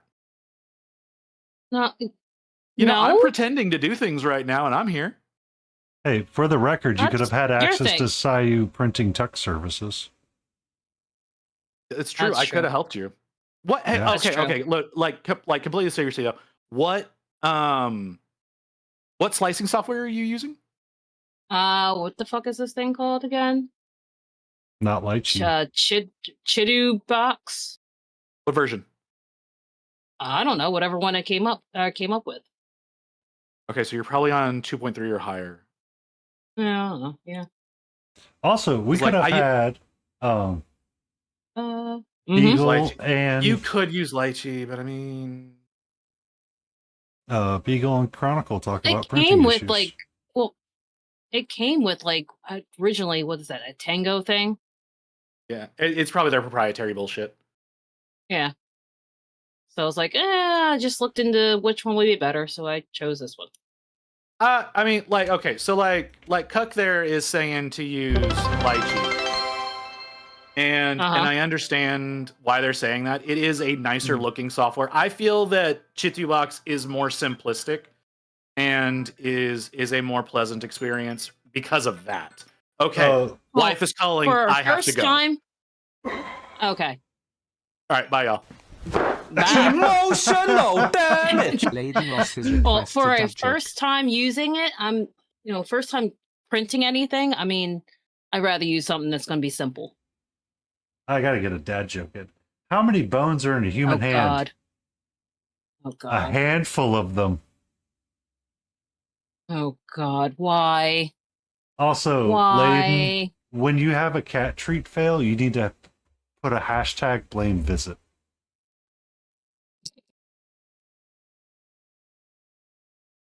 Everything is always hashtag blame visit. Yes. Yeah, you Visit guys sound like you're having way too much fun without me. Well, not now. Yo, thanks. he done effed off, and it's just me for the next 40 minutes. Good evening, Helgrat. Welcome in. Oh no, what did I walk into?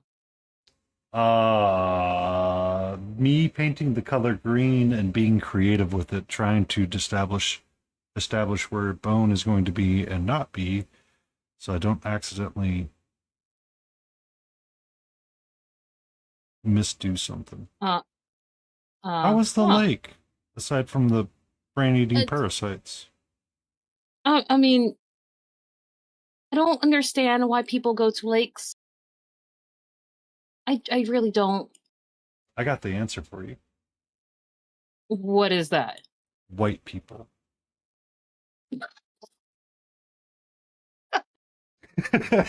Well, yeah. When you go to the lake, who do you see? Who do you see? I mean, yeah, that's yeah. But at the same time, I can't use that excuse because my in-laws are white. I know. It was there and it was easy, and I'm like, oh, but I mean, like, I resemble that. Oh. But the Lake District well, this is like an actual freaking lake. Like for some reason, they're saying that there was like bacteria levels in the lake were high, and then next thing I know, I saw they were doing training or whatever else, and next thing I know, they all scattered and decided to open up the lake, and I'm like, no, thank you. No, I wasn't covered in bruises, thankfully.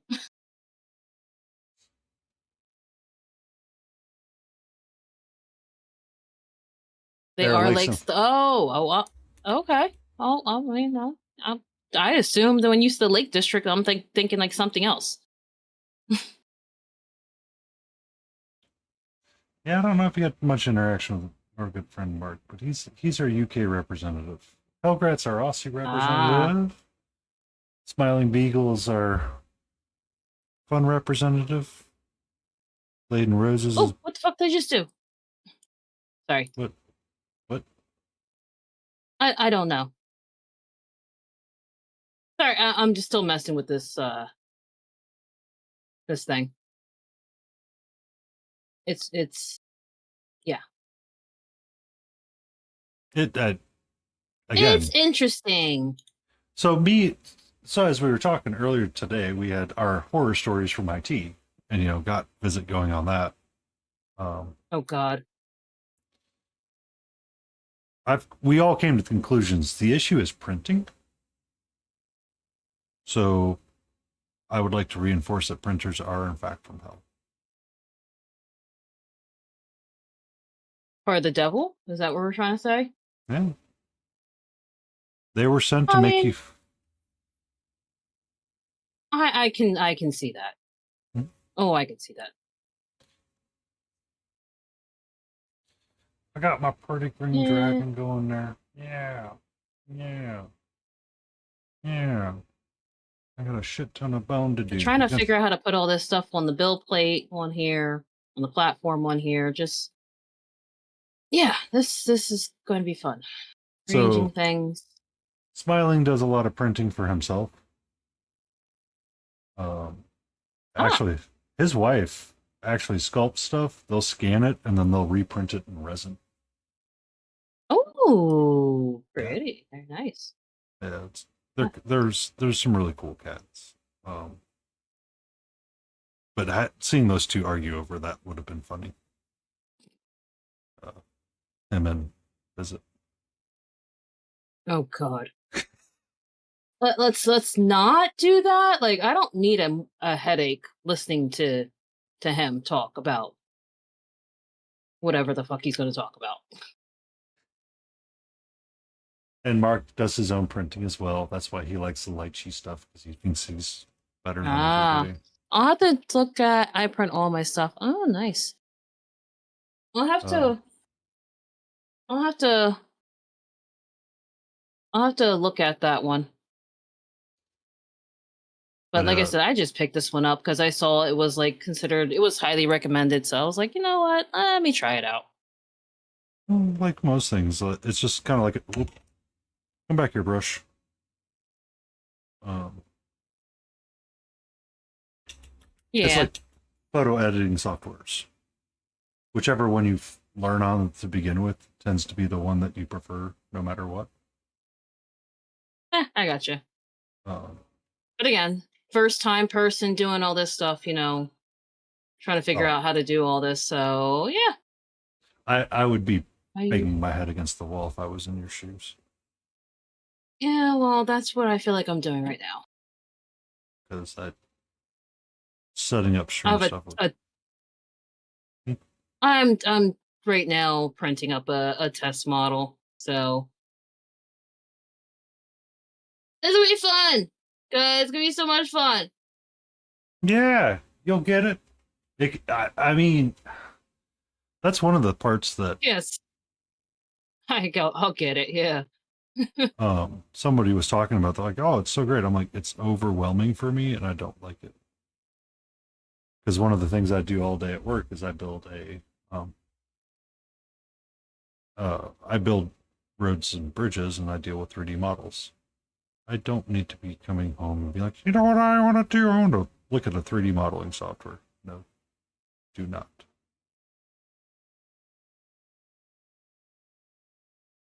Oh, like I said, first time. It's just yeah, you're good. Yeah, you're good. I know you. I know.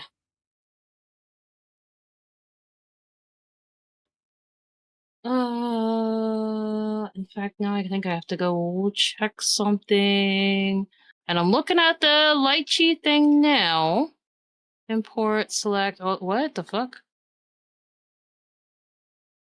Oh, yes. Save to USB or network and print. Okay.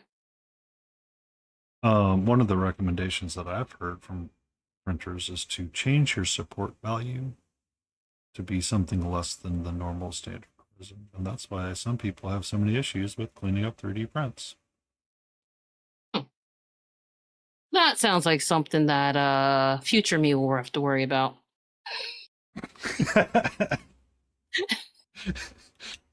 I like this. We establish future me problems. Solid. Yeah.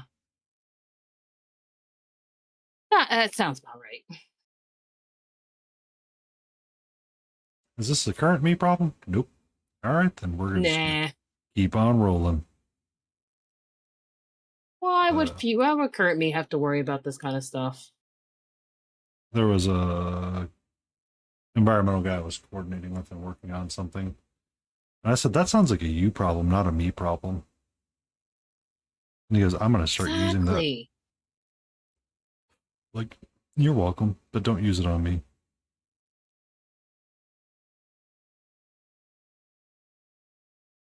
But I think I figured everything out. It's just a matter of doing it. Yeah.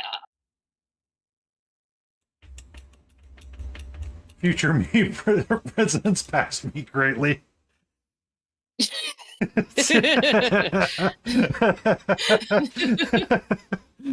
Elgrat, you have no idea how funny that actually is.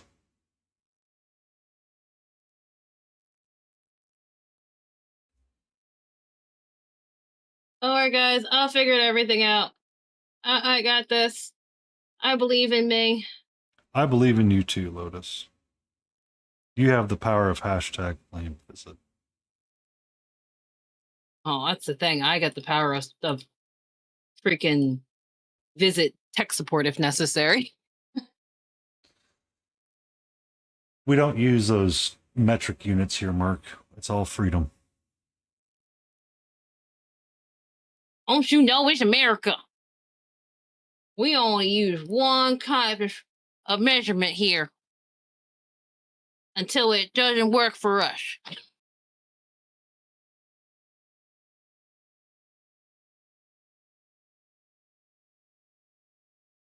God, an anime on your side, yes.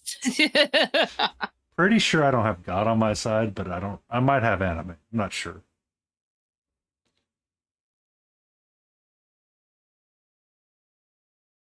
Okay, I think I finally get this. I got it. I think I get it. I think I get it.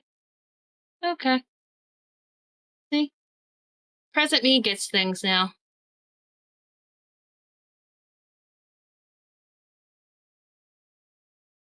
What about you? Can I get fucking piece of shit. Present me gets it, and it's all good. Fucking piece of shit. That's my life right there. No, I think I got it. I think I understand things now. I think I understand things. Just did it work? Oh, it worked. Yay, it worked. It worked.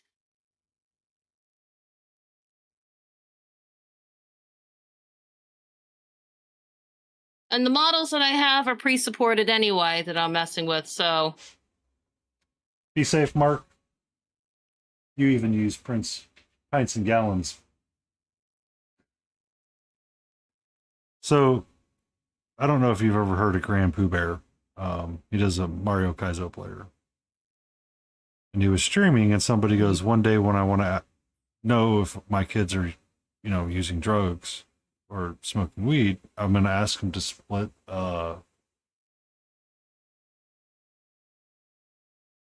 what's the common term for weed?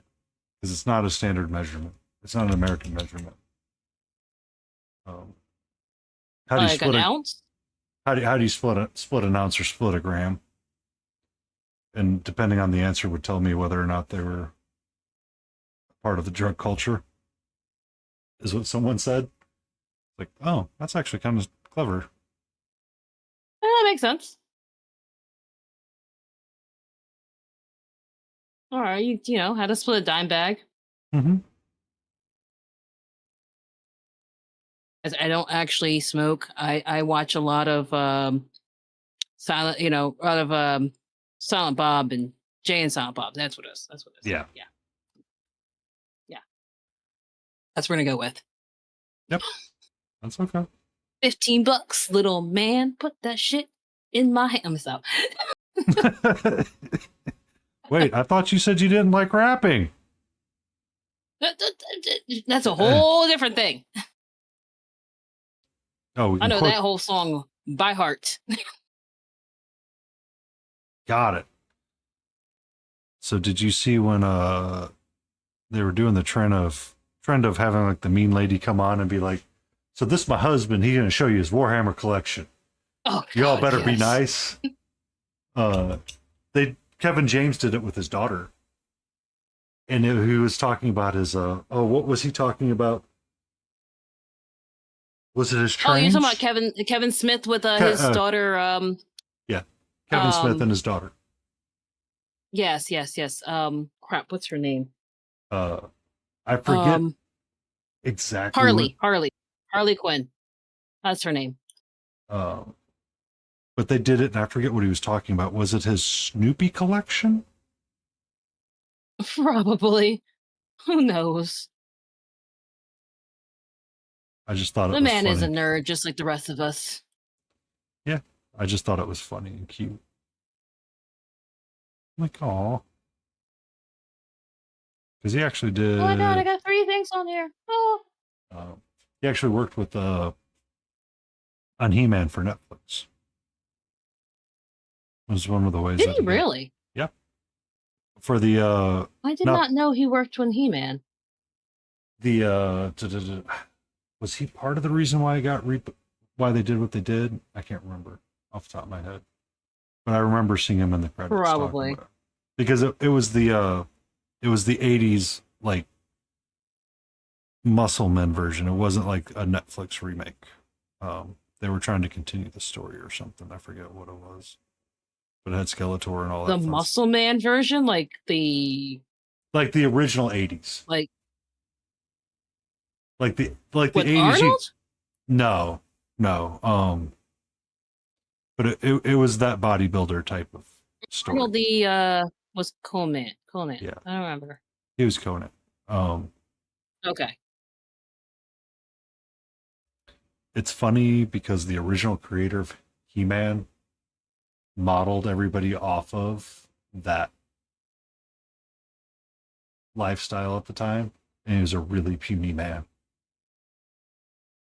So when he made He-Man the Barbarian He-Man, that's why he got the glow up like he did. Oh, that's why I don't like those movies. Ugh. Yeah. No, thank you. It was really interesting watching that show on Netflix, The Toys That Made Us. See, I grew up in that culture, so around that stuff. I don't like muscly men. Ugh.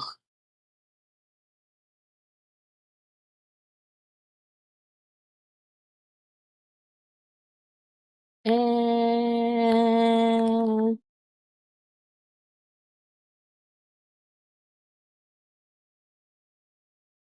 for one down. 40 to go. Oh God, yeah. Let me give you a hint. Don't count. I'm trying not to. It's not working very well.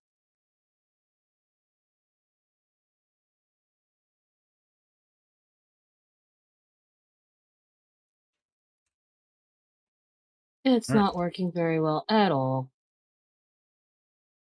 It was like the second or third time I dropped my brush. So, The 70s was Mr. Universe era, yeah. on With Flex Wilson, Arnold Schwarzenegger. What was the other dude's? Oh God. The memories. did you have to watch them? Yes. I used to watch. My father used to my father used to compete. Mhm. Like in small little things. Apparently he used to be a Chippendale, surprisingly. And I used to watch Mr. Olympia.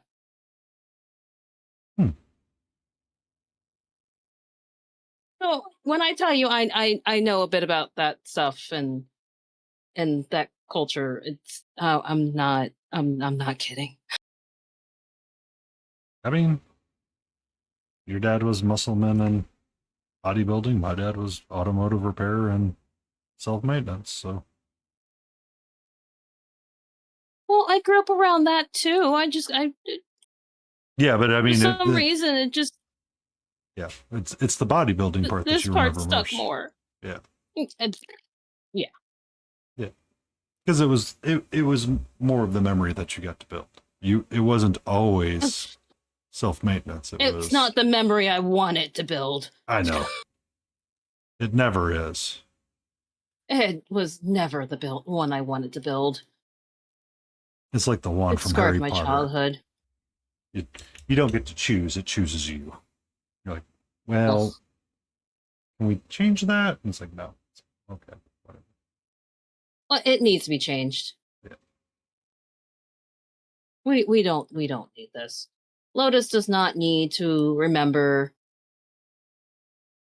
all these bodybuilders' names and remember anything about Mr. Olympia or anything like that. It'd be great. I would very much like that scrubbed down my head. That'd be great.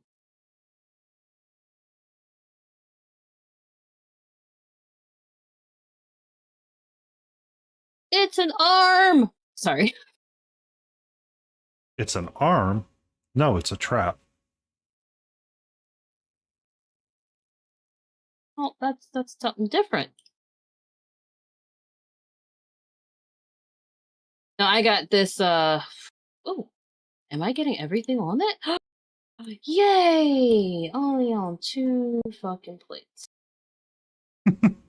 Okay.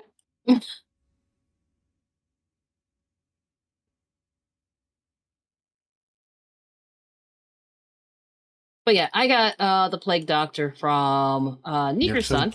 Or Nickerson. I can't Nickerson, yeah. Oh, trust So, me, I'm Layden putting that Roses again. loves that figure. Mark UK loves those figures. That sculptor's name is. They are beautiful. Mark And was you with all the detail and everything, I'm probably going to, die trying to put this together and paint it. Layden's painting the Fates from Dirksen. I have them too, and I haven't touched them. I have that. I have Neo Nix, both the diorama and the standalone. Yep, I've seen the standalones being painted. That's how Layden and Mark became doppelgangers, because they would always be painting or working on similar figures at times. Mark UK painted his twice 75 millimeter, I think, and upscaled it. I think that's what I have. It's a 75. There's those two. I have that. I have the Fates.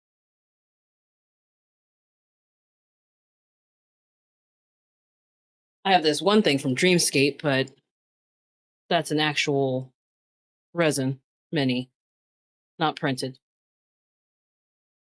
I have too many things I have to do. And here I am buying more stuff.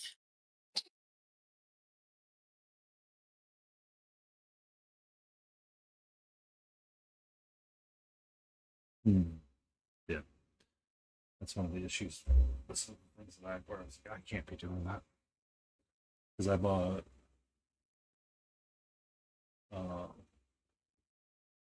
I backed Daniel Found because he's doing a Snow White diorama type thing that it enticed me. Yeah. He did the Puss in Boots sculpt that I painted up. And yeah. Did you see that yesterday? Did I? I might have had him up for a second. 1 second. So Puss in Boots, he did this sculpt for it as well. Ooh, that's nice. So I know he does good work. I'm so jelly. But the problem with his stuff is that he does small batches. And he doesn't. So once it sells out, it's kind of sold out. It's like, well, my unique one now. When I take it over to ReaperCon and post my final pics of it, I have to remember to tag him because he will like the stuff and interact with the post on Instagram. So it's kind of cool.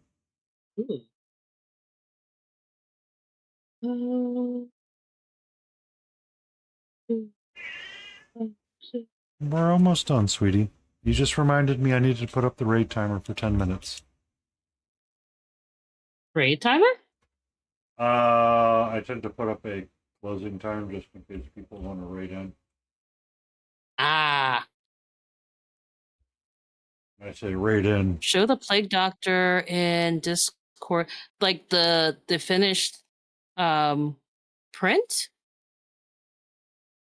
Is that what you're talking about? Be safe, Jay. Thank you for hanging out with us all night. Bye, Jay. Is that what you're talking about, Helgard?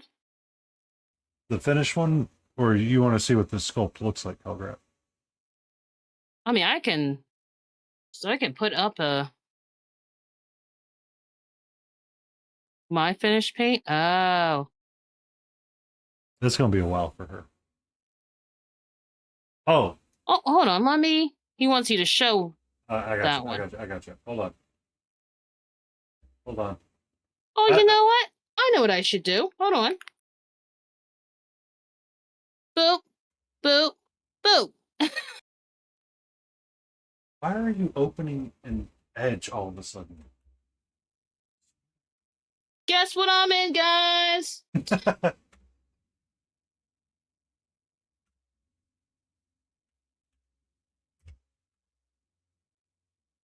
Now he ain't gotta show me shit.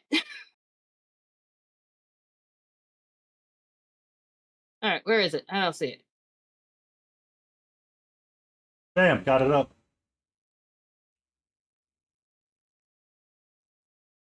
Ooh. That is a pretty. I like the paint. And I like that you put the reflective glow on his eyes. Up through there. Up to his hat. So you put a little bit of glow on the hat, which I think is cool. Oh, that is nice. Yeah.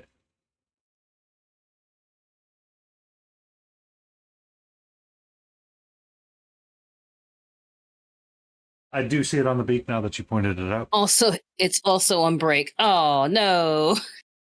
It's the beak. Beak. The beak. Oh, I thought you said I thought you said the break. I see. I know read. I know good. You guys want me to do things like that doesn't work.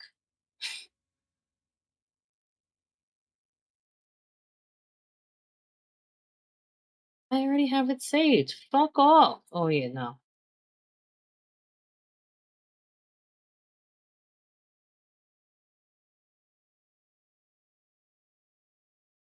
Right, expect me to do things. Ugh.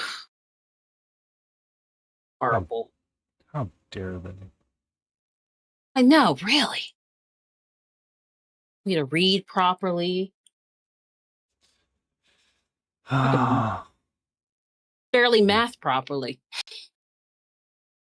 I mean, we made up math numbers again, so it doesn't matter. That just hurt my brain. What? Schools when they went over to trying to teach the Taiwanese method of math with beads and stuff. Ah. Oh yeah. Next boost. Okay. Yay. Oh, look at everybody's whip stuff. Ooh. Yeah, you'll see some Neurix and stuff in there. There's some Neo Nixies that have popped out. Oh, Mark just put up. Oh, I want those so bad too. The Egyptians? Yes. Mhm. Yes. A White Wolf. Oh. Yeah, we just when we see White Wolf, we just like and move on because that man does all kinds of crazy stuff. I like he. This is. Oh, you guys are way too good for me. I'm in the wrong crowd. Ooh. Ooh. I feel the same way. Like, oh, okay. Oh no. Oh no. Mm-mm.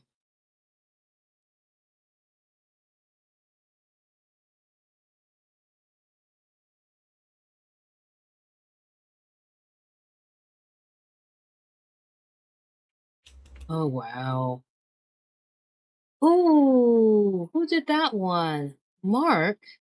Is that the one? Oh my goodness, isn't that the model from shit, what is the name of that? Oh, he's not here, is he? He already left. Fuck. Never mind. I'll ask him later. Which model? Shit.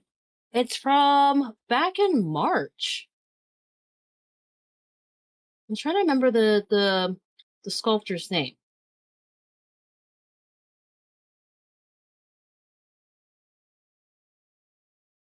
It's the two ladies.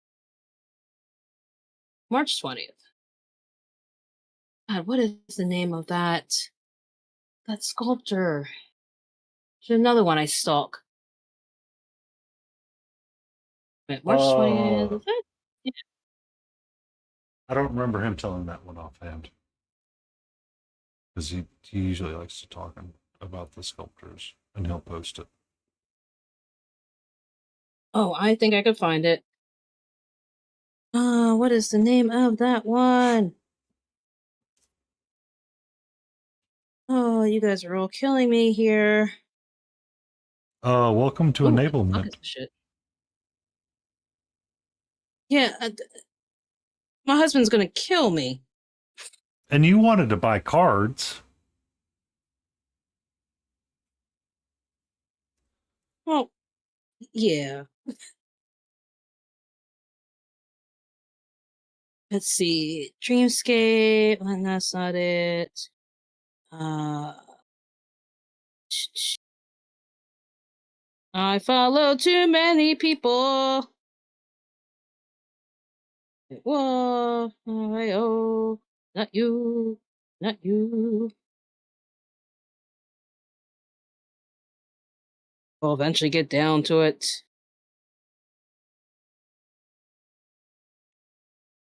Not that one, not that one, not that one. Oh my god, what is the name? It's like it's not No, that it's one. not you. Not that one. Not that one. No, I know, yeah, yeah. Not that one. No, no, not that. No, no, not that one. No, no, fuck. No, not that one. No, no, not that one. No, no, no, no. Definitely not that one. No. Necomphilic figures. That's what it is.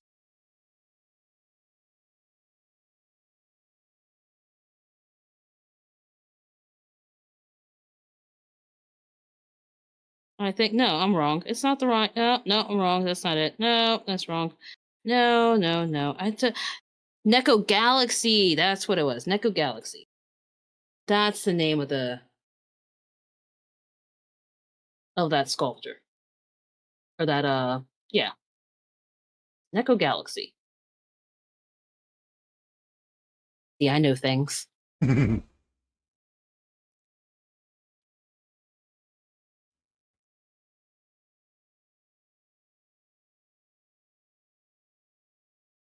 Ooh, okay. You guys you guys are putting me to shame. I need to get out of your Discord. Hell with y'all. And then you'll post something and it'll be like, oh, she's so much better than us.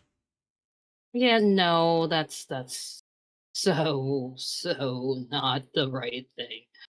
Not better at all. You have to understand, you guys probably have years of painting. I really don't. Helgrat's coming back to the hobby. Mark UK comes in and out of the painting hobby. Smithereen's actually relatively new. That's posting in there, and he's working on it every day. Oh.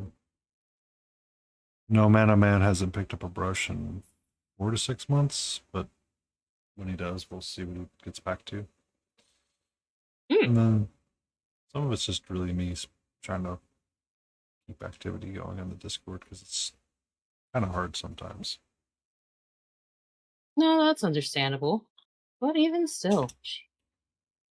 Yep, been back 5 months. I know he gives a lot of his money to Ragin. So, because Ragin does a lot of the printing for him down in Australia. Wow. So even still.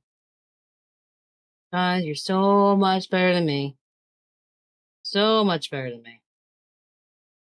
I don't care what anyone says.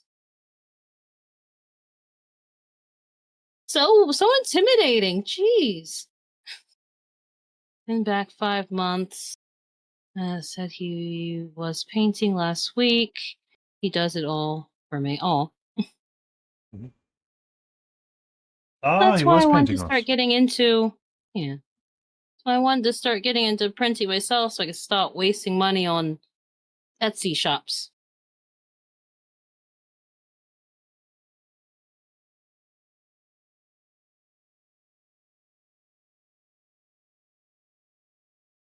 And I could just buy things and have, you know, a hard drive full of nothing but STLs. shit that I probably never buy or never play or never paint. That's all. What was it? The running joke back in the days when the iPhone came out? Oh. I need to start the raid out process because, I have been going at it for 5 hours. Oh no. Oh. Oh no, guys. No. To Well, be with that, honest, then I could still keep going and I wouldn't stop. I got you, Grab. no. But I There you do go. need to stop. My own sanity, because if I keep going, it's going to be like, oh, look, it's another day. The sun just came up again. It's like, whoops. Ooh. Yeah. Well, with that, then I'm gonna head on out so I can go check on my printies. You enjoy That's that. raisins. Okay. Thank you so much for coming by, Lotus K. And thank you for letting us hang out Not a problem. together. I just had to, you know, I had to, you know, not have people visit talk and shit lie. about me. Yeah, get this in line. Exactly. Hashtag get visit in line. So we're going to start Yes. the raid. I want to say thank you to everybody for hanging out. It's been a fun night. We will be back tomorrow for Cutie Patootie Sunday. We will paint something cute.